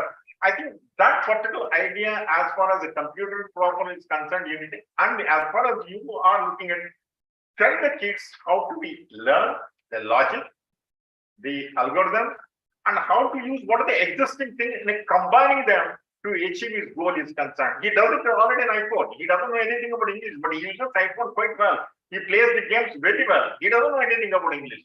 I think if you look in the direction, put your effort, it may be in the longer range, it may be more beneficial, and maybe I use the word economical. Okay, that's all I do. I'm not going to come and make your project. It's good, it's a good effort, and appreciate it and all of it. But this software is not any language-based coding. It is a block coding. And that's what I'm trying to. And sir, our intention is, sir, let me tell you something, sir. Actually, we have created several apps, several technologies, but these technologies are actually not useful for our rural areas. And they are making some Jugaad technologies. So that's why we created this platform for them. So those people can identify their problems, their own problems, and by using this little technology, they can identify some solutions using this technology, this coding, and they will integrate the hardware with the softwares, and they will operate their hardware. Just as a farmer, if he want to do something, if he want to monitor the water levels, they will use the drone technology. We will integrate the drone technology with this coding, or farm can better he will identify where the water is required and how much it is required. Sir, with all due regard, you underestimating your rural population. You are smarter. Being an urban area, I'm smarter than the rural area. Don't underestimate that guy. They're much smarter than you and me. They can do much better economics than you and me. Let me put it very clearly. Okay.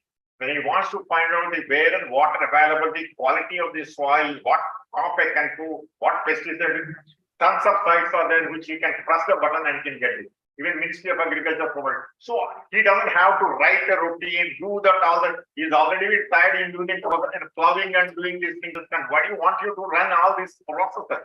So don't assume something, be realistic. What I'm trying to say is, I appreciate what you've done. I'm not doubting that. You're using applets and all the fine. I previously used to the object and that's all gone cases were in a different word. So look at it particular different way. How best you enable him to use the technology and how much he can use the logic and as well as the algorithm processes to understand his problem and subsequently make the existing technology in a much better, it manifolds, it multiplies. Rather than I will come with, it's good, you created a process system and they can use it, nice, very wonderful, there's no problem with that. But it's going to become obsolete as the amount of effort you put, by the time you realize it, it's going to be obsolete and something else is going to come.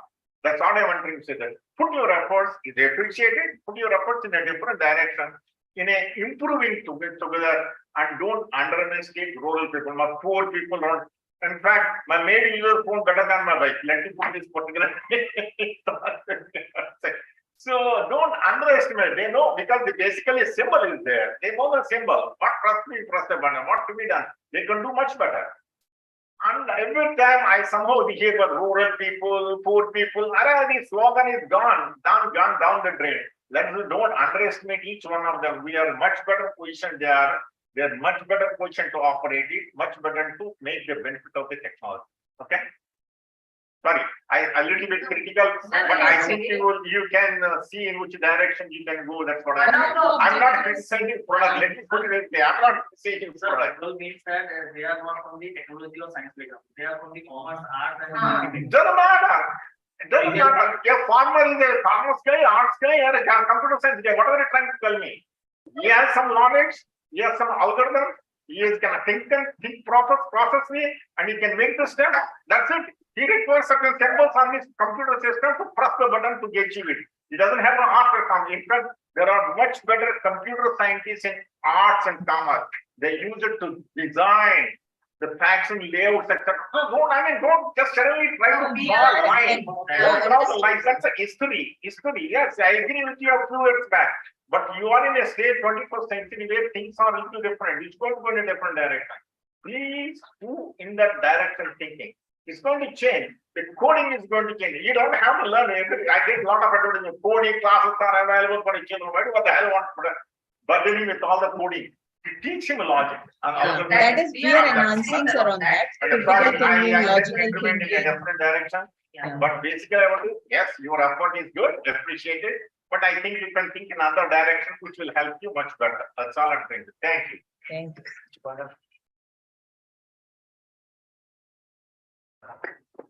I have to demystify myself. Only mistake because it's not my domain area as much as not the rural people. But I don't want to make more mistake. The simple thing is that you need to tell me 2-3 areas that this is practical. And you can showcase what benefits that it has accrued to the people through a approach that you do. That's all. How you do it doesn't matter. So far, benefits. Just tell me. Sir, this, like, you want to know the outcome. In short, what is the outcome? Is the outcome? Yeah. Or your product sale is the outcome, your popularity of the scheme is the outcome, or is there particularly benefit? How does it benefit the person? How benefits, sir? See. You said it all already. Yeah. That No. was your- What was our intention is, when you know that Coding is something which is. I agree that logical thinking has to be given more importance. Coding is something which is very in now. That's a mistake area, I can't get it. Yeah, which is very in. Now, anyone who is, and which helps in making animation, small films, video. And today is the world of, marketing. So anyone who is opting, any student who is opting for any kind of an profession, maybe he becomes a teacher, he becomes a. I got the point. He can use this. I don't want Yeah. to, not you mean, but what you said. Let me give you an example. There is an engineer, okay? He's a friend of my brother. He's an engineer. He's an electrical engineer, very fast, okay? One day he went to a doctor. He's in US. Okay? He went to a doctor, and the doctor told me, "You engineers do not understand anything." Something like that. He made a derogatory remarks about that. Is that so? That is an Indian guy. Let me tell you. That fellow went and finished MBBS. Okay, and he became very top ophthalmologist in US. So there is no boundaries nowadays. Everybody can go anywhere from any stage and it's concerned. So don't underestimate. No, sir, it is not out of underestimation this thing has come. It is that. No, what I'm trying to say that he doesn't have to make, there are so many, there are so many experts out there who can make the things for you. Why do you want to suffer for that? Why do you want to waste your effort on that one? If you want to know weather, etc., press a button there is something else that comes to you. You want to know soil condition, there is a Department of Agriculture has already done lots of work on that. You can find what crop, what pesticide, what level, what time you should use, is all available on the system. It's basically teach him how to do that and teach him the logic to do that. That's what I'm trying to say. That coding, forget it. I don't teach the guys coding, please. Sir, actually, our intention is that they should. No, I'm not questioning your intention. It's a good thing. But The basic idea behind the project, we'll put it that way. We have two different initiatives. One was presented earlier with DIY kits, 10 DIY kits. In those kits, actually, we have sensors, we have microprocessors too. So we wish that the students will create some softwares. I like with that. I'm not going to say anything about that. I just, let me ask a question. I am a marginal man. Neither from the rural side you are doing. Oh, we experts, technical side. No, I'm a marginal man because I'm talking between two ways, very comfortable. The fact is that I simply want to know that how many students you have trained, facilitated, have designed how many things and how much value you these students felt that this is what it is we can do and how it is being spread out in other students. It is that you have to now sell your product. So it's so many things. Yeah. So from each district, from each college, we have actually trained 10 to 12 students. Why 10 to 12? Because in online it was No, I'm still not getting my. Yeah. It's not how many you train, what you train. It is what product you get out of them. उन्होंने आपने कहा कि ये बनाते हो बना देंगे coding वगैरह क्या क्या बनाए और उसका क्या utility value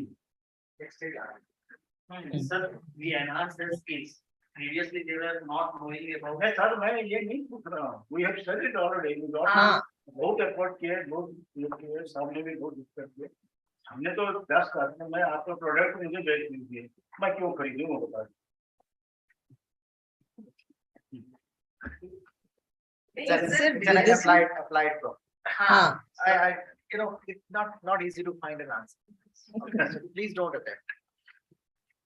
Another observation, I might be totally off track. One suggestion which was made by Dr. Vijayaditya is that coding is not the future, which is what you understand. No, sorry. Sorry. Coding has been, but what are the experts? Sorry, I don't know. But at the level, And there is different level of mechanism. Who has to do the coding? So don't say the coding is useless. Vijay just said so. So not me. I didn't say that. you talked about in their context. Okay, so we are limiting our conversation to the context. Sir is saying only experts, few experts of coding are required. Not at the level at which you are training. Yeah. And that's all I have to say. That's exactly what. Yeah. So, what happens is that, being a benevolent state, you want to do something for the children. You want to do something for the student community. And you think that this is what holds good future for them. So let's add one more curriculum. Keeping that in mind, you added this coding bit, which is what he does not do. You also felt that the penetration of English language in the state is poor. So now coming to your point, that for the poor, this poor, that poor, in fact, we have to come out of that mindset of we are serving the poor. Poor may not have that need, which is what you are trying to serve. So you are coming more from the supply side, not from the demand side. They never said teach us coding. And when you do coding to them, they never said that teach us in vernacular or use the vernacular tools because we don't know English. Having said this, my observation is that this program is going to scale. So the student community will be devoid of those opportunities which by way of learning via English language will bring to them. That means the program itself is self-limiting. Unless you have a component over a period of time to include English language as replacing the vernacular for the time. So just think about it because it may scale within the state. The learners may not find opportunities outside the state. It's a connected world. Forget outside India now, right? So just keep those things in mind in addition to whatever suggestions. You are in a deep predicament. I mean, from the yesterday's to presentations. Yesterday there was a strong point and I said that students learn English. There is an effort put money spent and program like you have developed. Now here we have reverting that. So that's what he's pointing out. So we have to balance it out. You see, learning through a language is not a problem. What is learning? So you are only facilitating medium vernacular to start with, but you don't stop it there. We have to go beyond. We have plans, sir. Yeah. Why it was kept vernacular? Because till standard 12, most of the students are from Gujarati, right? They vernacular. So to take it positively, This is very well understood. Yeah. So what possibly needs to No, be we- done is a bridge. yeah. So if you have a bridge, then you will be able to do a smooth transition. Otherwise, because bridge has been an old concept as far as learning is concerned. So use it to your advantage rather than, creating a workforce which says that naukri ka milegi, pad to liya. So let's not create an unemployable workforce. And enough and number of opportunities are available, provided they are suitable to You are you. from the economics background, very strong economic background. You know that the post-war, deconstruction theory has come. So deconstruction theory, the people all work against what is established. So, Okay. also simultaneously, they started decoding. So we are not getting it. All right. What is we. Thank you very much. Thank you very much. Thank you. Thank you, Effort sir. is Thank Good effort. commendable. Let me use the word, okay? But you get the long range. See, the initiative is taken is a fantastic. Serial number 15, कौन सा है? 11. Okay. QR code, wildlife division. Firefighting group. That's number 10. That's Gujarat CSR. Yes. Okay. Let's do firefighting.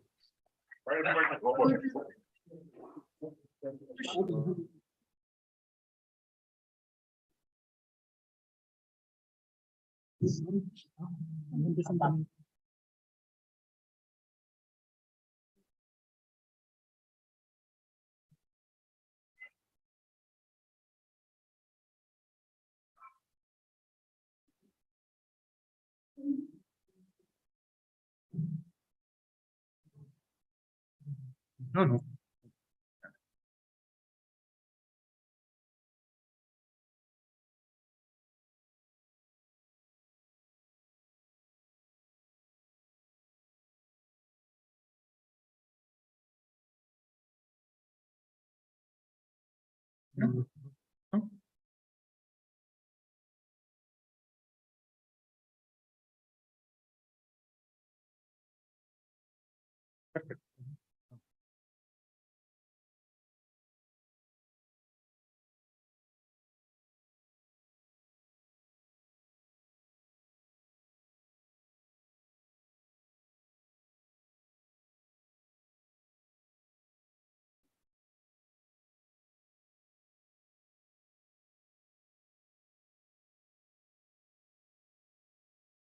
Yes, sir.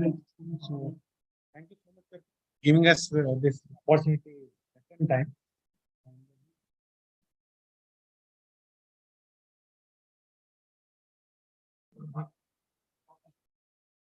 It was a thrilling experience last both.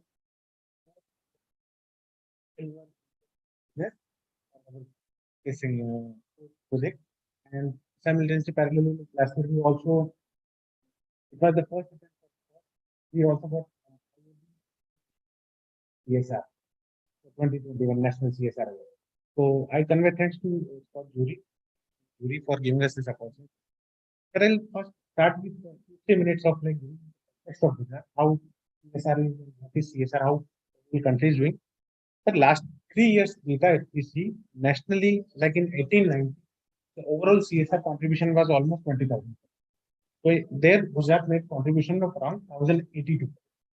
In 1920, the overall contribution was 24,891 crore nationally.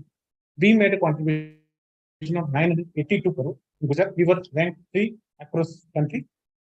Last year, sir, the overall contribution nationally was 24,865 crore, and Gujarat made a contribution of around 1,347 crore.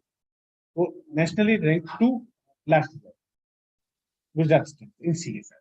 So Gujarat CSR Authority in 2015, what was the idea behind creating special purpose vehicle under the Industries and Mines Department to facilitate this whole CSR ecosystem in Gujarat, understand the needs of the stakeholder group, be it its community, it's our areas where the CSR is required. Like helping and assisting basically the companies and the PSU, basically matchmaking exercise, promoting them, addressing their issues locally. So in this whole ecosystem that we implementing around in past 4 years in a systemic manner, we started need assessment, then we connected with the stakeholder group, capacity building exercise, and then we started implementing project funding. So the project which I'll be talking today is a sponsored project. This is not like GCSR is operating. This is on contribution and donation we receive from our group.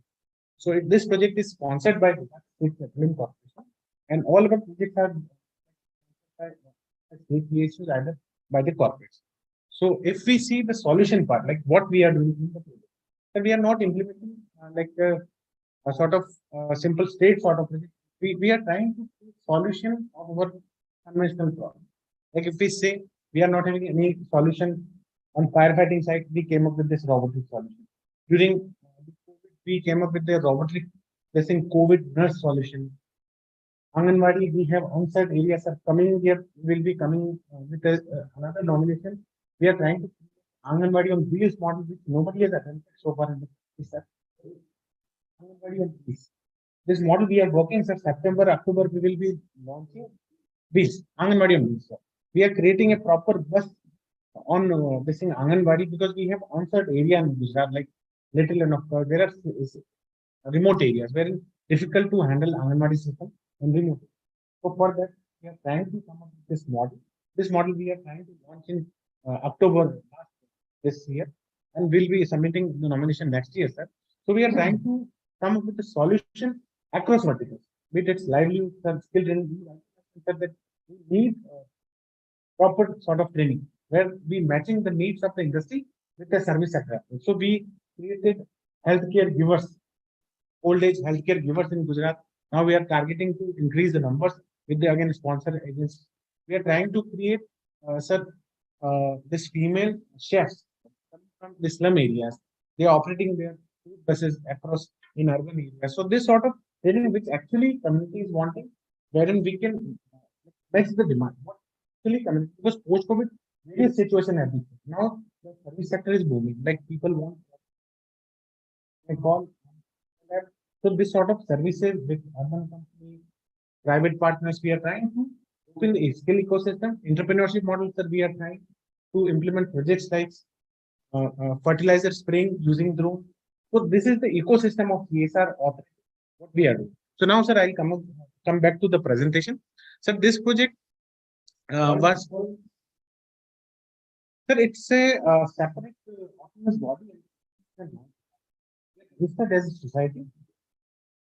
No, sir, we are not having the namesake of the authority. We are not having we are not accessing anything. It's very participatory model. But we say like it's like a very they are not having because under CSR rules we don't have any powers at the state. Yes, absolutely clearly. What authority means. Only for the namesake, sir, we are authority. But this model we are trying to also share our learning with of Goa. Who has set up the similar model. Sir, Assam we are interacting. So we are trying to share our learning with other states also. How we are operating, what we learn, and how the other states can adapt. So we are registered in the Trust and Society Board, and we are following this compliances of CSR completely. So I'll come back to the project firefighting robot. This models are our this thing various chemical cluster companies, IOC, ONGC, their accidents. There are certain models available. That country in Austria, Germany, the equipments are coming very costly, and their this thing solution is very like sort of international level. Their servicing and all that is very difficult.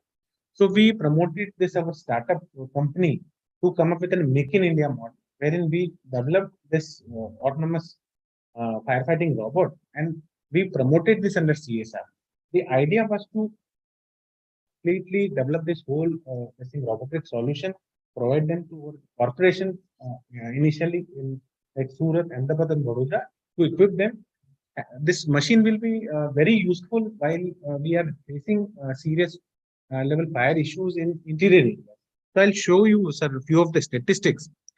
These are the few cases, sir, we like track down also. And the statistics like sir, HPCL has got around 149 fire accidents. This is the data from 14-15 to this thing 16-17.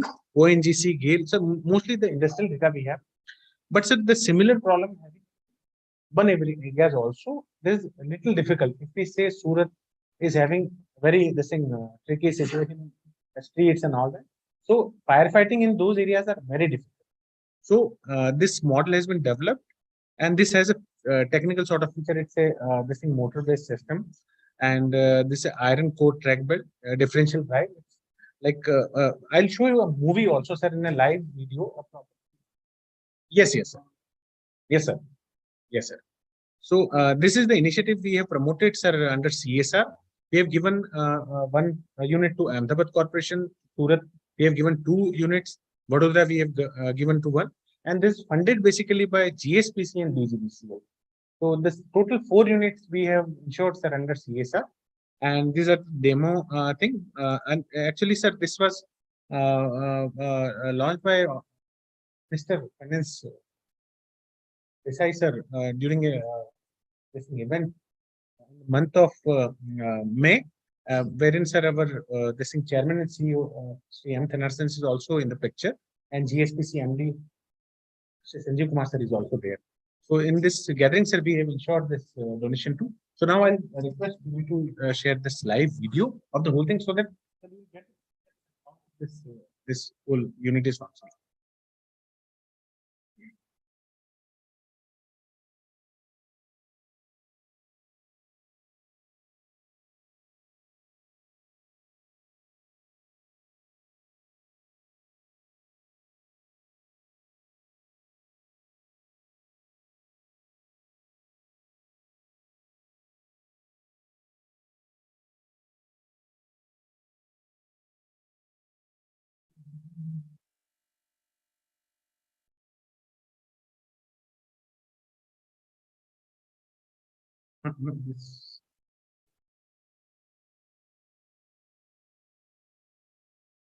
Yeah, it's a water cannon, sir. It's a water cannon, sir. Sir, it is like a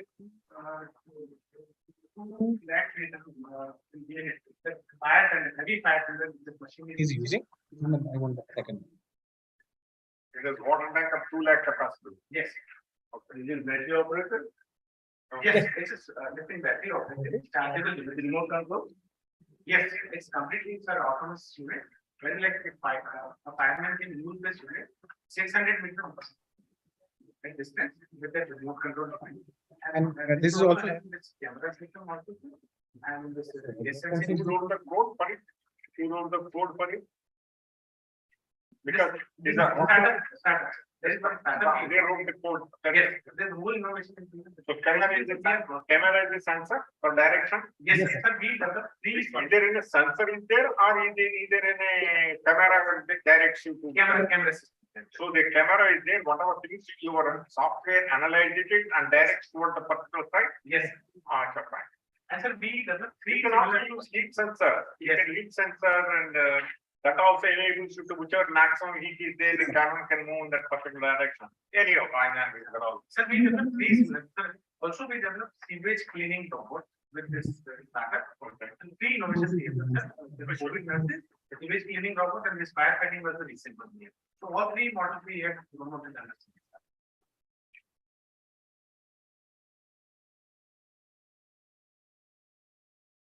because that will be required in big fires. Yes. Especially chemical fires and all those fires, you require robots only.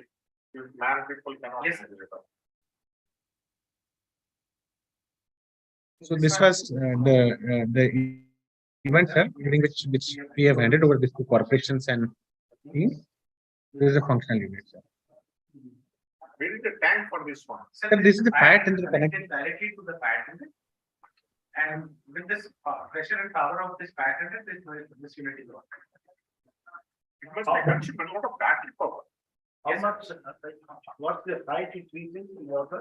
So Sir, it's almost 700 feet. 4, 5, 5 stairs.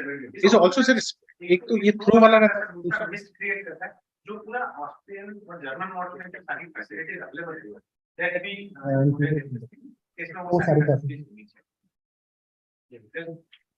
Delhi government has recently taken service. How long? Sir, battery is like almost, is having capacity of having battery of 6 hours. And This unit is embedded included with this sort of Bolero vehicle, which is self-charging. So गाड़ी में park करने से automatically charge. So अगर battery में गया है sir, तो वहीं पे on the spot उसको charge करते हैं. because the whole model is like that this type of somebody is telling me,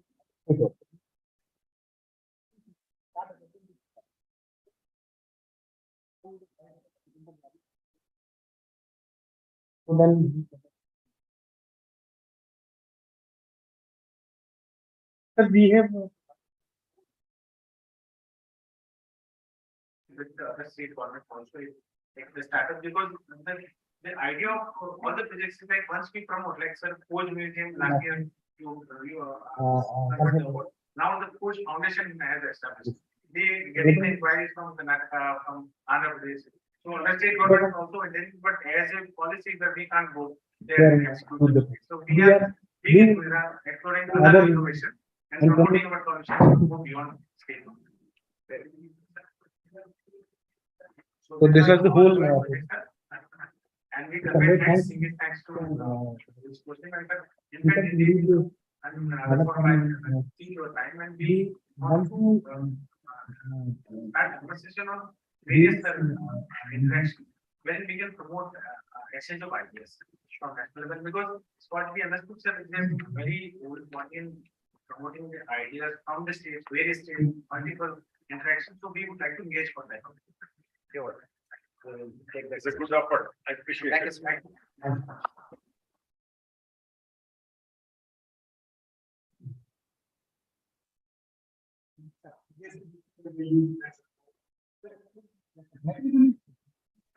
But it is all But we can organize because with this we are trying also with defense.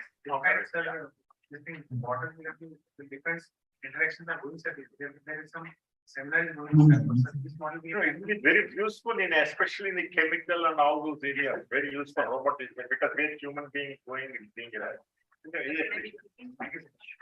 Okay, thank you.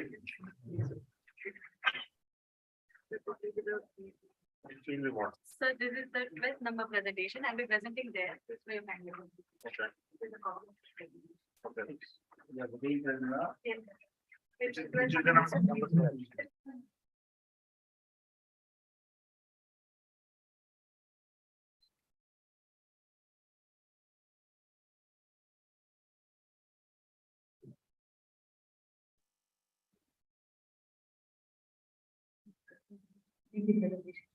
presentation खोल दीजिएगा.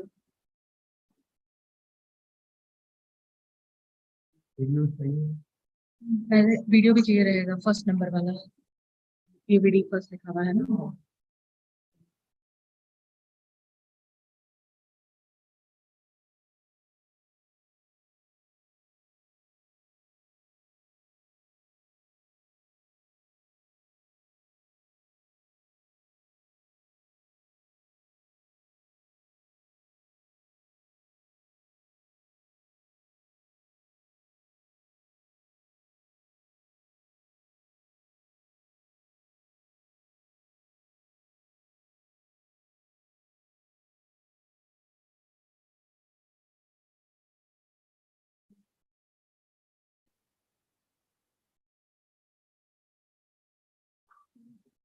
Namaskar, I am Dr. GA Foundation, that is Gujarat Ecological Education and Research Foundation. We are an autonomous body working under Forest Department. I'll be presenting my work on Gujarat model for development of climate resilient society for most vulnerable communities in Gujarat state. So when we all know that Kutch is the largest district and it has experienced so many extreme things like drought and flood and maybe the earthquake. So it is climatically and seismically very vulnerable place.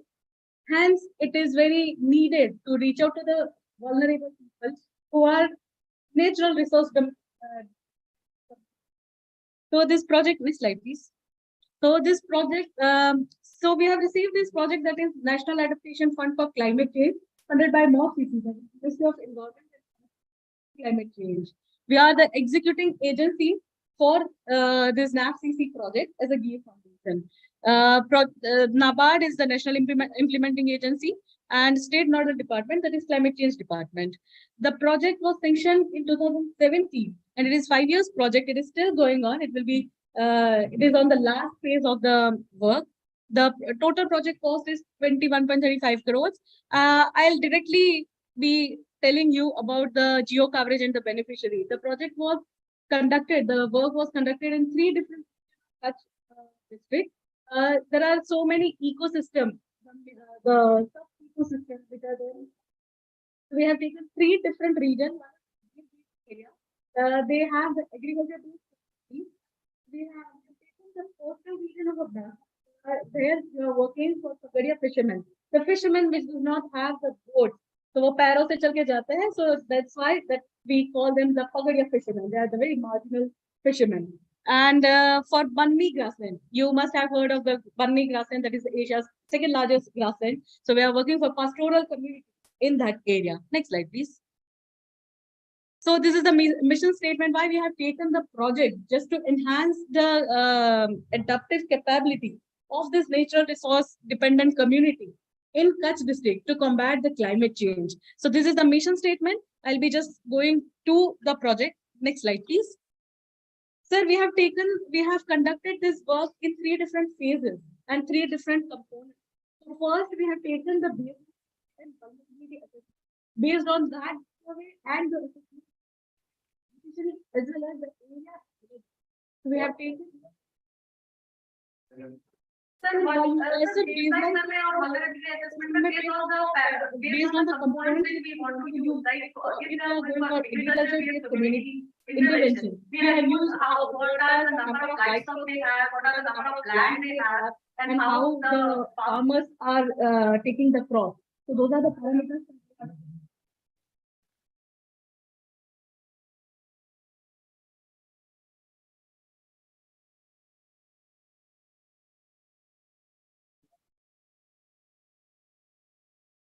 So out of it, sir, we have taken survey in 83 different villages. Out of that 83 villages, we have taken 32 most vulnerable villages of all these 3 talukas. And first was the baseline survey and vulnerability assessment. As you can see, the map of Kutch, maybe it is not that much visible. So Khadir Bed area is consisting of the, so it is kind of a bait area, and nearest ATM is 70 kilometers far from the place. So those are the very remote area, the Khadir Bed area, as well as the Banni grassland. Banni grassland is also very large area, but population-wise, it's very scattered and very remote area. Additionally, it is the borderline area, the coastal zone of Abdasa, the coastal taluka of Abdasa. That is also the border area. So we have taken 10 villages in Abdasa taluka. We have taken the 12 villages. जो village से अलग हो जाता है, दूसरा बांध. So we have taken 12 villages and bands in Banni region, and we have taken 10 villages in Khadir Bed area. So the second component of is capacity building and knowledge management. Like whatever we have, the knowledge and whatever technologies we know, or maybe the traditional knowledge which beneficiaries have. So all those communication is very needed when you implement some climate resilient society, or when you implement such interventions in those remote area or maybe the rural area. So we have taken, there are 12 different components in this capacity building and knowledge management. Like we have taken the open awareness training where anybody can come and take the training on the interventions which we have taken on those particular area, as well as we have taken the general climate change which is happening. We have given a little bit of knowledge, or maybe the idea how it is happening. Like technically we know that, and traditionally they know it better. So we just communicate in that trainings or stakeholders consultation. We have also taken community mobilization activity. Sir, I want to emphasize on one thing, that we have taken one intervention in Banni region. They have very strong traditional values. They follow very conservative culture. So going to the place and meeting the women and talking to them, is a very difficult task in the beginning. So for that, we need the community mobilization, like how they will come out of their zone, or maybe how they will understand that we are trying to help them to combat the climate change thing which is happening nowadays. So we have taken community mobilization activities, also the exposure visits. So we have taken almost around more than 20 exposure visits of all the benefits which we have in the project, and a stakeholders meeting, annual stakeholders meeting, which we take where all the collaborative agencies. One essence of the project is coordination, collaboration, and convergence. So we have taken all the officials from different departments of the state, like we are collaborated with fisheries department, we are collaborated with agriculture department, we are collaborated with handicraft and handloom corporation. So all those department officials goes there in the stakeholder consultation meeting or the stakeholders annual stakeholders meeting, and we communicate, or whatever gap filling we need, we do it. We try to resolve those issues under this stakeholders meeting. The most important part of the project, or the most important component of the project, is ecosystem based adaptation and community based adaptation. We have taken 12 different adaptive measures under this component. So we have divided this 3 regions. So for Khadir region, we have taken climate smart agriculture based practices. And for Abdasa region, we have done the work related to Pagadia fishermen just to enhance their capability and providing the alternate livelihood to them against this climate change which is happening nowadays. And for Banni region, we have tried to restore the grassland, as sir already told about the grassland restoration work. So we are also part of it, and I feel so proud of seeing when PM Modi sir in COP26 has mentioned about the Banni grassland restoration. So our small effort was part of it. So that is kind of a proud moment for us also, which work we have done in the Kutch or Banni district. Next slide, please. I'll be just going through the climate smart agriculture adaptation which we have taken in Khadir Bed area. So this is the innovative technology which we have developed and introduced into the Khadir Bed area for minimal and mindful use of water. So as we all know that Kutch is always in need of only 2 things, that is the water and fodder. So if we provide both the security, like water security and fodder security, then it is kind of a boon for them. So we have introduced the local aquifer recharge structure that is locally called as Holia. So it recharges the aquifer under the ground. Actually, there is no other source of water in the Kutch region.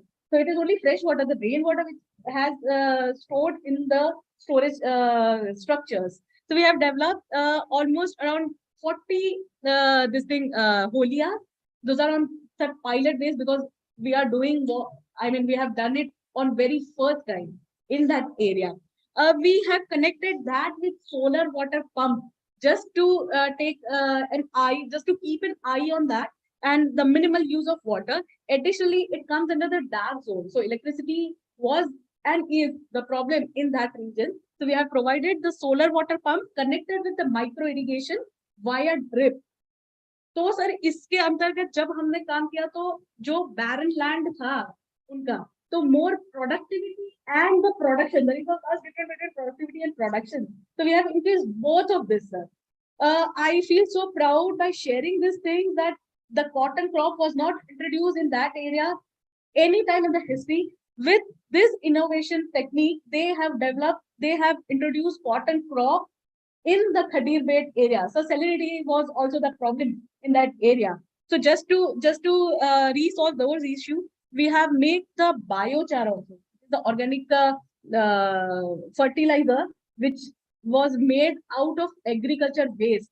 So जब हम harvest कर लेते हैं उसके बाद जो सारी चीजें बच जाती हैं, so we have used those agriculture waste to make the biochar, and it provides the soil fertility also. It increases the soil quality by using the biochar. And as Kutch is always in need of water, so we have made 140 water structure all over the 3 regions, and we have enhanced the storage capacity at 250 crore liter in 3 years of the span. Next slide, please. So these are the activities, these are the interventions which were taken in all the 3 regions. This is the picture, this is the glimpse of the activities which we have taken. Sir, we have taken the capacity building and knowledge management activities through various training activities. We have developed the storage structure that is kind of a talab and sagar thala. Sir, वो क्योंकि salinity बढ़ती है, saline area बढ़ता है, so we have made the oven bund also in this project. We have distributed the fodder seed kit. So we have collaborated with the state department, that is Gujarat Rajya Bij Nigam. They have provided us the good quality seeds which we have given to the people.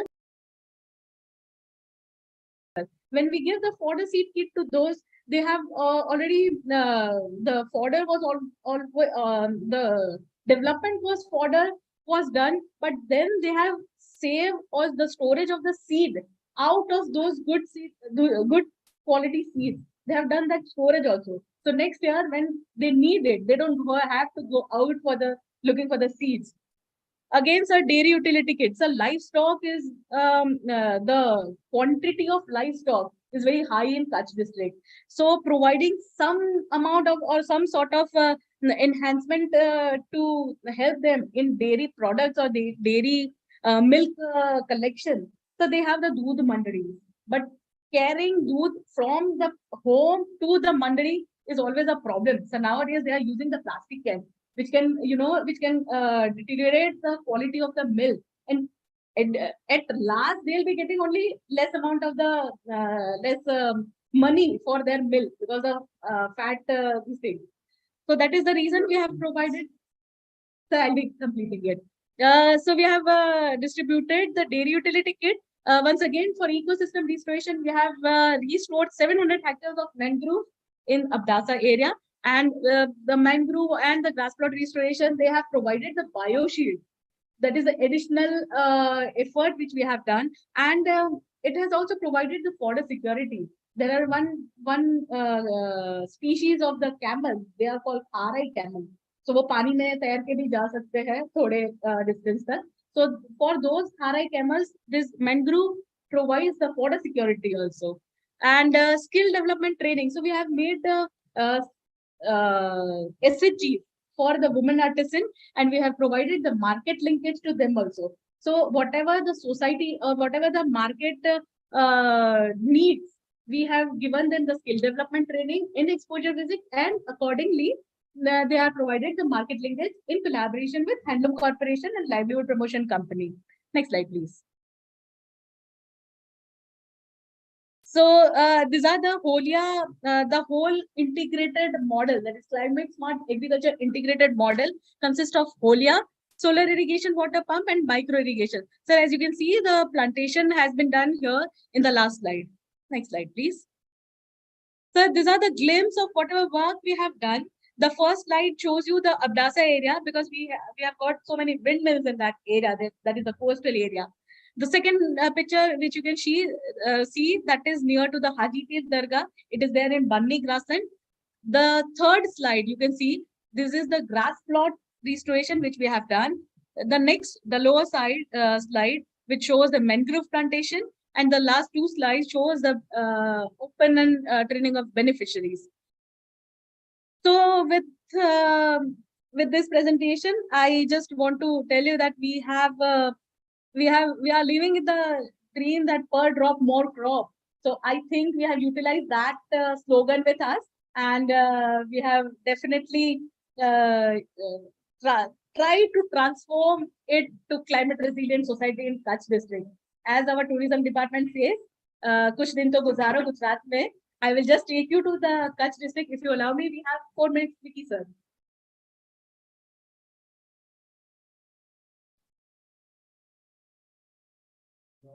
Sense your efforts to transform the fragile ecosystem and the people living there from their ordeal should for a betterment earning, and your efforts are recognized. There are 3 distinct communities. Let's look at that. Let's look at the video. What are you in there? Okay, okay.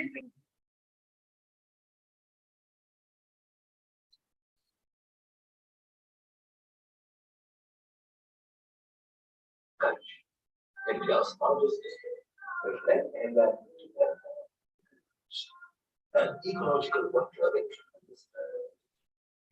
devices, scrub forests, open grasslands, wetlands along the Gujarat, and also with scanty rainfall and user emissions because of climate change. Kutch continues to grow.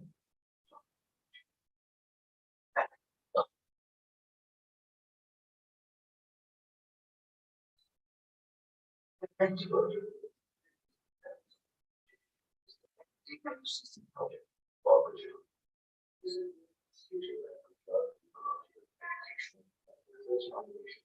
on the ages of policy. The climate change department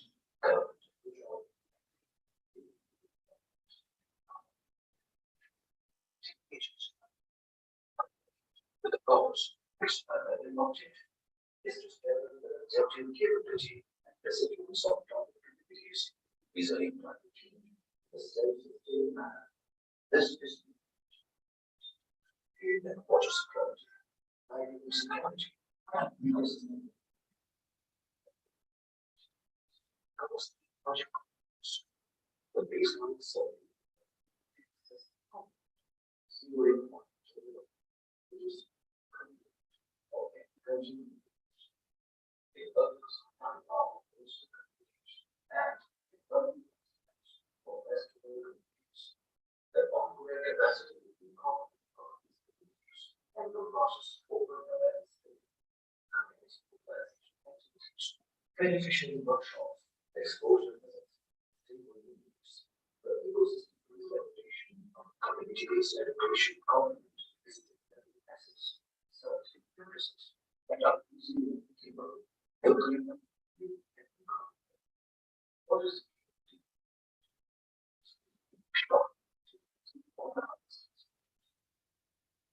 integrated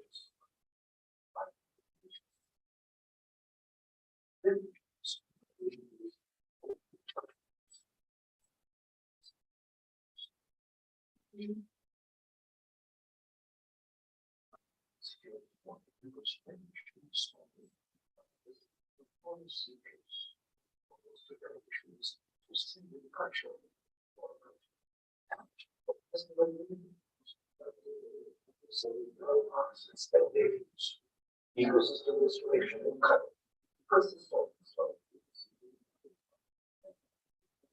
It contrasts some of the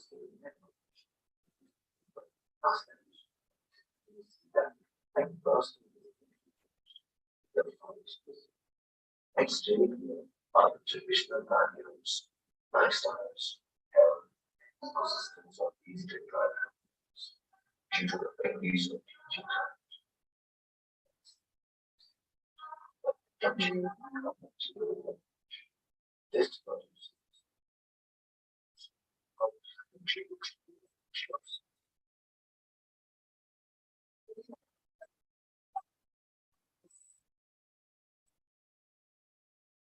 Thank you so very much for your. Thank you, sir.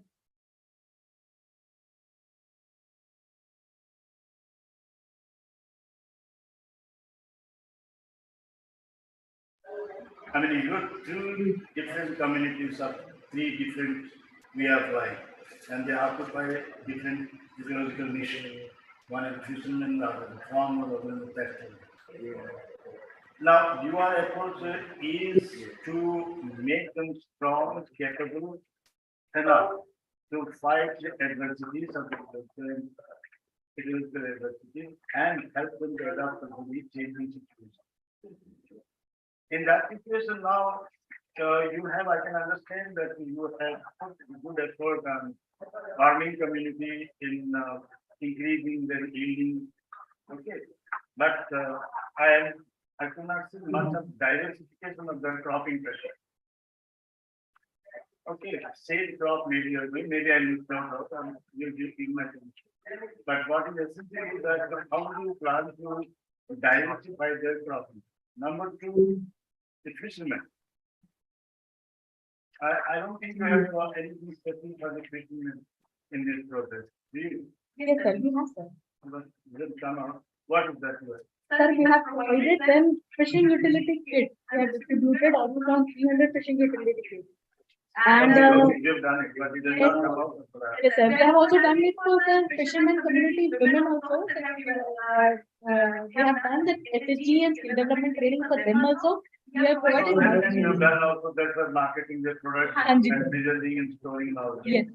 And for the pastoral community, because they are mobile community. How do you approach them and how do you ensure that they get the benefit when they don't have a place to remain all the time?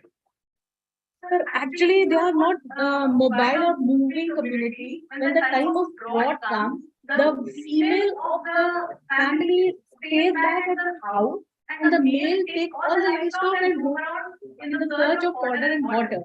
So what we have done is we have provided alternate menu to the women. That's not nomadism, but anyway, ultimately, with your effort that you've done, which is clearly visible, and what is the economic gain and sustaining capacity improvement in all these communities? Suppose before your intervention, their economic status was AB.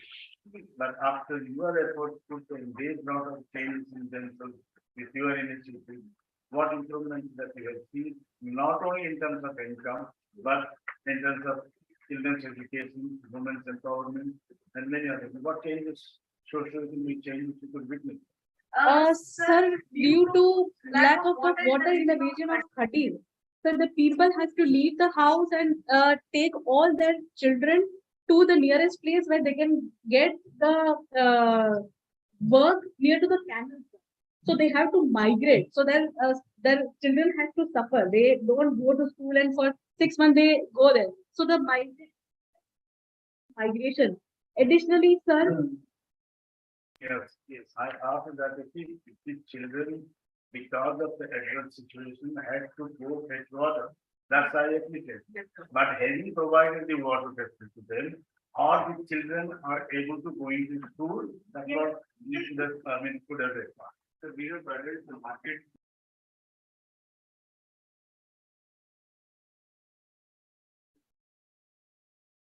Has been achieved ultimately without serious and strong efforts in that.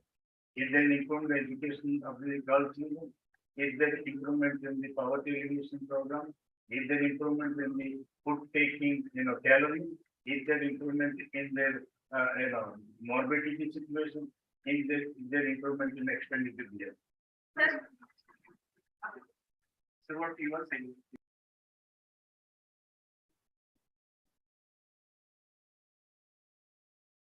Maybe more years. तो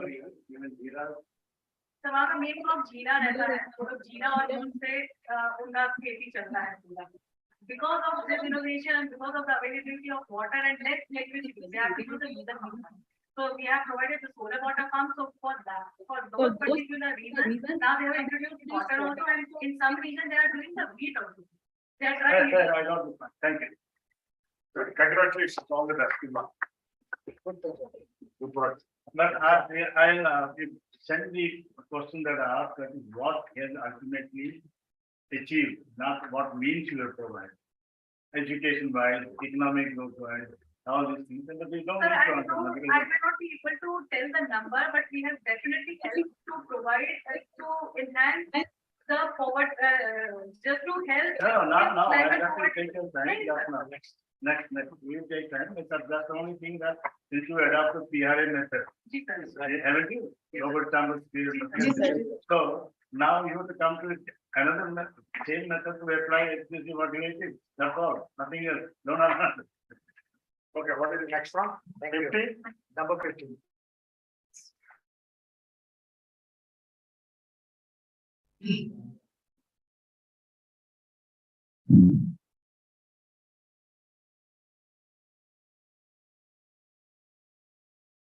Good afternoon, respected. So I'll be talking about Wisdalia model, a unique and holistic approach for the sustainable livelihood of the forest dependent community. Myself, Puneet Nair. I'm a Deputy Conservator of Forest, Surat, 2010 batch in Forest Service Officer. So I'll take you to a village called Visdalia, located in the Manvi Talika of the Surat district. So Manvi, Umarpada, and Mangrove, these are the predominantly tribal talukas of the Surat district, where we have more than 70 forest settlement villages. Most of the communities are dependent on forests. So that's a very big number. And approximately 4.1% population of the Surat district belongs to tribal. Initially, these communities were mostly dependent on the forest areas for their livelihood. So they were having a lot of conflict with the department. The problem of illicit cutting and the forest fire incidences, they were on the rise. So department was thinking of providing them sustainable livelihood opportunity. And with that thing in mind, in 2017, the first seed of the Visdalia approach or the model was sown in 2017 in this village. So we started with a primitive tribe group called Kokmania. They used to make small bamboo articles like the toplis and other things, and they used to sell through intermediaries. So they were exploited a lot. So we trained with a very small seeds capital of 2.5 lakhs and 60 artisans. We started this project, and today we are targeting and we are impacting more than 6,900 tribal families with a financial impact of more than 21 crores a year. We have created more than 15 enterprises under this Visdalia rural model, and we have created more than 100 tribal entrepreneurs who are running this cluster model, and with an impact that today the Gujarat government has actually replicated this model in 4 other tribal districts, and we are acting as a mentor also. So these are Narmada, Tapi, Chota Udaipur, Danks. So I'll be coming to those things. So I'll be talking about that journey, what problems and challenges we faced, and the replicability issues. So the forest dependent communities, I told that they face a lot of challenges. Very small and marginal land holding they used to have, not even subsistence farming. They had the lack of access to the formal banking even system institutions.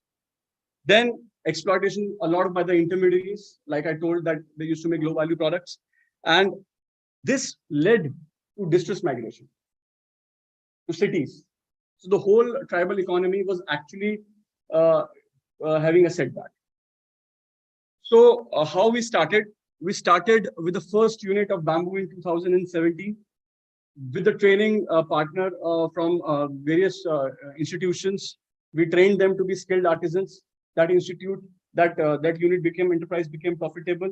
In the next year, we added a lot of enterprises. We had pulses unit, masala unit, mushroom cultivation, then a paper craft. Then we introduced bakery unit. All these units, when were introduced, trainings were given, expert professionals were invited to train them, financial literacy was given. But when we went at the depth, we got to know that the problem lies with the raw material too. Because if you want to make a model scalable, if you want to make it replicable, then definitely you need that quantity in large number. The problem was and we want to source it locally. We don't want to source, spices from Kerala. We want to source it locally. So the problem came up. So we went into depth. We analyzed that the agriculture has to be made profitable. So we partnered with the Shell Hazira company. We asked them to make a project so that the problem is that because of the small land holding size, they can't harvest more than once in a year. So we gave them solar water irrigation system, lift irrigation system combined with the group well scheme and the farm inputs from the Krishi Vigyan Kendra so that they could harvest at least twice a year. And whatever extra farm produce in the terms of vegetable farming come, we felt the need that now there is a need to actually connect them to the processing and marketing too. So we opened up in the very remote areas. We found the clusters and opened agro processing centers under Shama Prasad Rural Urban Mission and gave them that space. And that got connected to the Reliance Smart. So our forest communities, our joint forest management committees are operating those centers and actually selling the produce to the Reliance Smart. More than 1,700 farmers have been impacted by this. So parallelly, since the enterprises were increasing, we felt the need to give it a legal entity. So we made a cooperative of 33 villages, incorporated, and made an executive committee, totally community run, totally community owned. We acted as a mentor, definitely, because department was giving funding to a certain extent, but we tried to create entrepreneurship within those community. And today, the results are there. So this slide shows that in the center, you can see there's a rural mall at Visdalia. We have the vegetable collection centers in the periphery. We have the 4 Haryali canteens run by all the self-help groups. Then we have the solar lift irrigation beneficiaries. All these are connected to the central rural mall. We have given the name the rural mall because we want to show that economy or the sale doesn't happen only in the urban areas. It happens in the rural and the suburban areas as well. And you will be surprised to know that 40% of our sales actually goes into the rural areas. And these are the 3 satellite clusters which we're talking about that have been replicated based on the success of our model, the Netrang, the Dediapada, and the Vyara. So this is the structure we have, working structure we have made. So we have the 11-member, the working committee with a cluster head, a professional who runs and takes care of the marketing. We have tried to make this run professionally. We have segregated the production, accounts, marketing, sales, and design team. And we have taken help from the institutions like National Institute of Design and CAPT to continuously improve our products. So this is a value chain. This is a value chain in which we source the products from the farm. 2,100 farmers is there. Then it comes to the Visdalia cluster. Then based upon the need, these products are distributed into the 15 enterprises, and all those enterprises, they value add and they actually sell it to the concept of under the brand name of the rural mall. So we have around more than 20,000 retail and individual customers from this rural mall. So these are some of the photographs of the centers. This is our workers at work. You can see that the artisans making bamboo crafts, training, doing mushroom cultivation, bakery. So our team as a department also, we have made it that we will go and interact with the communities to the level of even doing village visits, interacting at the schools, and giving them training. And this is one of the in the center. This is one of the initiative which we have started, in which we have opened a library. I'm just talking about this all in the forest settlement villages. So this is a library which is run by the Visdalia. So where the students from these communities, they come and we give them the regular mentorship sessions so that they can qualify for the entrance examination. And the last was a visit by the JICA team, Japan International Cooperation Agency, in 2019, where they appreciated the efforts and they also talked about the replicability of this thing. So the community who were actually making small toplies and small items are actually making these. I'm talking about the bamboo unit. So this is a library near the Bombay. This is the forest watchtower we have created in more than 6 districts in Gujarat. This is all in various resorts and the hotels, which our artisans have gone there and made the structures. So we have appointed a structural consultant in our organization as well. So these are one of the interiors which our people are doing, and you can see in 3-4 years their finishing has actually improved a lot. Talking about the agri produce, we have actually created a brand called Naisar, under which we locally source the farm produce. And I talked about the farming communities, the farm products which we are sourcing from them. We have actually created 300 farmers for the organic certification. 200 farmers have actually achieved that certification of level 2, and final level of certification will be achieved by next year. So they'll be able to sell their product under the organic branding. So we have these products we sell under the brand name of Naisar, haldi, turmeric, honey, and pulses, grams. We have local varieties like Nangli, which were earlier there in those areas. We have tried to reintroduce in those areas. So this is our customer across the globe. So 400 products, 4 countries, 9 states, and 20,000 customers. So our bakery products you will find in USA and Canada in Patel stores. We have exported more than 12,000 kgs of bakery products to these. And we have actually made some innovation. We have tried to make them with the local millets. The coarse millets we have actually used in making those bakery items. And you will find our craft items in Germany as well. And in 9 states, we have actually, we are selling through intermediate channels. We are selling our craft products and also doing construction work. So this is the solar-based lift irrigation system which I talked about because there was no access of electricity to that place. So more than 500 families have been impacted, considering dependency ratio 1:4.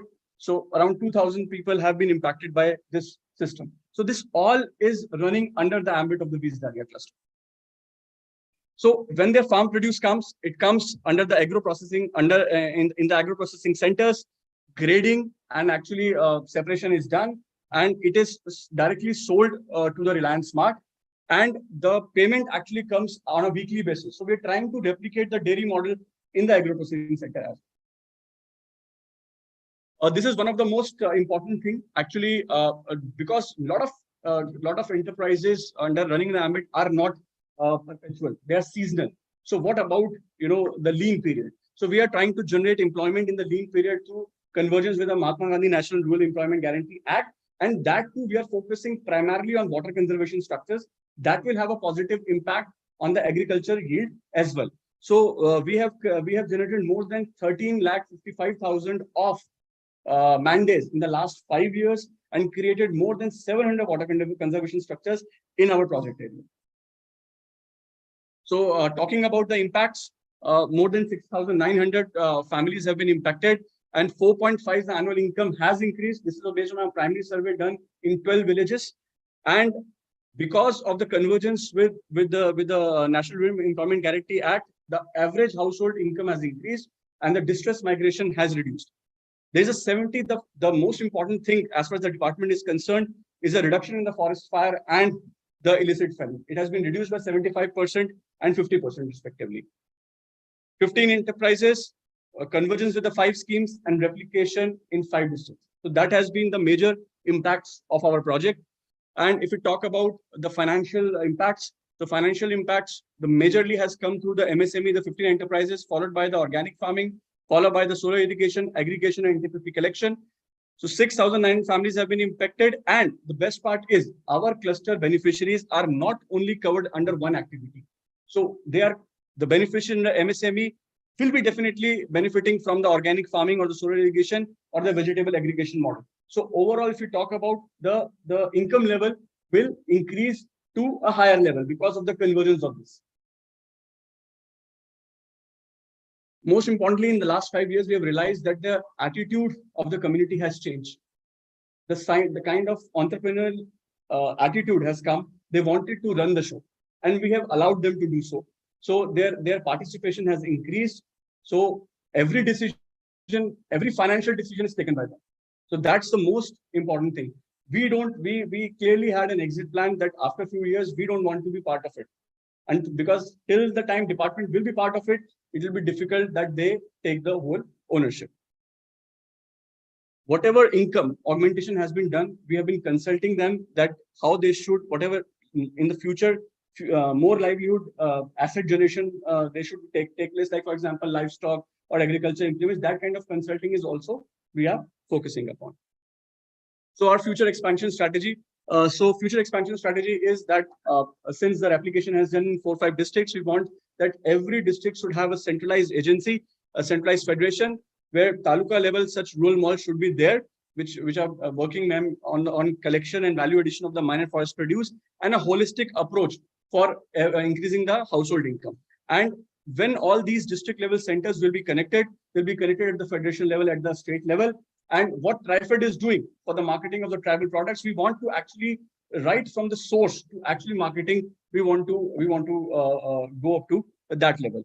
And since more major of our work is revenue is coming from the bamboo work as well.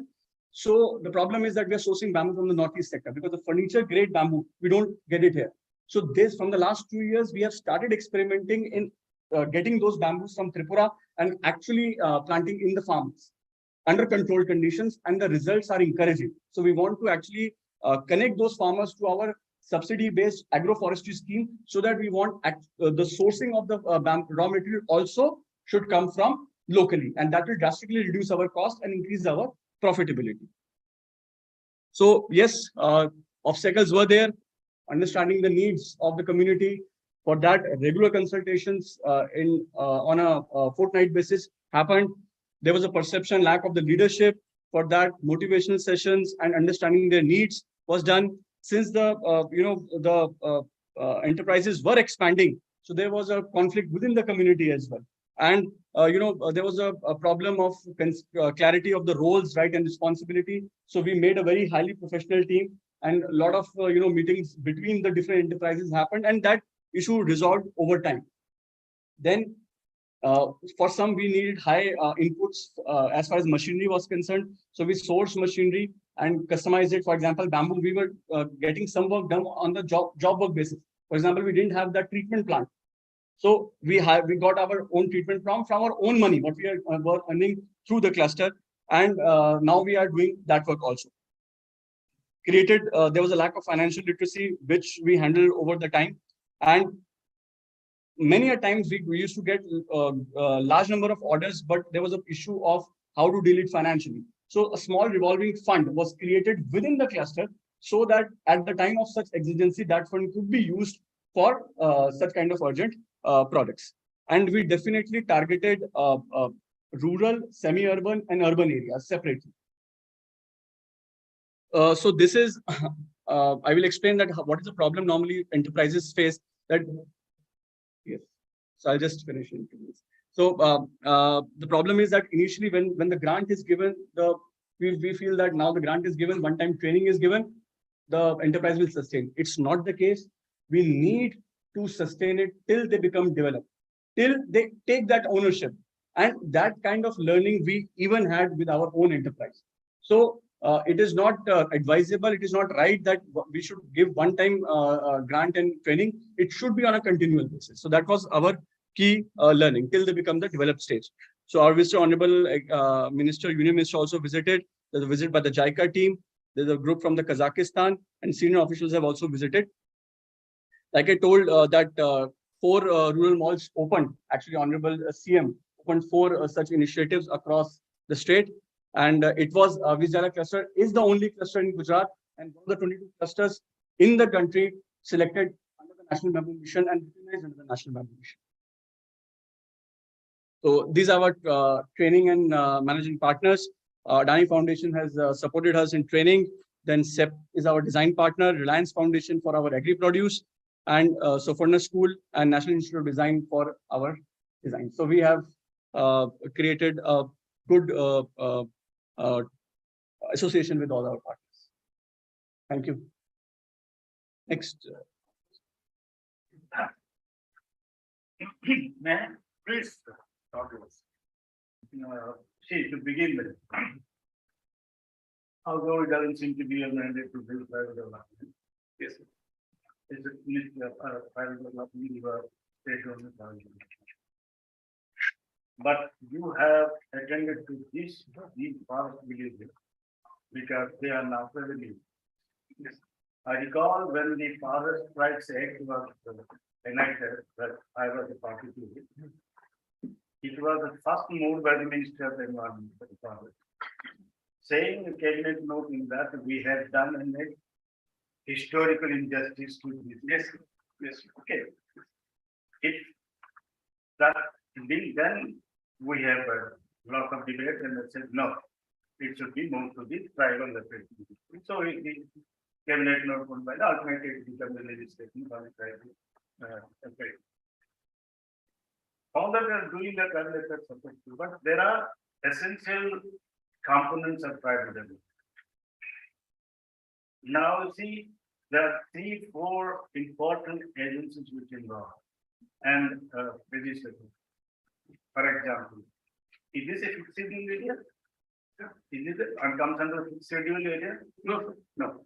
Okay, even then, the Darbar Act provisions are applicable. So the Darbar achievements overriding power over other languages. Yes, all right. Similarly, Forest Right Act clearly says that community land and the traditional owners who have up 3 generations who are living there should be provided 4 acres of land. Is that at all? Have you provided those land? Yes, sir, we have. So then why you say that there is only limited land they have and this is sir, the problem is that that majorly that only in the whole Surat district, right, hardly 2,000 beneficiaries have been got it. And so that is also the 70% of the land holding is less than 0.5. No, see, we have, in fact, last month only, we had reviewed the part of it with UNDP and Minister. Yes, yes. That last we, achieved and not yet here. Yes. So while you are doing this good work, which is not your mandate, you are doing very specific.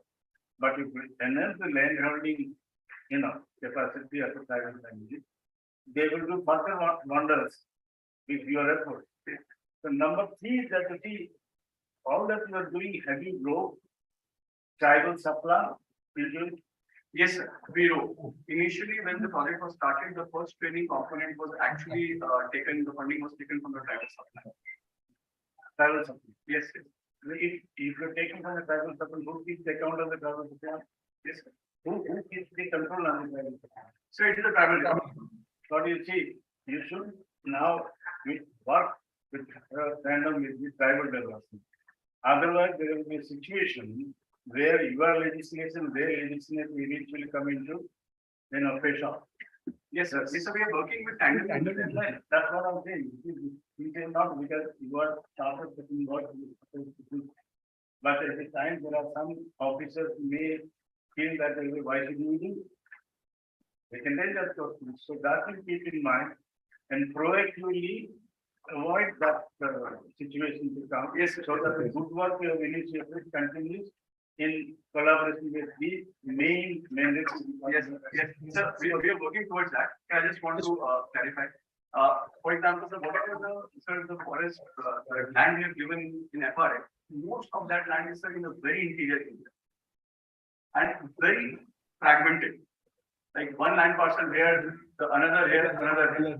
So we have already developing one more scheme with the tribal department. No, that's precisely one thing that I'm going to precisely problem is that unless the revenue villages, yes, part of it don't have record. Yes, who has the land where. So now that's what the perspective came into issue, saying that whoever has been taking a plot of land for 3 generations, he's entitled to get his provided. So we can resolve it. I got it point. I am just helping you out. Yes, absolutely. Thank you. Thank you. Congratulations. Good suggestion. Good job. You guys have done an excellent job. Congratulations. All right, the last presentation, number 16.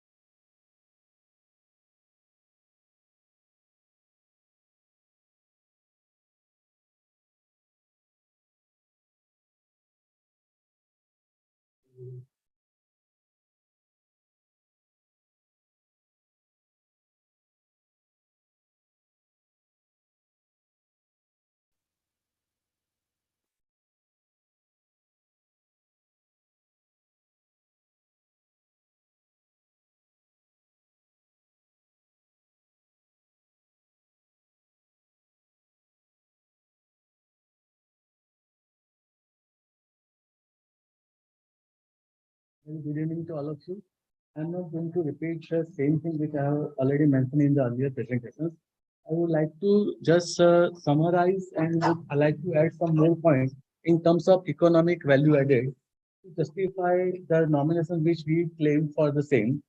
Sir, as already I have mentioned in the earlier in the morning sessions that RUSA is a center sponsor scheme, but as such the state hydrogen plan is prepared by the state government consulting with all the institutions of the states, and as per the requirement and needs of the institutions and universities, we are optimum utilizing and preparing the plan according to the needs, optimum needs of the institutions. So the role of the institutes and role of the state nodal office implementing agency is very much different in terms of central sponsor scheme. That is number one point, which I would like to mention.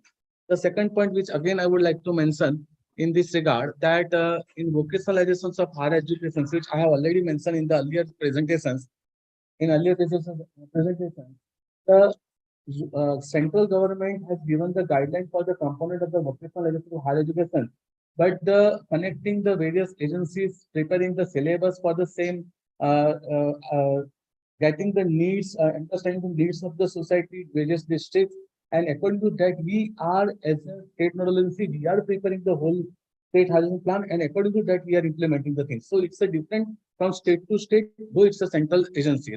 Now, I would like to come my the main part which I would like to claim for this particular area, that in the morning I have not mentioned any financial aspect about the project. Here I would like to mention the project finance aspect to claim economic value additions in terms of the state revenue, state productions efficiency and revenue generations way. As we aware about the total, we received 9 components for the same, and total amount is sanctioned for 303 crores, means 304 crores for this RUSA 1.0 project. And out of that, we received 258 crores, and we utilized 76.88% for the benefits of the students in a given guideline by the central government and the state government. Here some glimpse of the chart which we explain about the utilizations of the various components, in which we are in some components we are very good. In vocationalizations, we are facing slight problem, that is the due to pandemic. Vocational training is not possible online training. It's required face-to-face training. So 2 years we are not able to continue with this vocationalization of higher education. Rest of the parameters are very highly means we utilize very in a positive way. In RUSA 2.0, we got an opportunity to sanction 160 crores. Out of that, 78 crores government of Gujarat and India both have released, and 77% we have utilized. And this is the glimpse of the utilization. That is total, we have utilized 77%, and each and every components we have more than placed 69%. One, that is a new professional college, it is not yet a DPR, the detailed project report is not approved by the ministry. That's why we are waiting for the same. That is a Surat Pharmacy College. So ultimately, the rest of the thing, which is some more than earlier repetitions of my earlier presentations.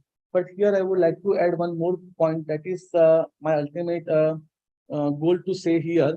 That is through these financial expenditures, we are providing quality education. We are increasing the employment and revenue generations for others group of the society, because of we are doing the construction work and all these things. So it creates a cascading effect in terms of the economic side. And overall, we are getting the more and more economic valuation in terms of higher education, in terms of employment, in terms of the opportunity creations, in terms of the human development, as well as the revenue generations also. So my ultimate presentation is related with this thing. Rest of the thing which I have already mentioned, vocationalizations and each and everything, that is the creation of the human capitals and like that way. So I'm not going to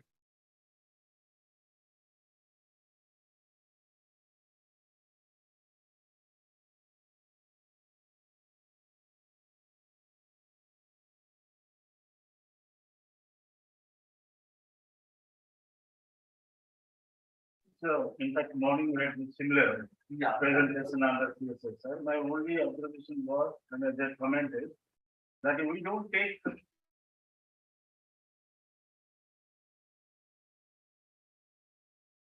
the Indian approach implemented in different depending upon the situational demand. So taking a small component and turning a scheme will not be proper.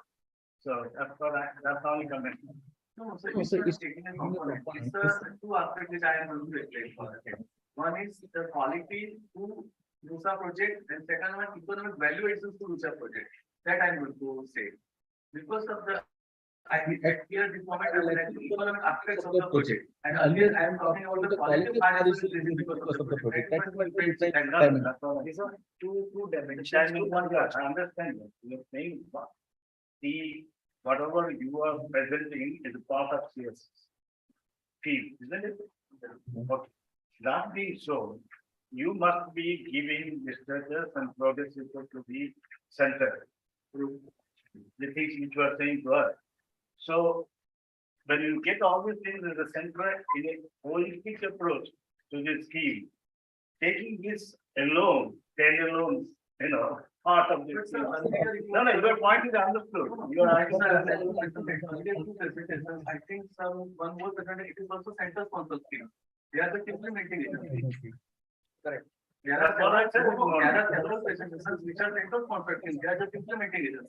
And just in the morning, I have to repeat myself because of time. I agree that mine is center sponsored. I agree with it because I have answered. But I have listened to many projects. This is the Gill Foundation project. They have presented. This is also center sponsored scheme. They are implementing the insurance. It's funded by the full federal government. No, that's what I think. It is a part of a central scheme itself. Because we never said that if there is a central sponsored scheme, you may be giving a 40% share in the. there is some confusion है कि क्या central sponsor schemes state of governance के base पे हम नहीं nominate कर सकते की बात है, ये बात है कि स्कीम आपका नहीं है। स्कीम नहीं बचा रहा हूँ। Let me try. There's no confusion. What you presented in the morning, right? This is an add-on to the same. True, right? True. So I have two propositions. What he's saying is that this is since a central sponsored scheme, you are executing it, given your own circumstances and your own commitment, right? And you have presented the benefit statement very clearly. Okay. As to you improve, focused on the quality, and this is the economic value. So there is no debate. This is perhaps you will also wanted to say, but simplified, said like this. Second is, since these are two nominations, what I would suggest is, and two components to the same scheme, to be combined as taken as one nomination, rather than taking as two nominations, because combining it will add more strengths to your presentation. If we split it, then this is seen as two different things and not a holistic. Right. So we'll do one thing. We will write to you. You just have to say that rather both the presentations, what we have taken, we will combine this and taken as one nomination from RUSA. Right? And consider it accordingly. So that Any other component that you would like to present in the next page of SKOCH? These two things and you want to project as your proposals for SKOCH. Whether some other components are there in central sponsors. So it's very much part of the assessment.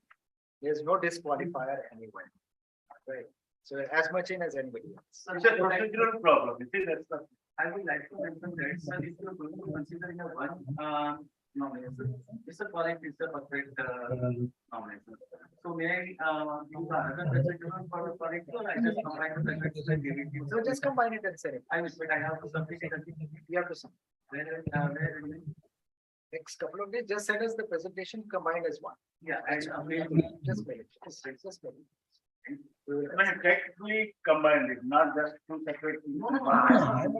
So I'm not giving background because I've been assessing and central sponsor. You said that this is the central sponsor. In this these two are two aspects of the total scheme. So we are presenting that's all. Yeah, that's good. All right, thank you very much. Thank you. Congratulations to all of you. Congratulations to all of you. It's been a long day again. Patience is different. And we are also thankful to all of you for you have visited from the Delhi and you have spent your own time for. We have come. Hospitality brings us here. No, you're saying something. Yeah. No, earlier in the morning you have mentioned that the emotional percent is very much important when we are doing any work. So we have considered that point is a very appreciable for our side also. कि आपने इसको अच्छा समझा है and you have visited Gujarat. आपने बुलाया और हम चले आए। अब दोबारा बुलाएंगे फिर से आए। बिल्कुल।